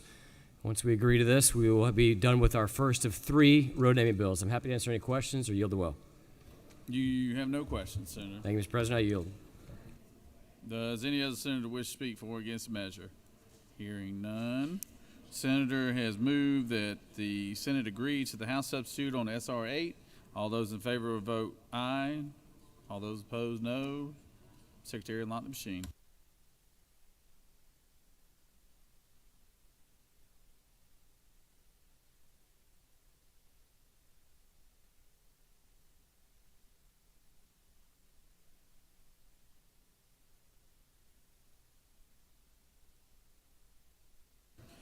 Senator from the 27th. We're going to go ahead and knock out the other 2 that you have on the list.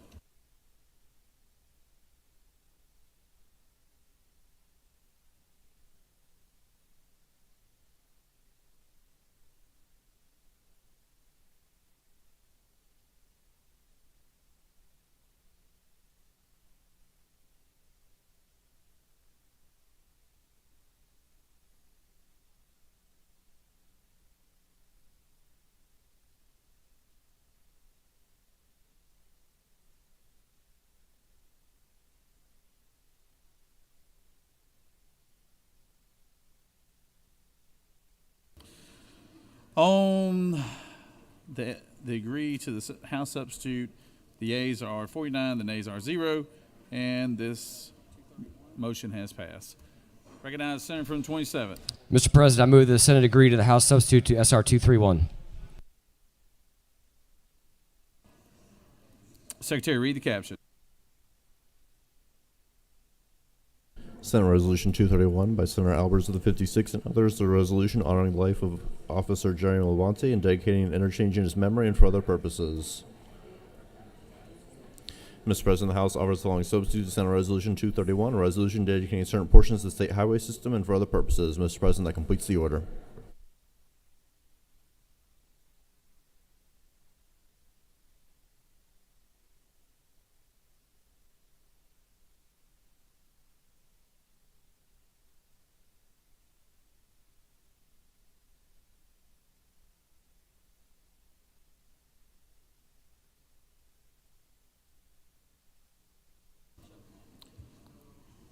Recognize Senator from the 27th.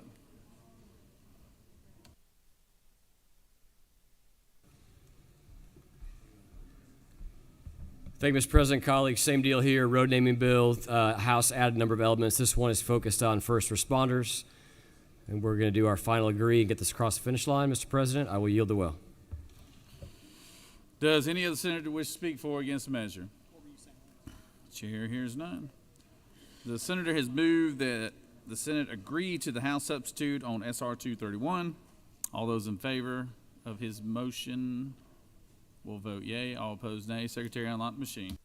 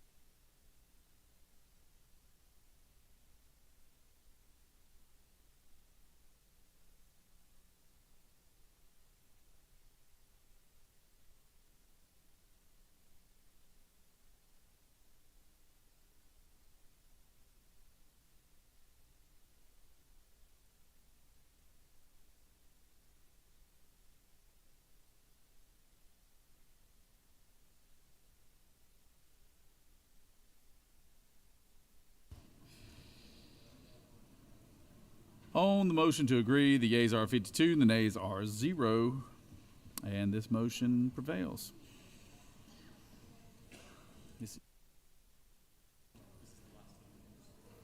Recognize Senator from the 27th. Mr. President, first I ask unanimous consent to excuse the senator from the 6th.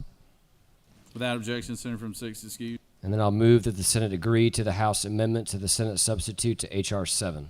Secretary, read the caption. House Resolution 7 by Representative Campbell of 171st, a resolution honoring the life of Mr. George C. Trulock Jr. and dedicating a road in his memory and for other purposes. Mr. President, the Senate offers the following substitute to House Resolution 7, a resolution dedicating certain portions of the state highway system and for other purposes. Mr. President, the House offered the following amendment to amend the Senate substitute to House Resolution 7 by inserting the following between lines 371 and 372, whereas Chief Jeffrey E. Turner is highly recognized citizen by the citizens of his community and state, by local government officials, as a person of unquestioned integrity and for other purposes. Mr. President, that completes the order. Recognize Senator from the 27th.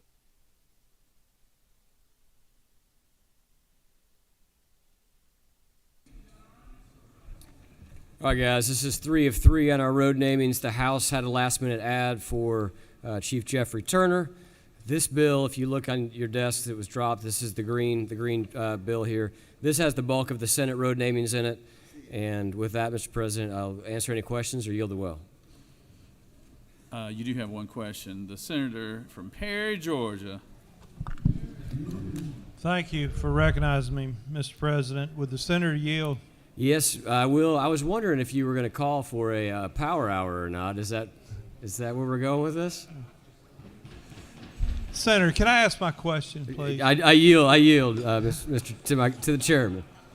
So, Senator, I've served with you now quite a while. I've never known you to be this agreeable, especially with House changes. What's going on? Well, the House, it's late in the day.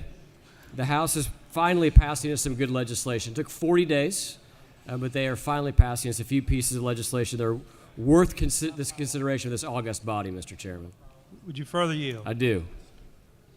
So, Senator, are you standing strong for the Senate position on these things? I am going to agree to the House amendment probably for the first and last time in my life, Mr. Chairman. Well, I'm proud of you. You're a fighter. One further question. Yes, sir. Isn't it true that we ought to have dedicated this, the senator from the 27th, Power Hour? We all have missed opportunities in life, Mr. Chairman, and that was one of yours right there, not calling for that motion. Make a motion now. Mr. President. Mr. President. I'm sorry. Can I call his name? Mr. President, I'd like to make a motion that at 4:47 p.m. on April 4th, we vote for this to be the Senator Greg Dolezal Power Hour. Really, it ought to be the Power Session, because he's been to the well quite a bit, but. Yeah, he has been a busy little fella. So, but your motion is out of order right now, but maybe we can take it up later on, all right? Thank you, Mr. President. All right. Senator from 36. At the appropriate time, I'd like to ask for unanimous consent to excuse the senator from the 33rd. Mr. President, I thought she was going to ask for a Greg Dolezal Power Hour, but you never know. No, I tell you what, I think you've built a coalition here, Senator, so there's no more well, Senator from the 19th. What? Thank you, Mr. President. Senator Yield? Yes, sir. Senator, these past 3 bills that we've passed, you've sponsored them all, correct? I have been the Senate sponsor of a couple of them, yes, sir. Actually, I'm carrying all of them today, but actually none of them have I sponsored. The question I have is, Senator, you've obviously built a reputation of being a very small government conservative, correct? Yes, sir. Do you know how many pages of code you have added to the state government over the past 3 bills? Not as many as my other bills have struck, Mr. Chairman. You could have also said that you think I added a really big one earlier. I get that part. So would it be a friendly amendment if we were to take and later on make a motion to the Greg Dolezal Power Hour and add to that the Greg Dolezal and Government Expansion Power Hour? That I would accept that as a friendly motion. All right, Senator, you can yield. Thank you, Mr. President. Any other senator wish to speak for or against this measure? Hearing none. Hey, Senator Walker. Sorry, Senator from the 20th. Yeah, no? You wave? Okay. At the appropriate time? Okay. All right. All right, so the senator from the 27th has moved that the Senate agree to House amendment to the Senate substitute on H.R. 7. All those in favor will vote yea. All opposed, nay. Secretary, unlock the machine.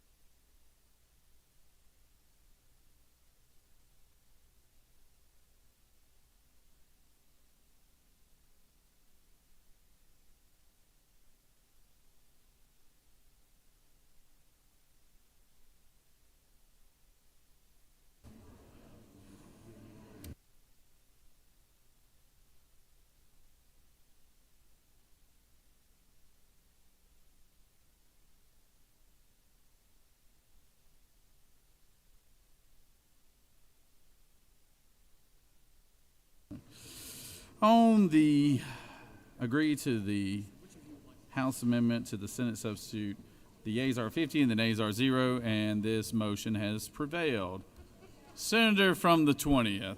Thank you, Mr. President. I'd like to make a motion. I'm going to kind of amend my motion.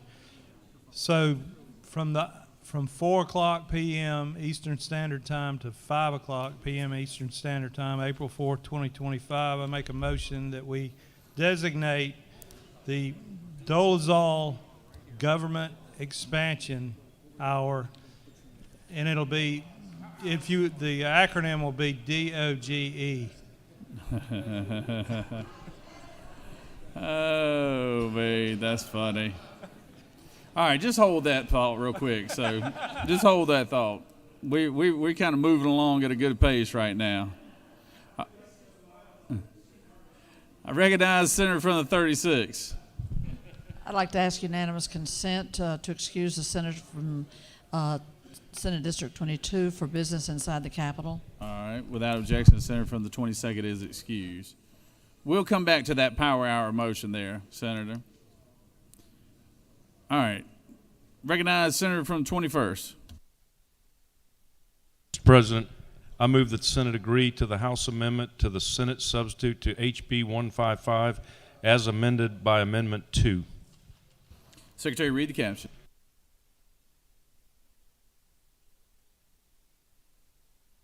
House Bill 155 by Representative Anderson of the 10th and others, bills being entitled an act to amend Article 7, Chapter 36, of Title 36 of OCGA related to procedure for resolving annexation disputes so as to revise procedures for the selection of objection to arbitrators, to revise how arbitration panels report their findings and recommendations, and for other purposes. Mr. President, the Senate offers the following substitute to House Bill 155. A bill being entitled an act to amend Article 7, Chapter 36 of Title 36 of the OCGA related to procedure for resolving annexation disputes and for other purposes. Mr. President, Senator Beach of the 21st offer the following amendment number 2 to amend the amendment to the Senate substitute to House Bill 155, replacing lines 1 through 18 with the following. Amend the Senate substitute to House Bill 155 by inserting after arbitrators on line 4 the following: to amend Chapter 62 of Title 36 of the OCGA related to development authorities so as to provide that county development authorities for certain counties shall not operate within certain municipalities, to provide for a definition by inserting after line 195 the following: Section 1-3 and for other purposes. Mr. President, that completes the order.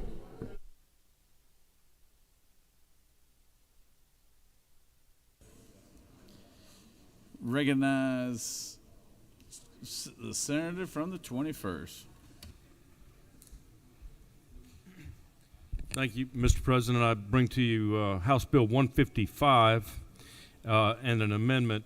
Basically, House Bill 155 strengthens the integrity of annexation disputes by enhancing fairness and providing clear procedures for both cities and the counties. It's supported by GMA and ACCG. That's part one of it. My amendment, basically, what it does is the amendment allows the 6 cities in North Fulton, by local resolution, to opt out of the Fulton County Development Authority's jurisdiction to offer property tax incentives. This is supported by all 6 cities and the school board. The county's neutral on this. This was brought about by 30 years ago when I moved to North Fulton, 32 years ago. There was 2 cities and everything was unincorporated Fulton. Now everything has been municipalized and there's no unincorporated Fulton County, so the cities want to control their own economic development and their own development authorities and not have Fulton County doing any business up there. That's all this bill does. I'll yield for questions, or I'll yield to well, Mr. President. No questions, Senator. Okay. Thank you. Recognize the senator from the 14th.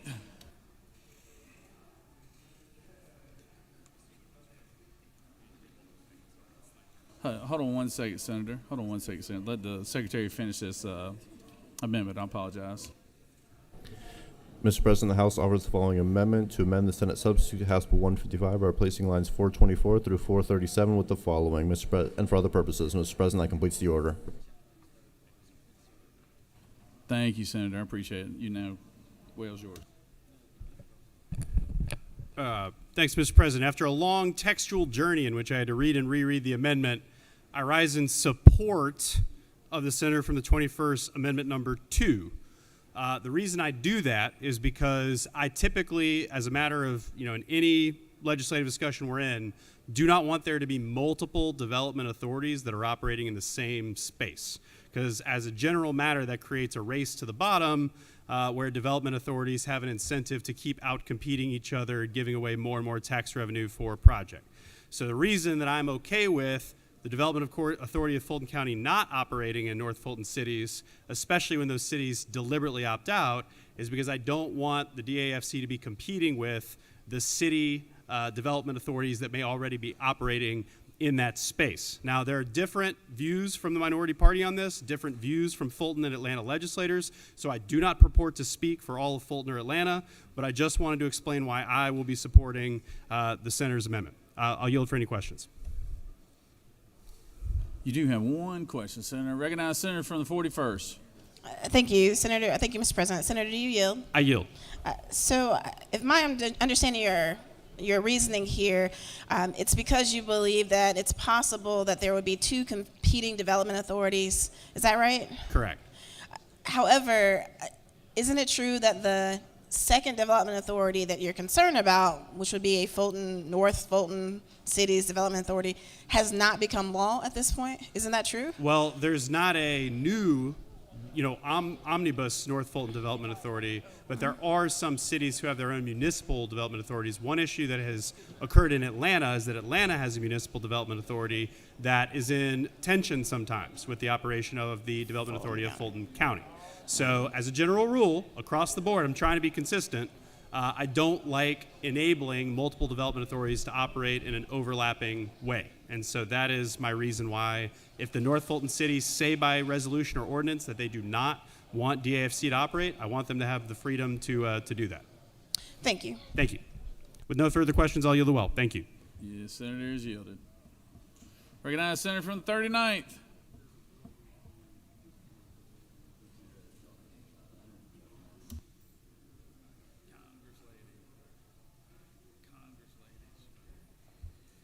Thank you, Mr. President.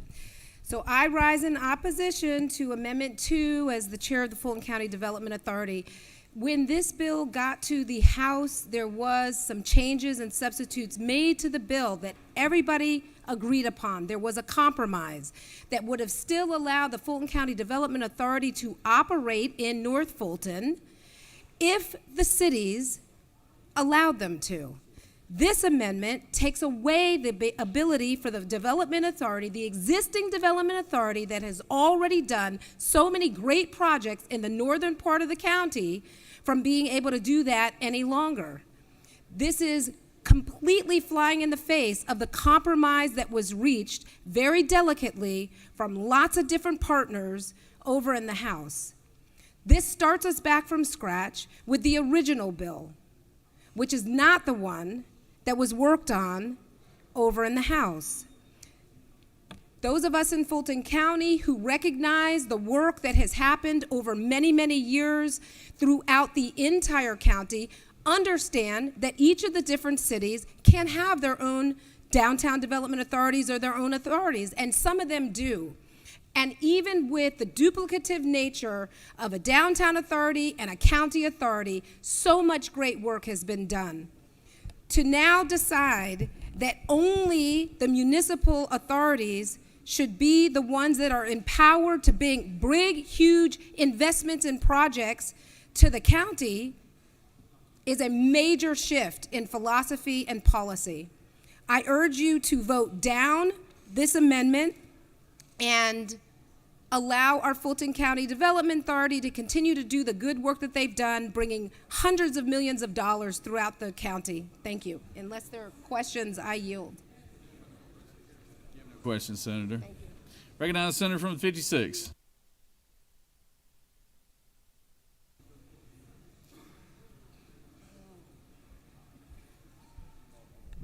Appreciate all the comments. I rise in support of the amendment and the work that was led by the senator from the 21st, who's probably more familiar with this than all of us in the room put together. But why this is so important that we have not talked about is you have two different development authorities that sometimes are competing against each other. It's a race to the bottom. We're actually trying to give away more people's tax dollars. That's not good for the people that they represent. Having the most local control in charge of doing that is best for the people that live in that community. So I'd urge your favorable consideration of this bill amended with amendment number 2. Thank you. I yield the floor. Does any other senator wish to speak for or against the measure? Chair hearing none.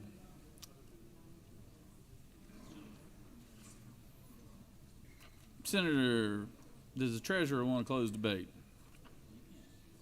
You waive. All right. So we'll take up amendment number 2, authored by the senator from the 21st. Is there objection to amendment? Oh, I'm sorry. Hold on. I'm sorry. I got it now.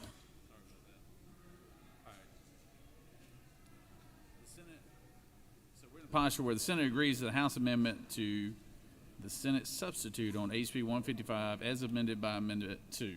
All those in favor will vote yea. All opposed, nay. Secretary will unlock the machine.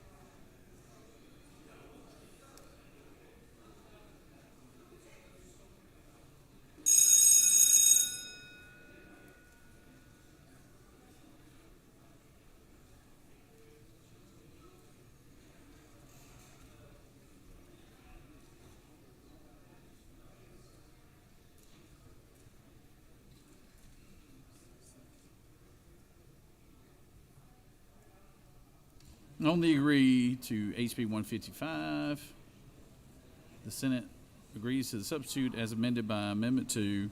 The yeas are 36 and the nays are 17. And this agreement has prevailed.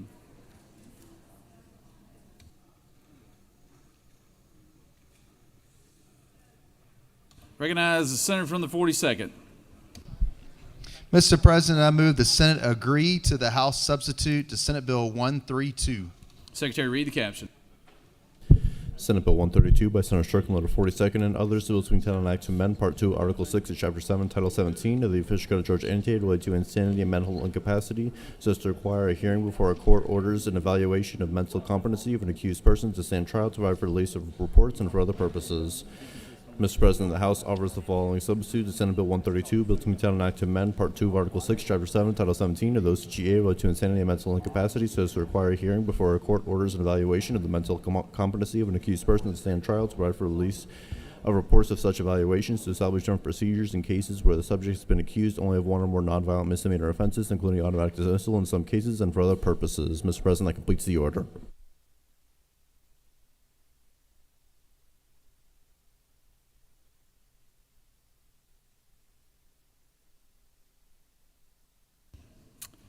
Recognize the senator from the 42nd.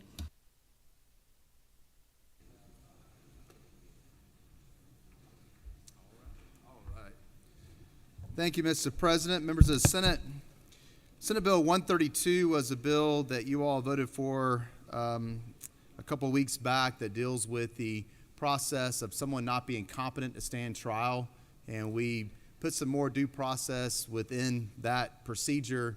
We made it where certain misdemeanors, there's a shorter time clock for competency restoration, make sure folks aren't sitting in our jails waiting to be restored longer than they would if they pled guilty to the charge itself.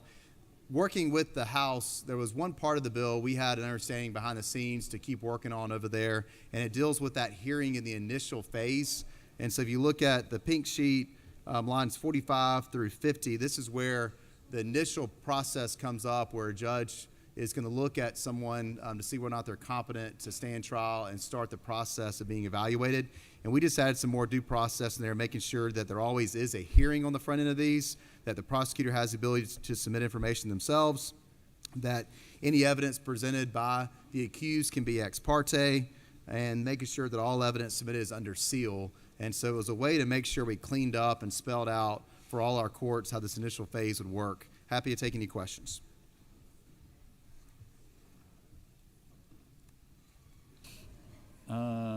It just looks like your wife is the only person that has a question over there. I yield. Oh, that wife. We'll let her ask that when you get back over there. All right. I'll yield. Yes, sir. Does any senator wish to speak for or against the measure? All right. So the senator has moved that the Senate agree to the House substitute on SB 132. All those in favor vote yea. All opposed nay. Secretary, unlock the machine.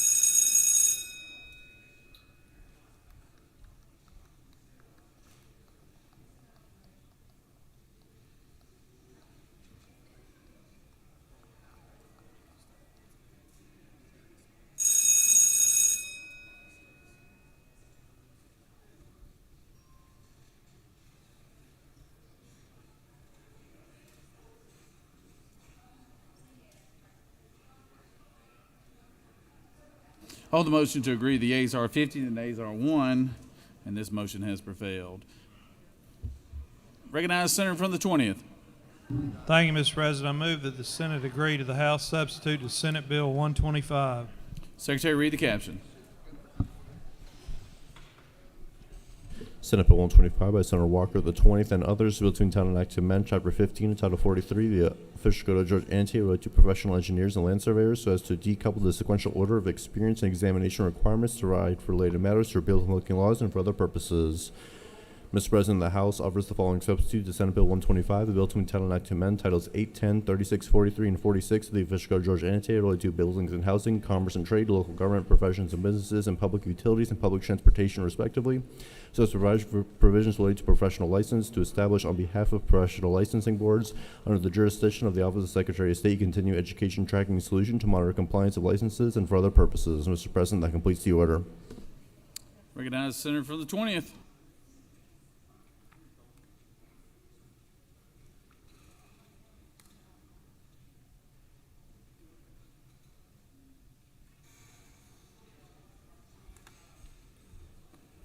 Thank you, Mr. President. Colleagues, you'll be relieved to know and to hear that I believe this is the last occupational licensing bill that I will bring to you this session.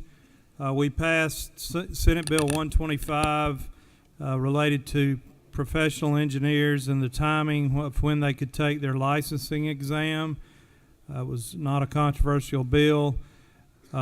We've added to that House Bill 187 and House Bill 34 that passed almost unanimously, maybe unanimously in the House, and those two bills, House Bill 187 and House Bill 34, passed unanimously out of the Senate Regulated Industries Committee. So the committee did vet these two House bills that have been added.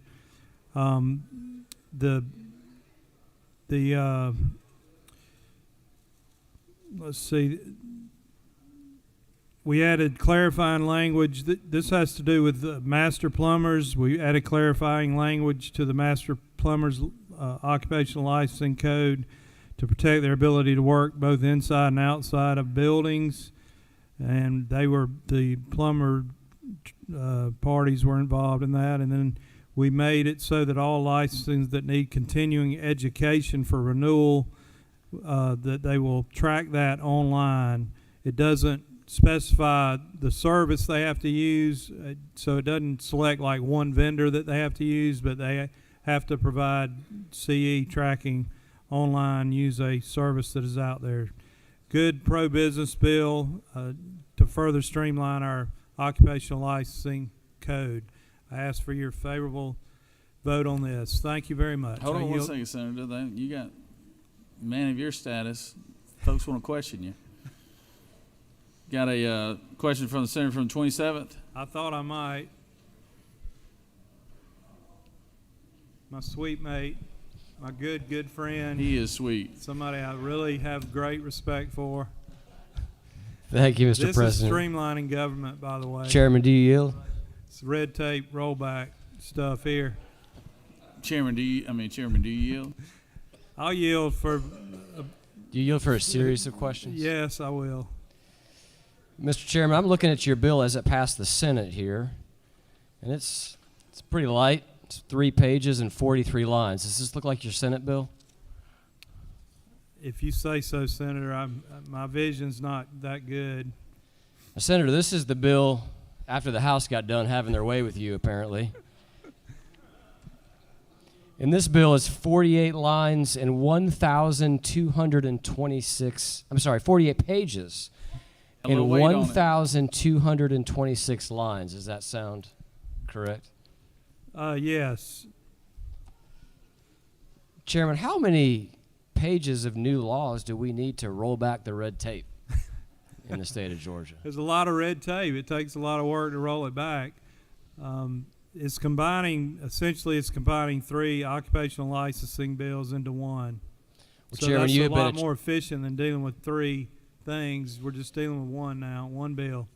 I gotcha. Well, you have been a champion for lowering the licensing burden in the state. I do want to thank you for that. And it looks like you got a lot of help from the House on this one, but well done. Thank you. Appreciate it. I yield the well. They did.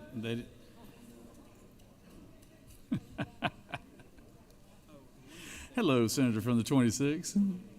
We've been missing you, babe.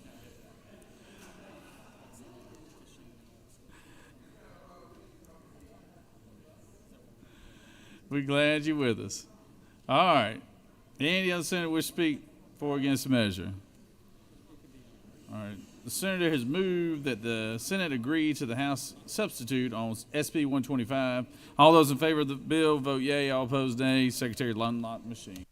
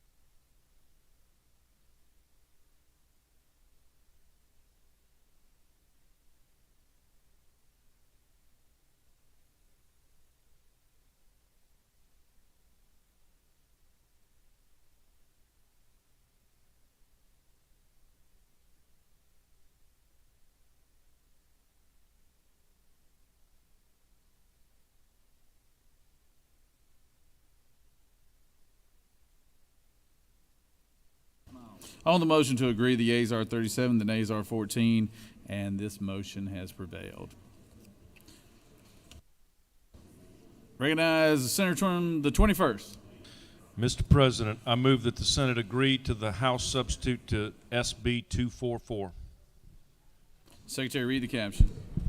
Senate Bill 244 by Senator Beach to the 21st and others. A bill to be entitled an act to amend Article 1 of Chapter 11, Title 17 of the Official Code of Georgia annotated related to general provisions regarding the assessment and payment of costs of criminal proceedings so as to provide for the award of reasonable attorney's fees and costs in criminal case to the defendant upon such defendant making a successful motion to disqualify the prosecuting attorney from misconduct in connection with the case, provide for procedures in assessing and paying such fees and costs, provide for related matters, provide for effective dates, repeal conflicting laws, and for other purposes. Mr. President, House offers the following substitutes to Senate Bill 244, a bill to be entitled an act to amend Title 17 and 28 of the Official Code of Georgia annotated related to criminal procedure of the General Assembly, respectively, so as to enact provisions relating to certain criminal prosecutions to provide for the award of reasonable attorney's fees and costs for a criminal case to the defendant upon the disqualification of the prosecuting attorney for misconduct in connection with the case and the subsequent dismissal of the case by the court or a subsequent prosecutor, to provide for procedures for assessing and paying such fees and costs, to allow for wrongful conviction and incarceration compensation claims, and for other purposes. Mr. President, that completes the order.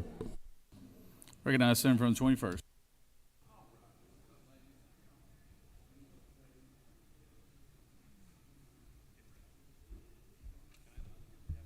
Thank you, Mr. President. I bring before you Senate Bill 244, and this bill basically, well, Part 1 stays the same as it did when it left this chamber with a 55-0 vote, and that basically is where a prosecuting attorney, if that prosecuting attorney is disqualified for misconduct, prosecutorial or personal, and the case is then dismissed by the courts, then the folks that were indicted have a opportunity to recoup their attorney fees and reasonable cost.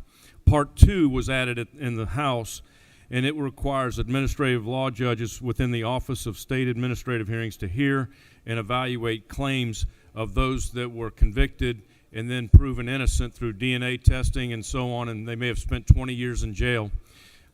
So that's what this does, and it has these administrative law judges to establish compensation that may be awarded. They're going to have a wrongful conviction and incarceration compensation trust fund. Now, let me tell you, folks, that's subject to appropriations. That's what we do in the General Assembly, is appropriate. So it is subject to appropriations. The victims, I mean, they must be innocent and proven innocent, and then they can ask for compensation. Mr. President, if there are no questions, I'll yield the will. You do have one question. Recognize senator from the 26th.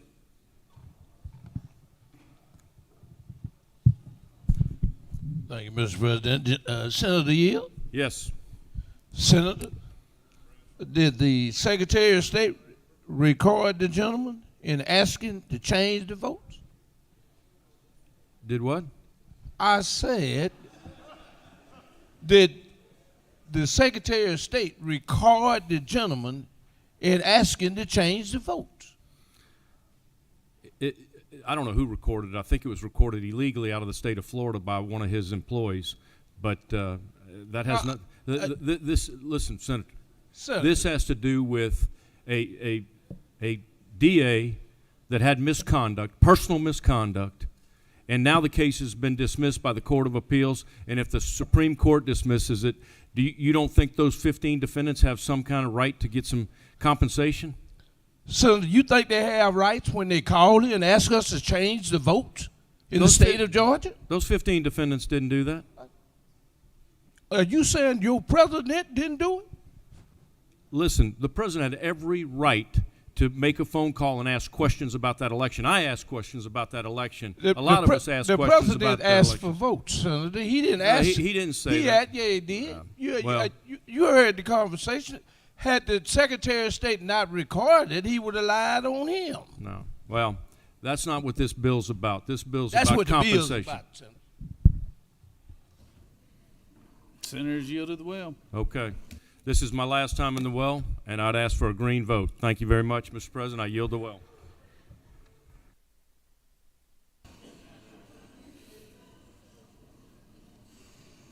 Recognize the senator from the 29th.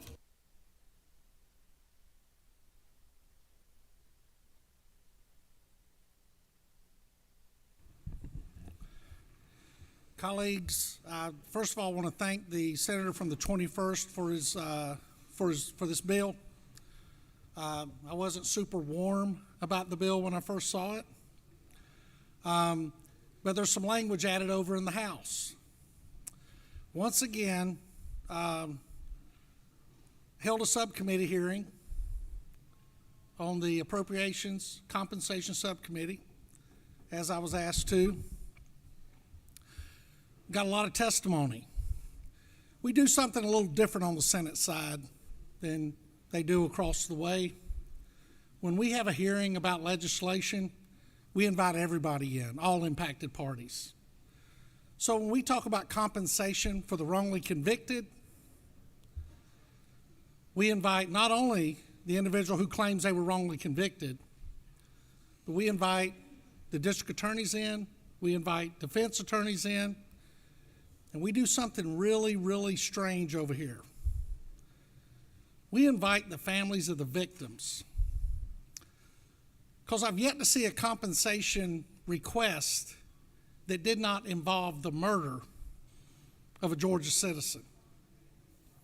I want to be clear. These aren't stealing cars.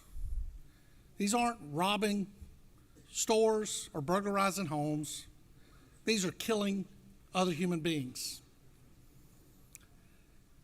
And I ran into this my second year up here when I voted for compensating two gentlemen out of Savannah, where a witness came back, the primary witness came back and said, I lied.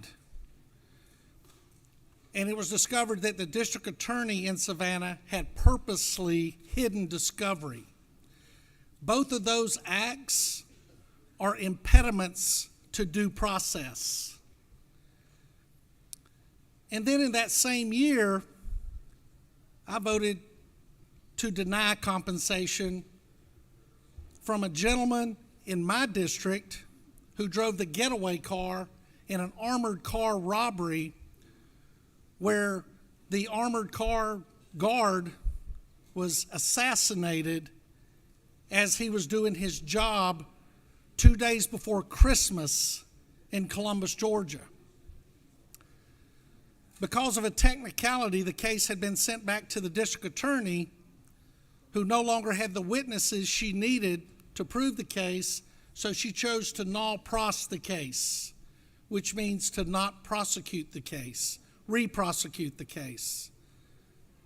No wrongdoing, nothing done erroneous by the trial court, nothing done erroneous or mischievous or any attempt to hide discovery or any witness perjured themselves, none of that. But I voted against it. And because I voted against it, I became somebody who does not appreciate justice, does not appreciate due process, and thinks that everybody arrested is guilty. And of course, those in this chamber that know me know that is not who I am. But one thing I did discover through this process is several years ago, a group of attorneys discovered a crack in the system. And that crack in the system was to go through the Secretary of State's office and tap into a process there that is used to make people whole when the state makes a mistake. And there's 4 attorneys, department heads, or their representatives that serve on this board that makes those decisions. Now understand, we're talking about criminal law. We're talking about due process.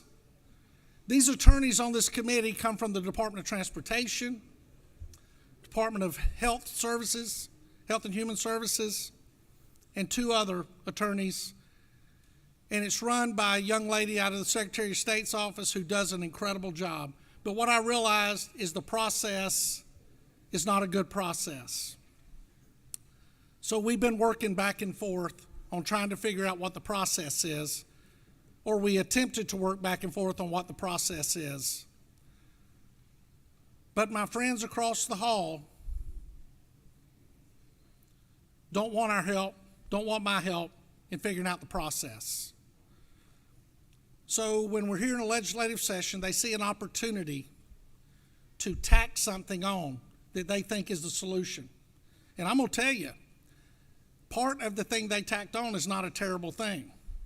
Another portion of it is very questionable, and it'll be decided if it's right or wrong. And so, while I have and always will act in good faith as we move through the process, then I'm going to ask you today to support the senator from the 21st and vote for this legislation.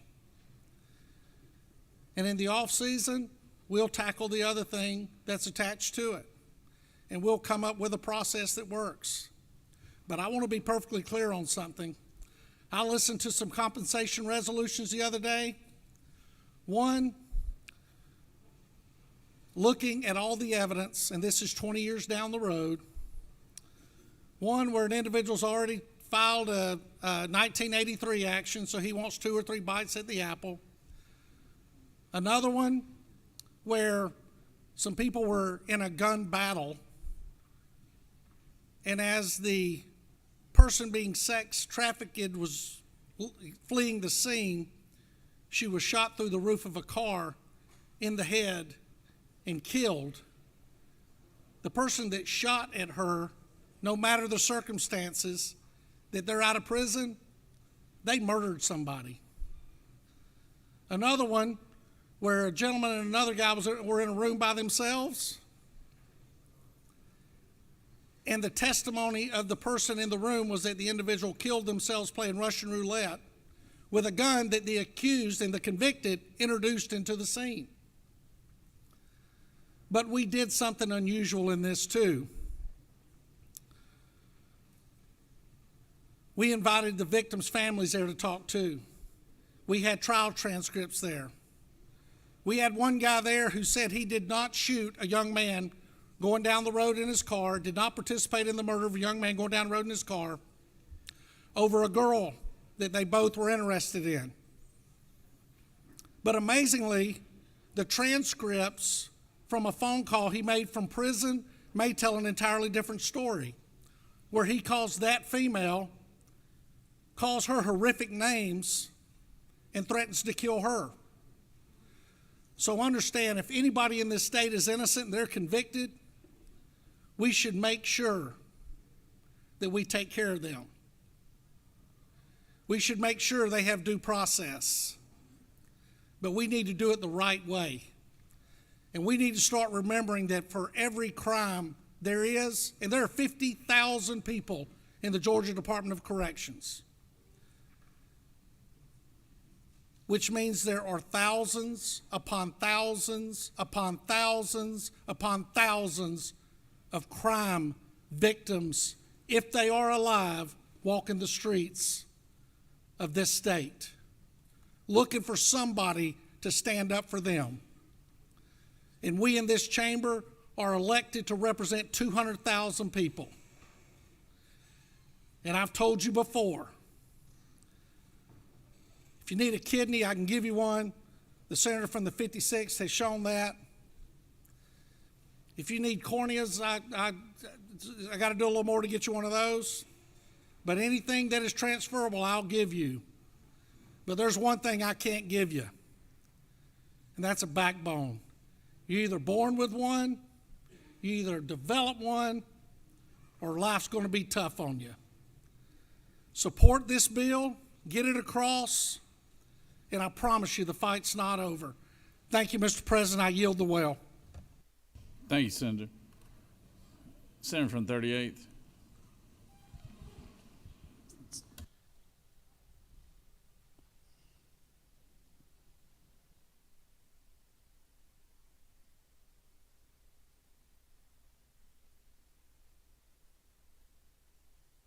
Thank you, Mr. President. Colleagues, I want to thank the House for sending this bill back so I, as a Fulton County Senator, can correct the record in my position on this. This bill does nothing more than force Fulton County to pay for Donald Trump's legal fees. Mind you, this is the case in which Trump spent millions of dollars, of course. So if this bill passes, my constituents will have to bear the cost of paying his legal fees. As my colleague from the 26th very eloquently said during the line of questioning, the reason why this case was even brought was Donald Trump called our Secretary of State and asked to find 11,779 votes. This bill is just another opportunity for this body to try to attack the prosecuting attorney in this case for having the guts to bring a case forward on someone that was breaking the law, even if that someone was the President of the United States. In addition to that, our members of the majority party talk about the responsible use of tax dollars. But a bill like this has been put forward that does nothing but direct our tax dollars away from Georgia. As a senator that represents citizens of Fulton County, we should not be paying Donald Trump's legal fees for trying to break the law in this state. I understand some people have allegiance to the president, and some people voted for him, and that is your right. But do not force my constituents to pay his legal fees, and those who tried to break the law along with him, including folks that were sent here by Kanye West, we should not be paying for their legal fees. And so I strongly urge my colleagues to vote no on this bill because we should not be paying for a billionaire's legal fees. And so, Mr. President, I would yield, but I strongly urge and remind folks that we have folks in this state that are struggling, and their tax dollars, hard-working tax dollars, should not be sent to Mar-a-Lago as a result of anything that happens with this case. They should fight this case in the court of law and not by making constituents that had nothing to do with anything that was done make them pay for anything that happened when a phone call was made. And so with that, Mr. President, I yield the will. Senator from the 55th.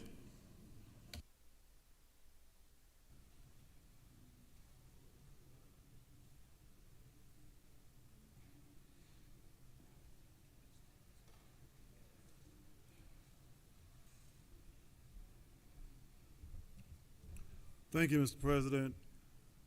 And I am so honored to have another chance. I voted for this bill the last time because I was told I misunderstood the implications of an amendment that did not get done.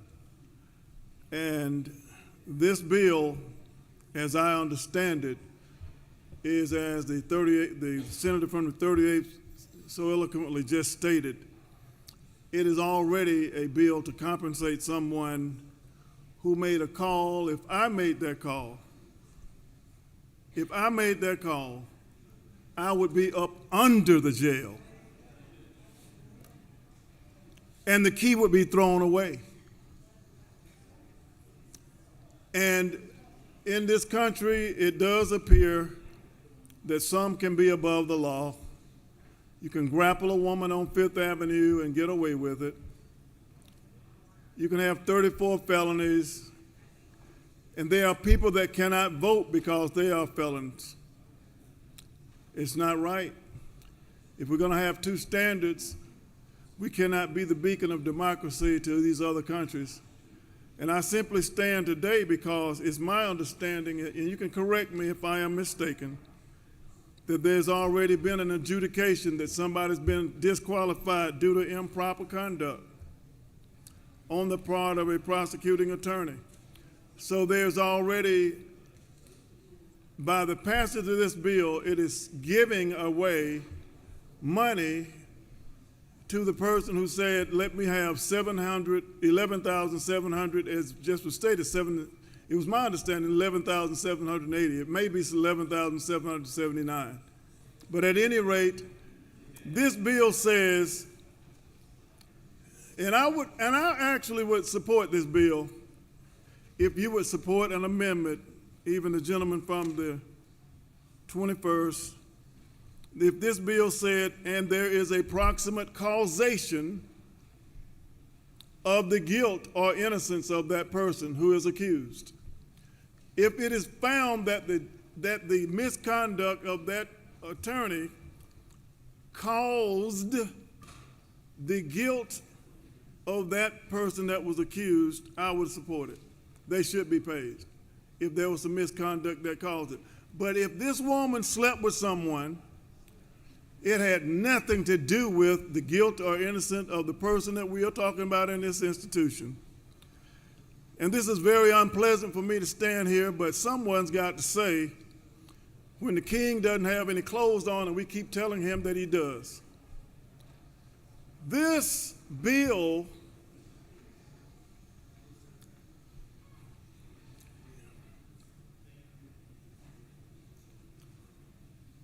thank you for the opportunity to vote no on this bill.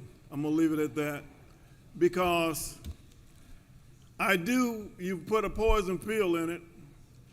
People who've been in jail for 20 years and it's found that people were hiding evidence or did some misconduct on the part of the prosecuting attorney, they should be compensated. And there should be some avenue to do that in a reasonable manner. But when it has nothing to do with the guilt or innocence, there should be some proximate causation. And it's my understanding that the defense team had people sleeping with each other, but it had nothing to do with the guilt or innocence of the client. It's just totally irrelevant. And we've gone another whole level to find that had anything to do with it. But, Mr. President, I do yield the well. And if we want to give someone money and run on some political campaign to say that someone was found, that this had something to do with someone asking for 11,780 votes, it's just a very big disconnect. Thank you for allowing me to have this opportunity to speak that I will use. And Mr. President, I will now yield the well. Thank you. Thank you, Senator. Any other senator wish to speak for or against the measures? Senator from the 36th, what purpose do you rise? I'd like to ask unanimous consent to excuse the senator from the 35th and the senator from the 22nd for business inside the Capitol. All right, without objection, the senator from the 35th and the 22nd are excused. All right, question is on the senator from the 21st has moved that the Senate agree to the House substitute on Senate Bill 244. All those in favor vote yea, all opposed nay. Secretary, unlock the machine.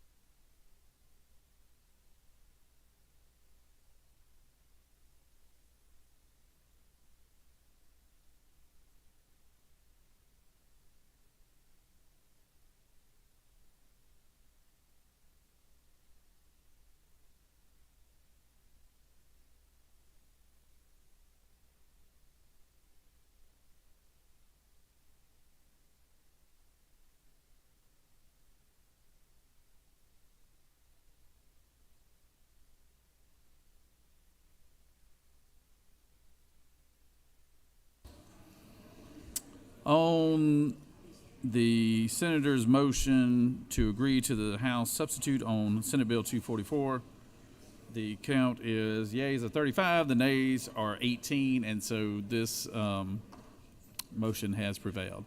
Senators from the 21st, what purpose do you rise? Mr. President, I ask unanimous consent to immediately transmit SB 244 to the governor.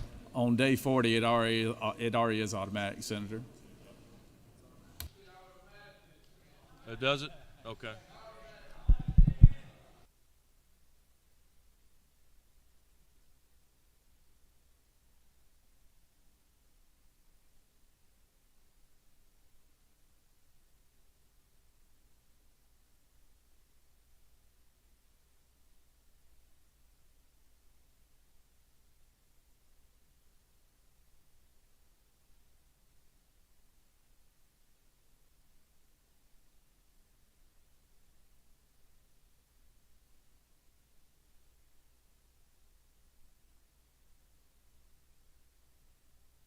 Recognize the majority leader for a motion.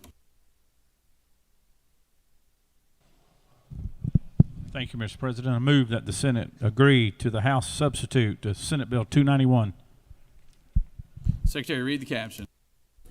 Senate Bill 291 by Senator Gooch of the 51st and others, Bill 2010 an act to amend Code Section 4-2-86.1 of the official code of Georgia annotated related to special license plates promoting or supporting certain worthy agencies, funds, or nonprofit corporations and qualified motor vehicles or drivers with proceeds deposited into general funds so as to establish an America First specialty license plate, to provide for conditions for the production of such license plates, to provide for discontinuing the manufacture of such license plates in certain instances, to provide for the deposition of funds into the general fund, to provide for related matters, to provide for an effective date, to repeal conflicting laws, and for other purposes. Mr. President, the Senate Committee.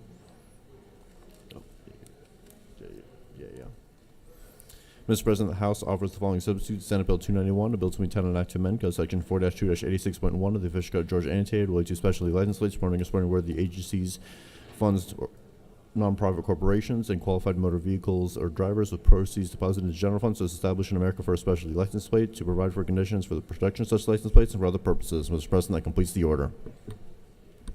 Recognize the majority leader.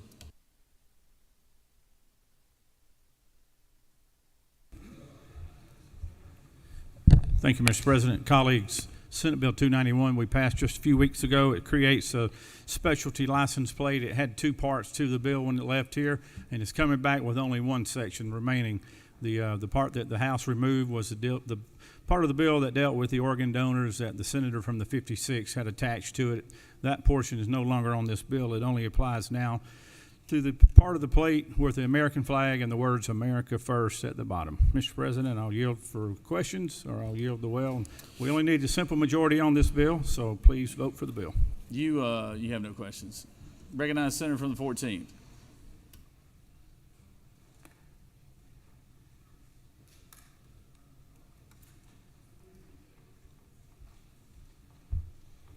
Thank you, Mr. President. No amendments this time, just facts. America First is a phrase that dates back 100 years. We mentioned this before, to a time when reactionary right-wing forces, used forces of xenophobia, racism, to privilege not just America, but a certain class of Americans, above all else, and to be distrustful of people who are different from us. This is not an abstract philosophical matter. We are seeing it happen today. Or we could talk about Wednesday, which was officially Liberation Day. We talked about that was Trump's phrase for the day when tariffs took effect. How much is the Dow Jones down today? Has anybody checked? Has anybody checked their own stocks? We're down, I think, 7%, something like that on the week.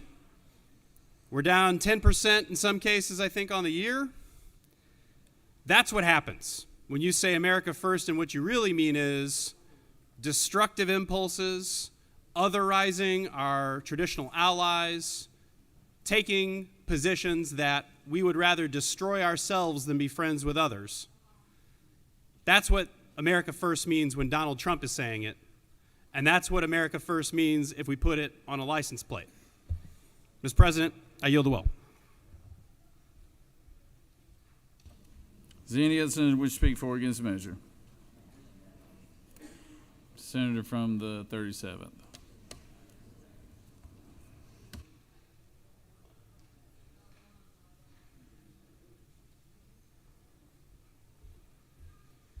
Mr. President, I reject the arguments of the senator from the 14th. This is not about some sordid history of the words, quote, America first, unquote, that dates back to the 20s and 30s. This is a simple question.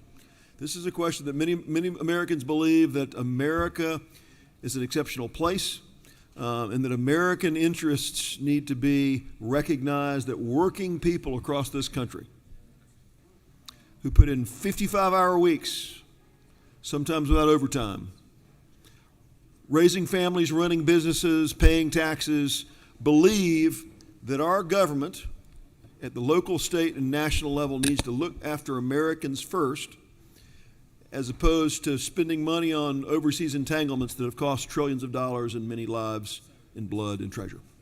Now, can be wide debate about the wisdom of that. There can be wide debate about many of our foreign engagements. Are they engagements?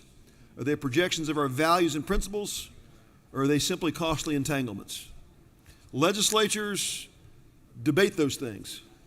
But what's before us today is a proposition that folks believe that America is a special place, that America is a place worth protecting, that American values, which have shaped the entire world, have been a beacon for the rest of the world, are worthy of protecting, worthy of lifting up, and American people, working folks across our nation, their values are worth protecting. It has nothing to do, this proposition, I would tell you, with words of sordid movements from the 20s and 30s, as the senator from the 14th suggests. And with that, I urge your support. Senators yielded. Does any other senator wish to speak for or against this measure? All right, the senator from the 51st has moved that the Senate agree to the House substitute on SB 291. All those in favor vote yea, all opposed nay. Secretary, unlock the machine.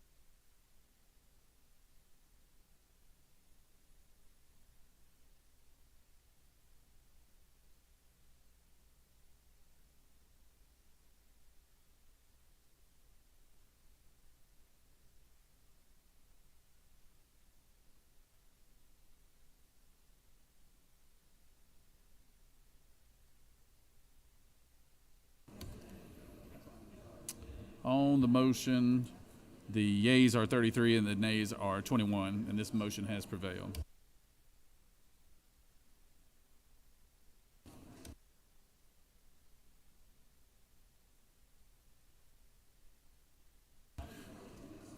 Secretary Reed, Senate Bill 331.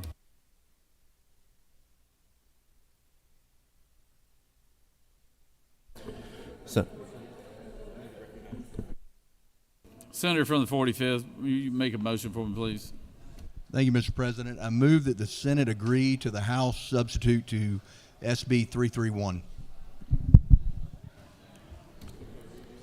Read the caption. Senate Bill 331 by Senator Dixon, the 45th, and others, bills to entitle an act to repeal an act creating and establishing a joint airport authority for the city of Winder and County of Barrow, approved March 25th, 1958, as amended particularly by an act approved March 28th, 1986, and an act approved March 16, 1989, to provide for the assets and liabilities thereof, to repeal conflicting laws, and for other purposes. Mr. President, the House offers the following substitute to Senate Bill 331, a bill to entitle an act to repeal an act establishing and creating a joint airport authority for the city of Winder and County of Barrow, approved March 25th, 1958, as amended particularly by an act approved March 28, 1986, and an act approved March 16, 1989, to provide for legislative purpose, to provide for the assets and liabilities thereof, and for other purposes. Mr. President, that completes the order. Recognize the senator from the 45th.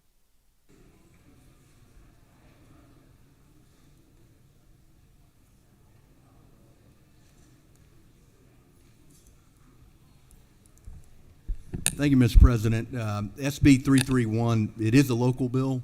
but it doesn't have to do with anything with Gwinnett or Mulberry. I know the senator from the 9th would be happy to hear that. No, this has to do with, it's purely a local bill. It has to do with Barrow County and their airport authority. They're dissolving it, where the county commission will take back over the airport to do improvements. There was one change where the property and the leases would not transfer until the authority is dissolved, and that's all it does, Mr. President. I'll yield the well. Senators yielded. Does any other senator wish to speak for or against the measure? Chair hears none. The senators move that the Senate agree to the House substitute.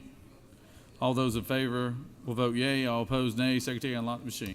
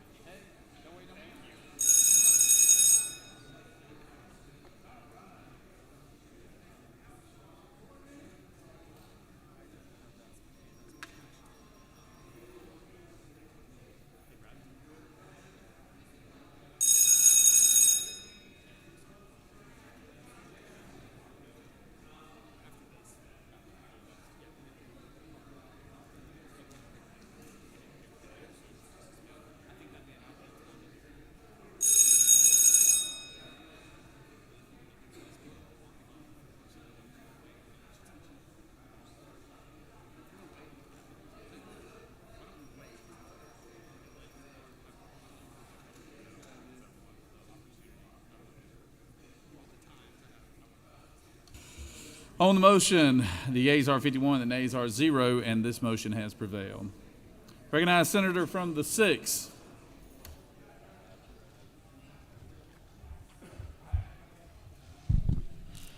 Mr. President, I move that the Senate agree to the House substitute to SB 193. Secretary, read the caption.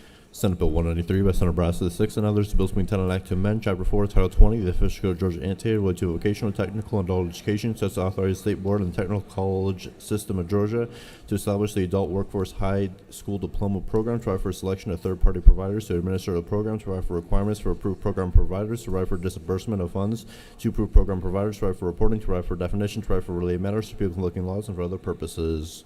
Mr. President, the House offers the following substitutes. Senate Bill 193, bills from town and act to amend Chapter 4, Title 20, the OCGA related to vocational, technical, and adult education, so as to authorize the State Board of the Technical College System of Georgia to establish the Adult Workforce High School Diploma Program, to provide for the selection of third-party providers to administer the program, to provide for requirements for the approved program providers, to provide for the disbursement of funds to approved program providers, and for other purposes. Mr. President, that completes the order.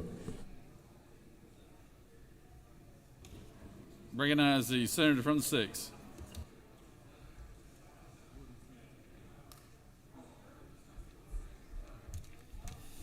Thank you, Mr. President. Colleagues, this is my our workforce development bill. It does the ages 21 through 40, allows them to go back and get their high school diploma.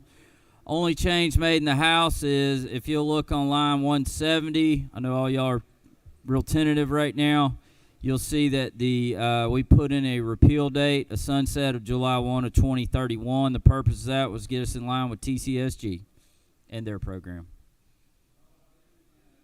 I know y'all got lots of questions, so I will yield. You have no questions, Senator. All right, I'll urge your favorable consideration of SB 193. Does any other senator wish to speak for or against the measure? All right, hearing none. Senators move that the Senate agree to the House substitute on SB 193. All those in favor vote yea, all opposed nay. Secretary, unlock the machine.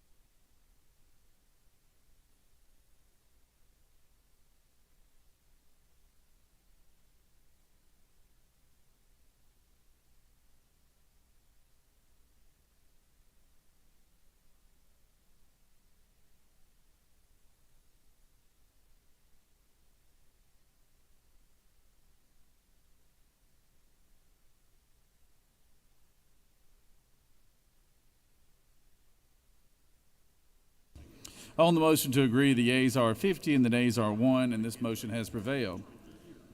Moving on to recognize the senator from the 29th.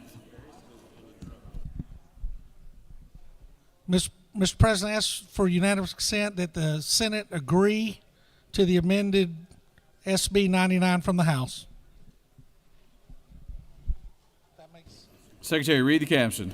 Senate Bill 99 by Senator Robertson of the 29th and others. The bill's being titled an act to amend Code Section 16-1-3 of the official code of Georgia annotated related to definitions relative to crimes and offenses, so as to provide for a definition of a law enforcement officer, to provide for related matters, to repeal conflicting laws, and for other purposes.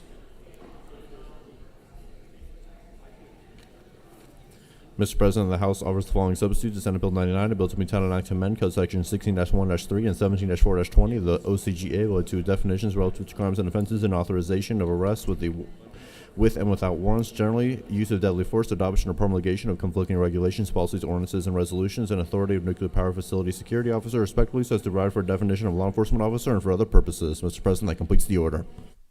Recognize the senator from the 29th.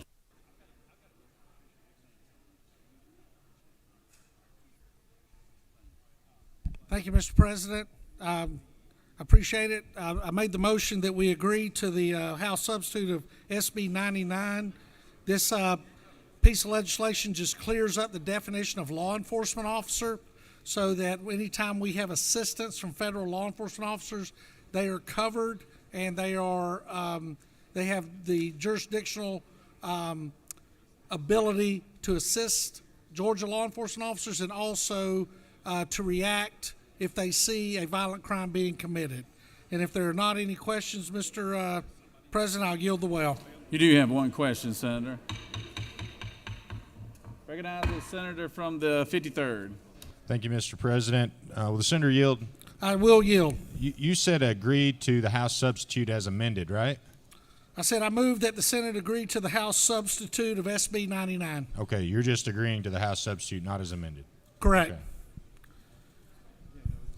Questions, Senator. Thank you. I appreciate your support. The senators move that the Senate agree to the House substitute on Senate Bill 99. All those in favor vote yea. All opposed nay. Secretary, unlock the machine.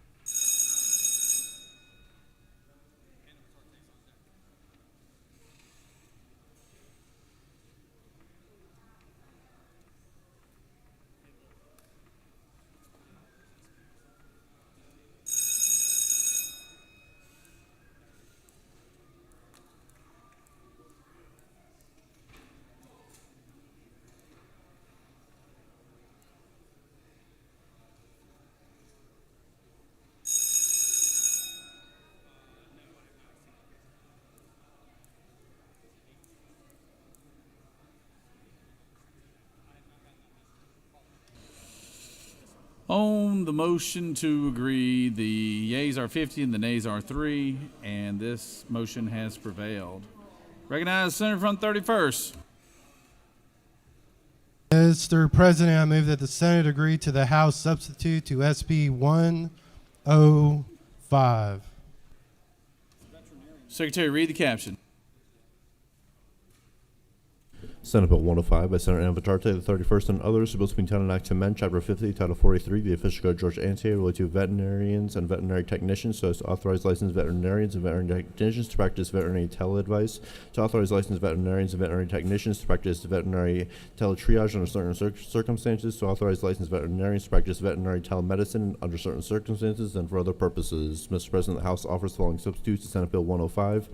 Bill to be titled an act to amend Chapter 50, Title 43, the OCGA related to veterinarians and veterinary technicians, so as to authorize licensed veterinarians and veterinary technicians to practice veterinary teleadvice, to authorize licensed veterinarians and veterinary technicians to practice veterinary teletriage under certain circumstances, to authorize licensed veterinarians to practice veterinary telemedicine under certain circumstances, to provide for regulation or for the practice of veterinary telemedicine and for other purposes. Mr. President, that completes the order. Recognize the senator from the 31st.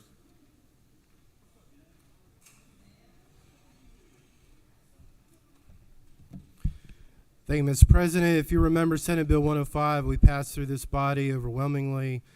basically to protect our veterinarians in the telehealth business for large and small animals in rural and urban areas. The only addition the House made was basically to allow veterinarians to have attended foreign vet schools to practice in Georgia in their area of specialty only while they are awaiting a licensure from the state of Georgia. With that, Mr. President, I'll yield for questions.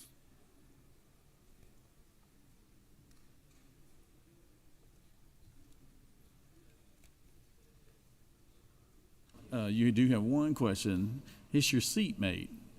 Recognize Senator for the 30th. Does gentleman yield? Sure. So you're saying that we're going to allow them to practice before they get their license? Correct. Is that a good idea? I mean, it's really no different than having somebody while they're in school basically shadowing the local vet as they're waiting on a license and working in the office.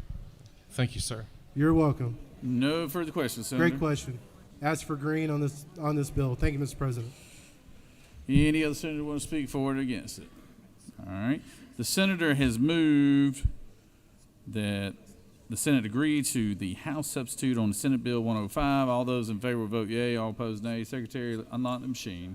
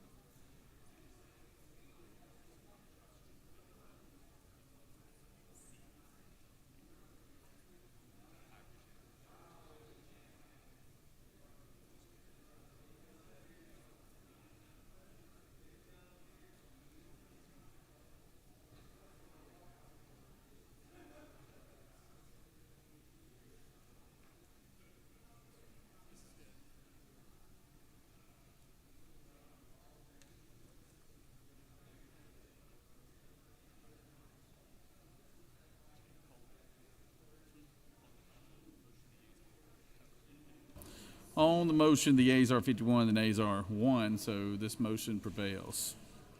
Recognize Senator from the 29th. Mr. President, I move the Senate agree to the House substitute on SB 298. Secretary, read the caption.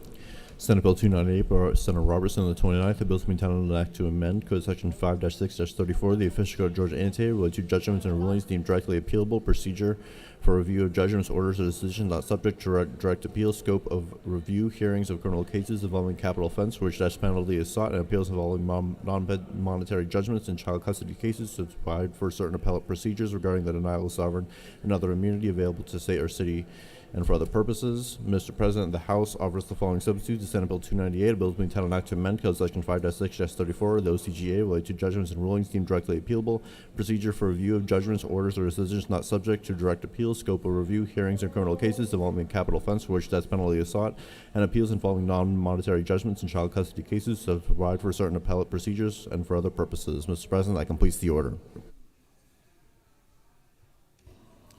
Recognize the senator from the 29th.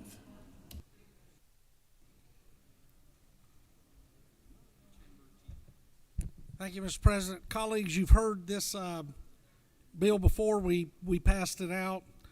Basically, what it deals with is direct appeals on all judgments, orders, or rulings, and civil actions granting or denying or refusing to grant or deny immunity to one or more parties based upon sovereign, municipal, official, qualified, or judicial immunity.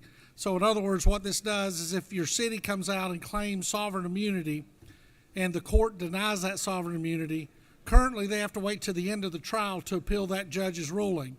Now they can do it on the front end. They get one opportunity to do it. If it's upheld, then the case moves forward. If it's denied, the case moves forward. and if it's upheld, then the case stops there. Currently, right now, we're spending a lot of time and money on discovery on cases where once the appeal is heard at the end of the trial, the appeal is granted, and all that effort was put in for nothing. I certainly do hope you support Senate Bill 298. And with that, Mr. President, I'll yield the well unless there are any questions. You have no questions, Senator. Thank you. Any other senator wish to speak for or against it? Hearing none. So the senator has moved that the Senate agree to the House substitute on Senate Bill 298. All those in favor will vote yea. All opposed, nay. Secretary, unlock the machine.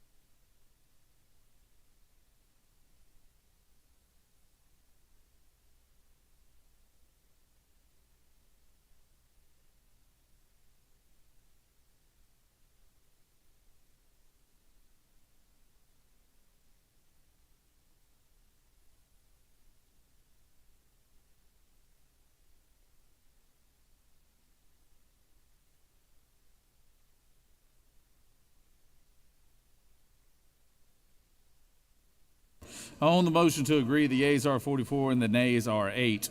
And this motion has prevailed. Recognize the senator from the 32nd. Senator from the 32nd. Mr. President, I move that the Senate agree to the House substitute for Senate Bill 5.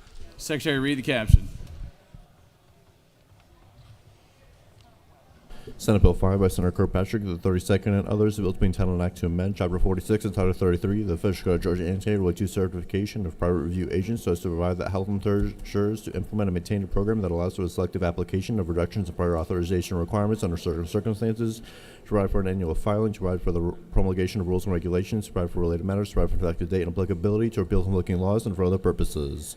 Mr. President, the House offers following substitutes. Senate Bill 5, the bill to be entitled an act to amend Chapter 46 and Title 33 of the Official Code of Georgia annotated related to certification of private review agents so as to provide for health insurers to implement and maintain a program that allows for the selective application of reductions in prior authorization requirements under certain circumstances, to provide for an annual filing, to provide for the promulgation of rules and regulations, to amend Chapter 24, Title 33, Chapter 18, and Title 45 of the OCGA related to insurance generally and employees insurance and benefits plans respectively so as to require coverage for healthcare services for pediatric autoimmune neuropsychiatric disorders associated with streptococcal infection PANDAS and pediatric acute onset neuropsychiatric syndrome PANS in accordance with nationally recognized clinical practice guidelines and for other purposes. Mr. President, that completes the order. Recognize Senator from the 32nd.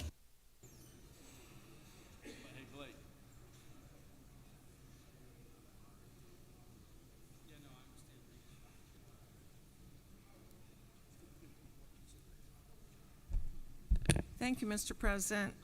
This bill started as the prior authorization bill that we've seen a number of times now, and the House added insurance coverage for a rare disease, actually 2 rare diseases called PANS and PANDAS that are basically something that happens after a strep infection.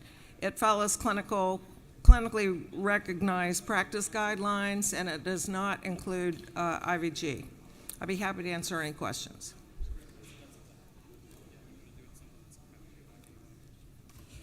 You have no questions, Senator. Thank you. Does any other senator wish to speak for or against it? All right. The senator has moved that the Senate agree to the House substitute on SB 5. All those in favor vote yea. All opposed, nay. Secretary, unlock the machine.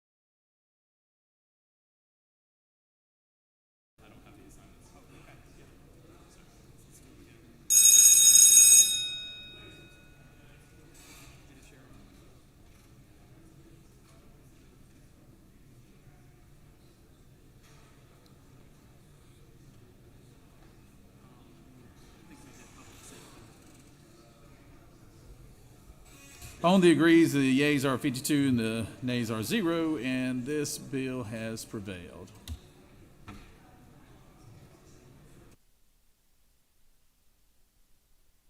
Stand by for a second, Senator from 245. Just stand by.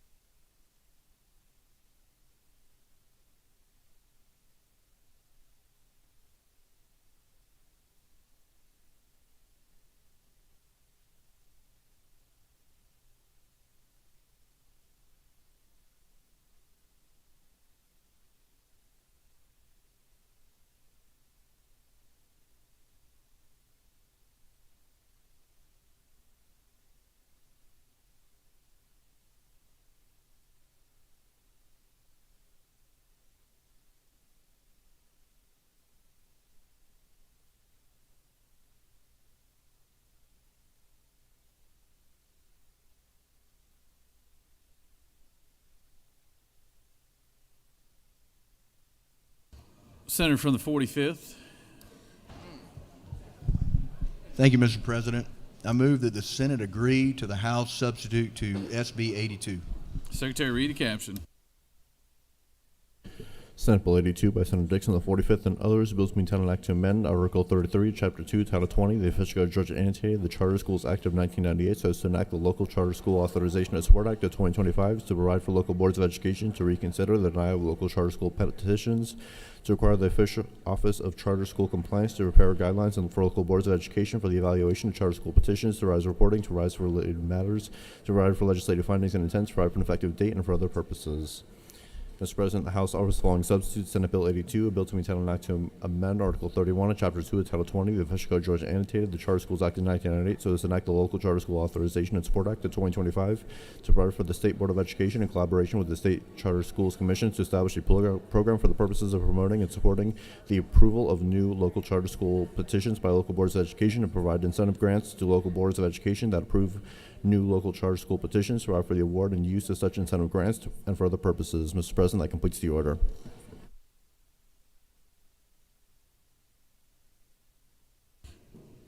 Senator from the 45th.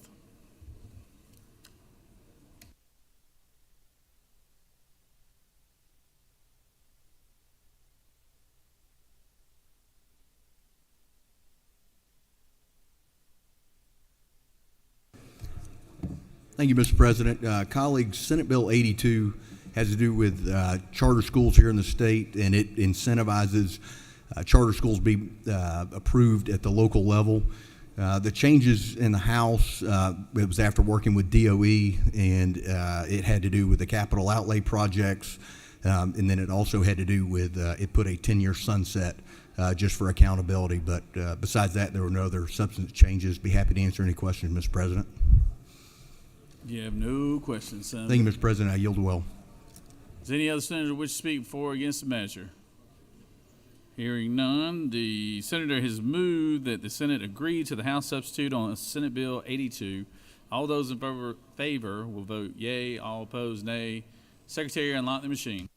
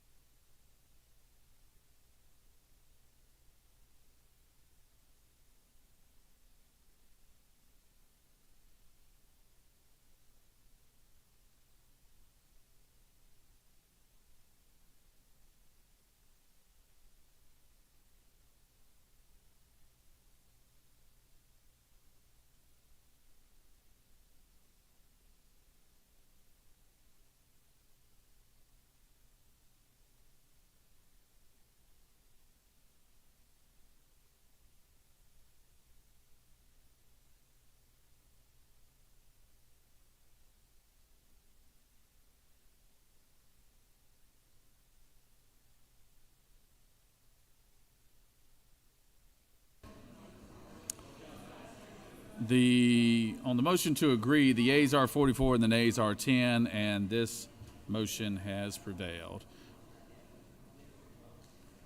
I recognize the pro tem for a motion. Thank you, Mr. President. I ask for unanimous consent that the Senate Rules 3-1.2 and 4-2.1A as an alpha be suspended to allow for the first reading and assignment of 6 Senate bills. Is there objection? No, without objection. Secretary, read the captions.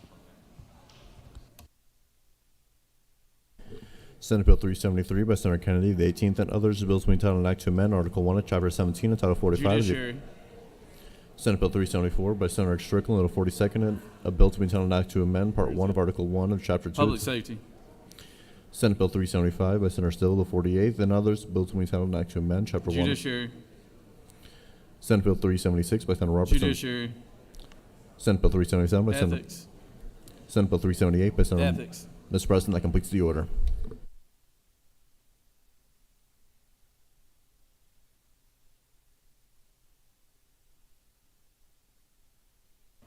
Recognize the pro tem for announcement. Thank you, Mr. President. So we're at that time of day, so we'll have our second meal together. It'll be the last one of this session. But we've got Copeland's Restaurant Food for us, which is a great spot up near your area, Senator from the 37th. But it's also in honor of the Senator from the 21st. It's good New Orleans Cajun food for our man. And in the normal spot in the Secretary's break room, or what I call under the stairwell down to the left. Dinner is ready, and I hope you enjoy dinner. And we'll see y'all back here whenever the boss man tells us. Thanks. Okay, so we're going to stand at ease for dinner. And obviously the pro tem told you he has dinner for everyone. And when we get back, I think we just got a couple of things to take up, and then we'll be done for the night. So, all right, so let's stand at ease, and we'll reconvene by 7:30.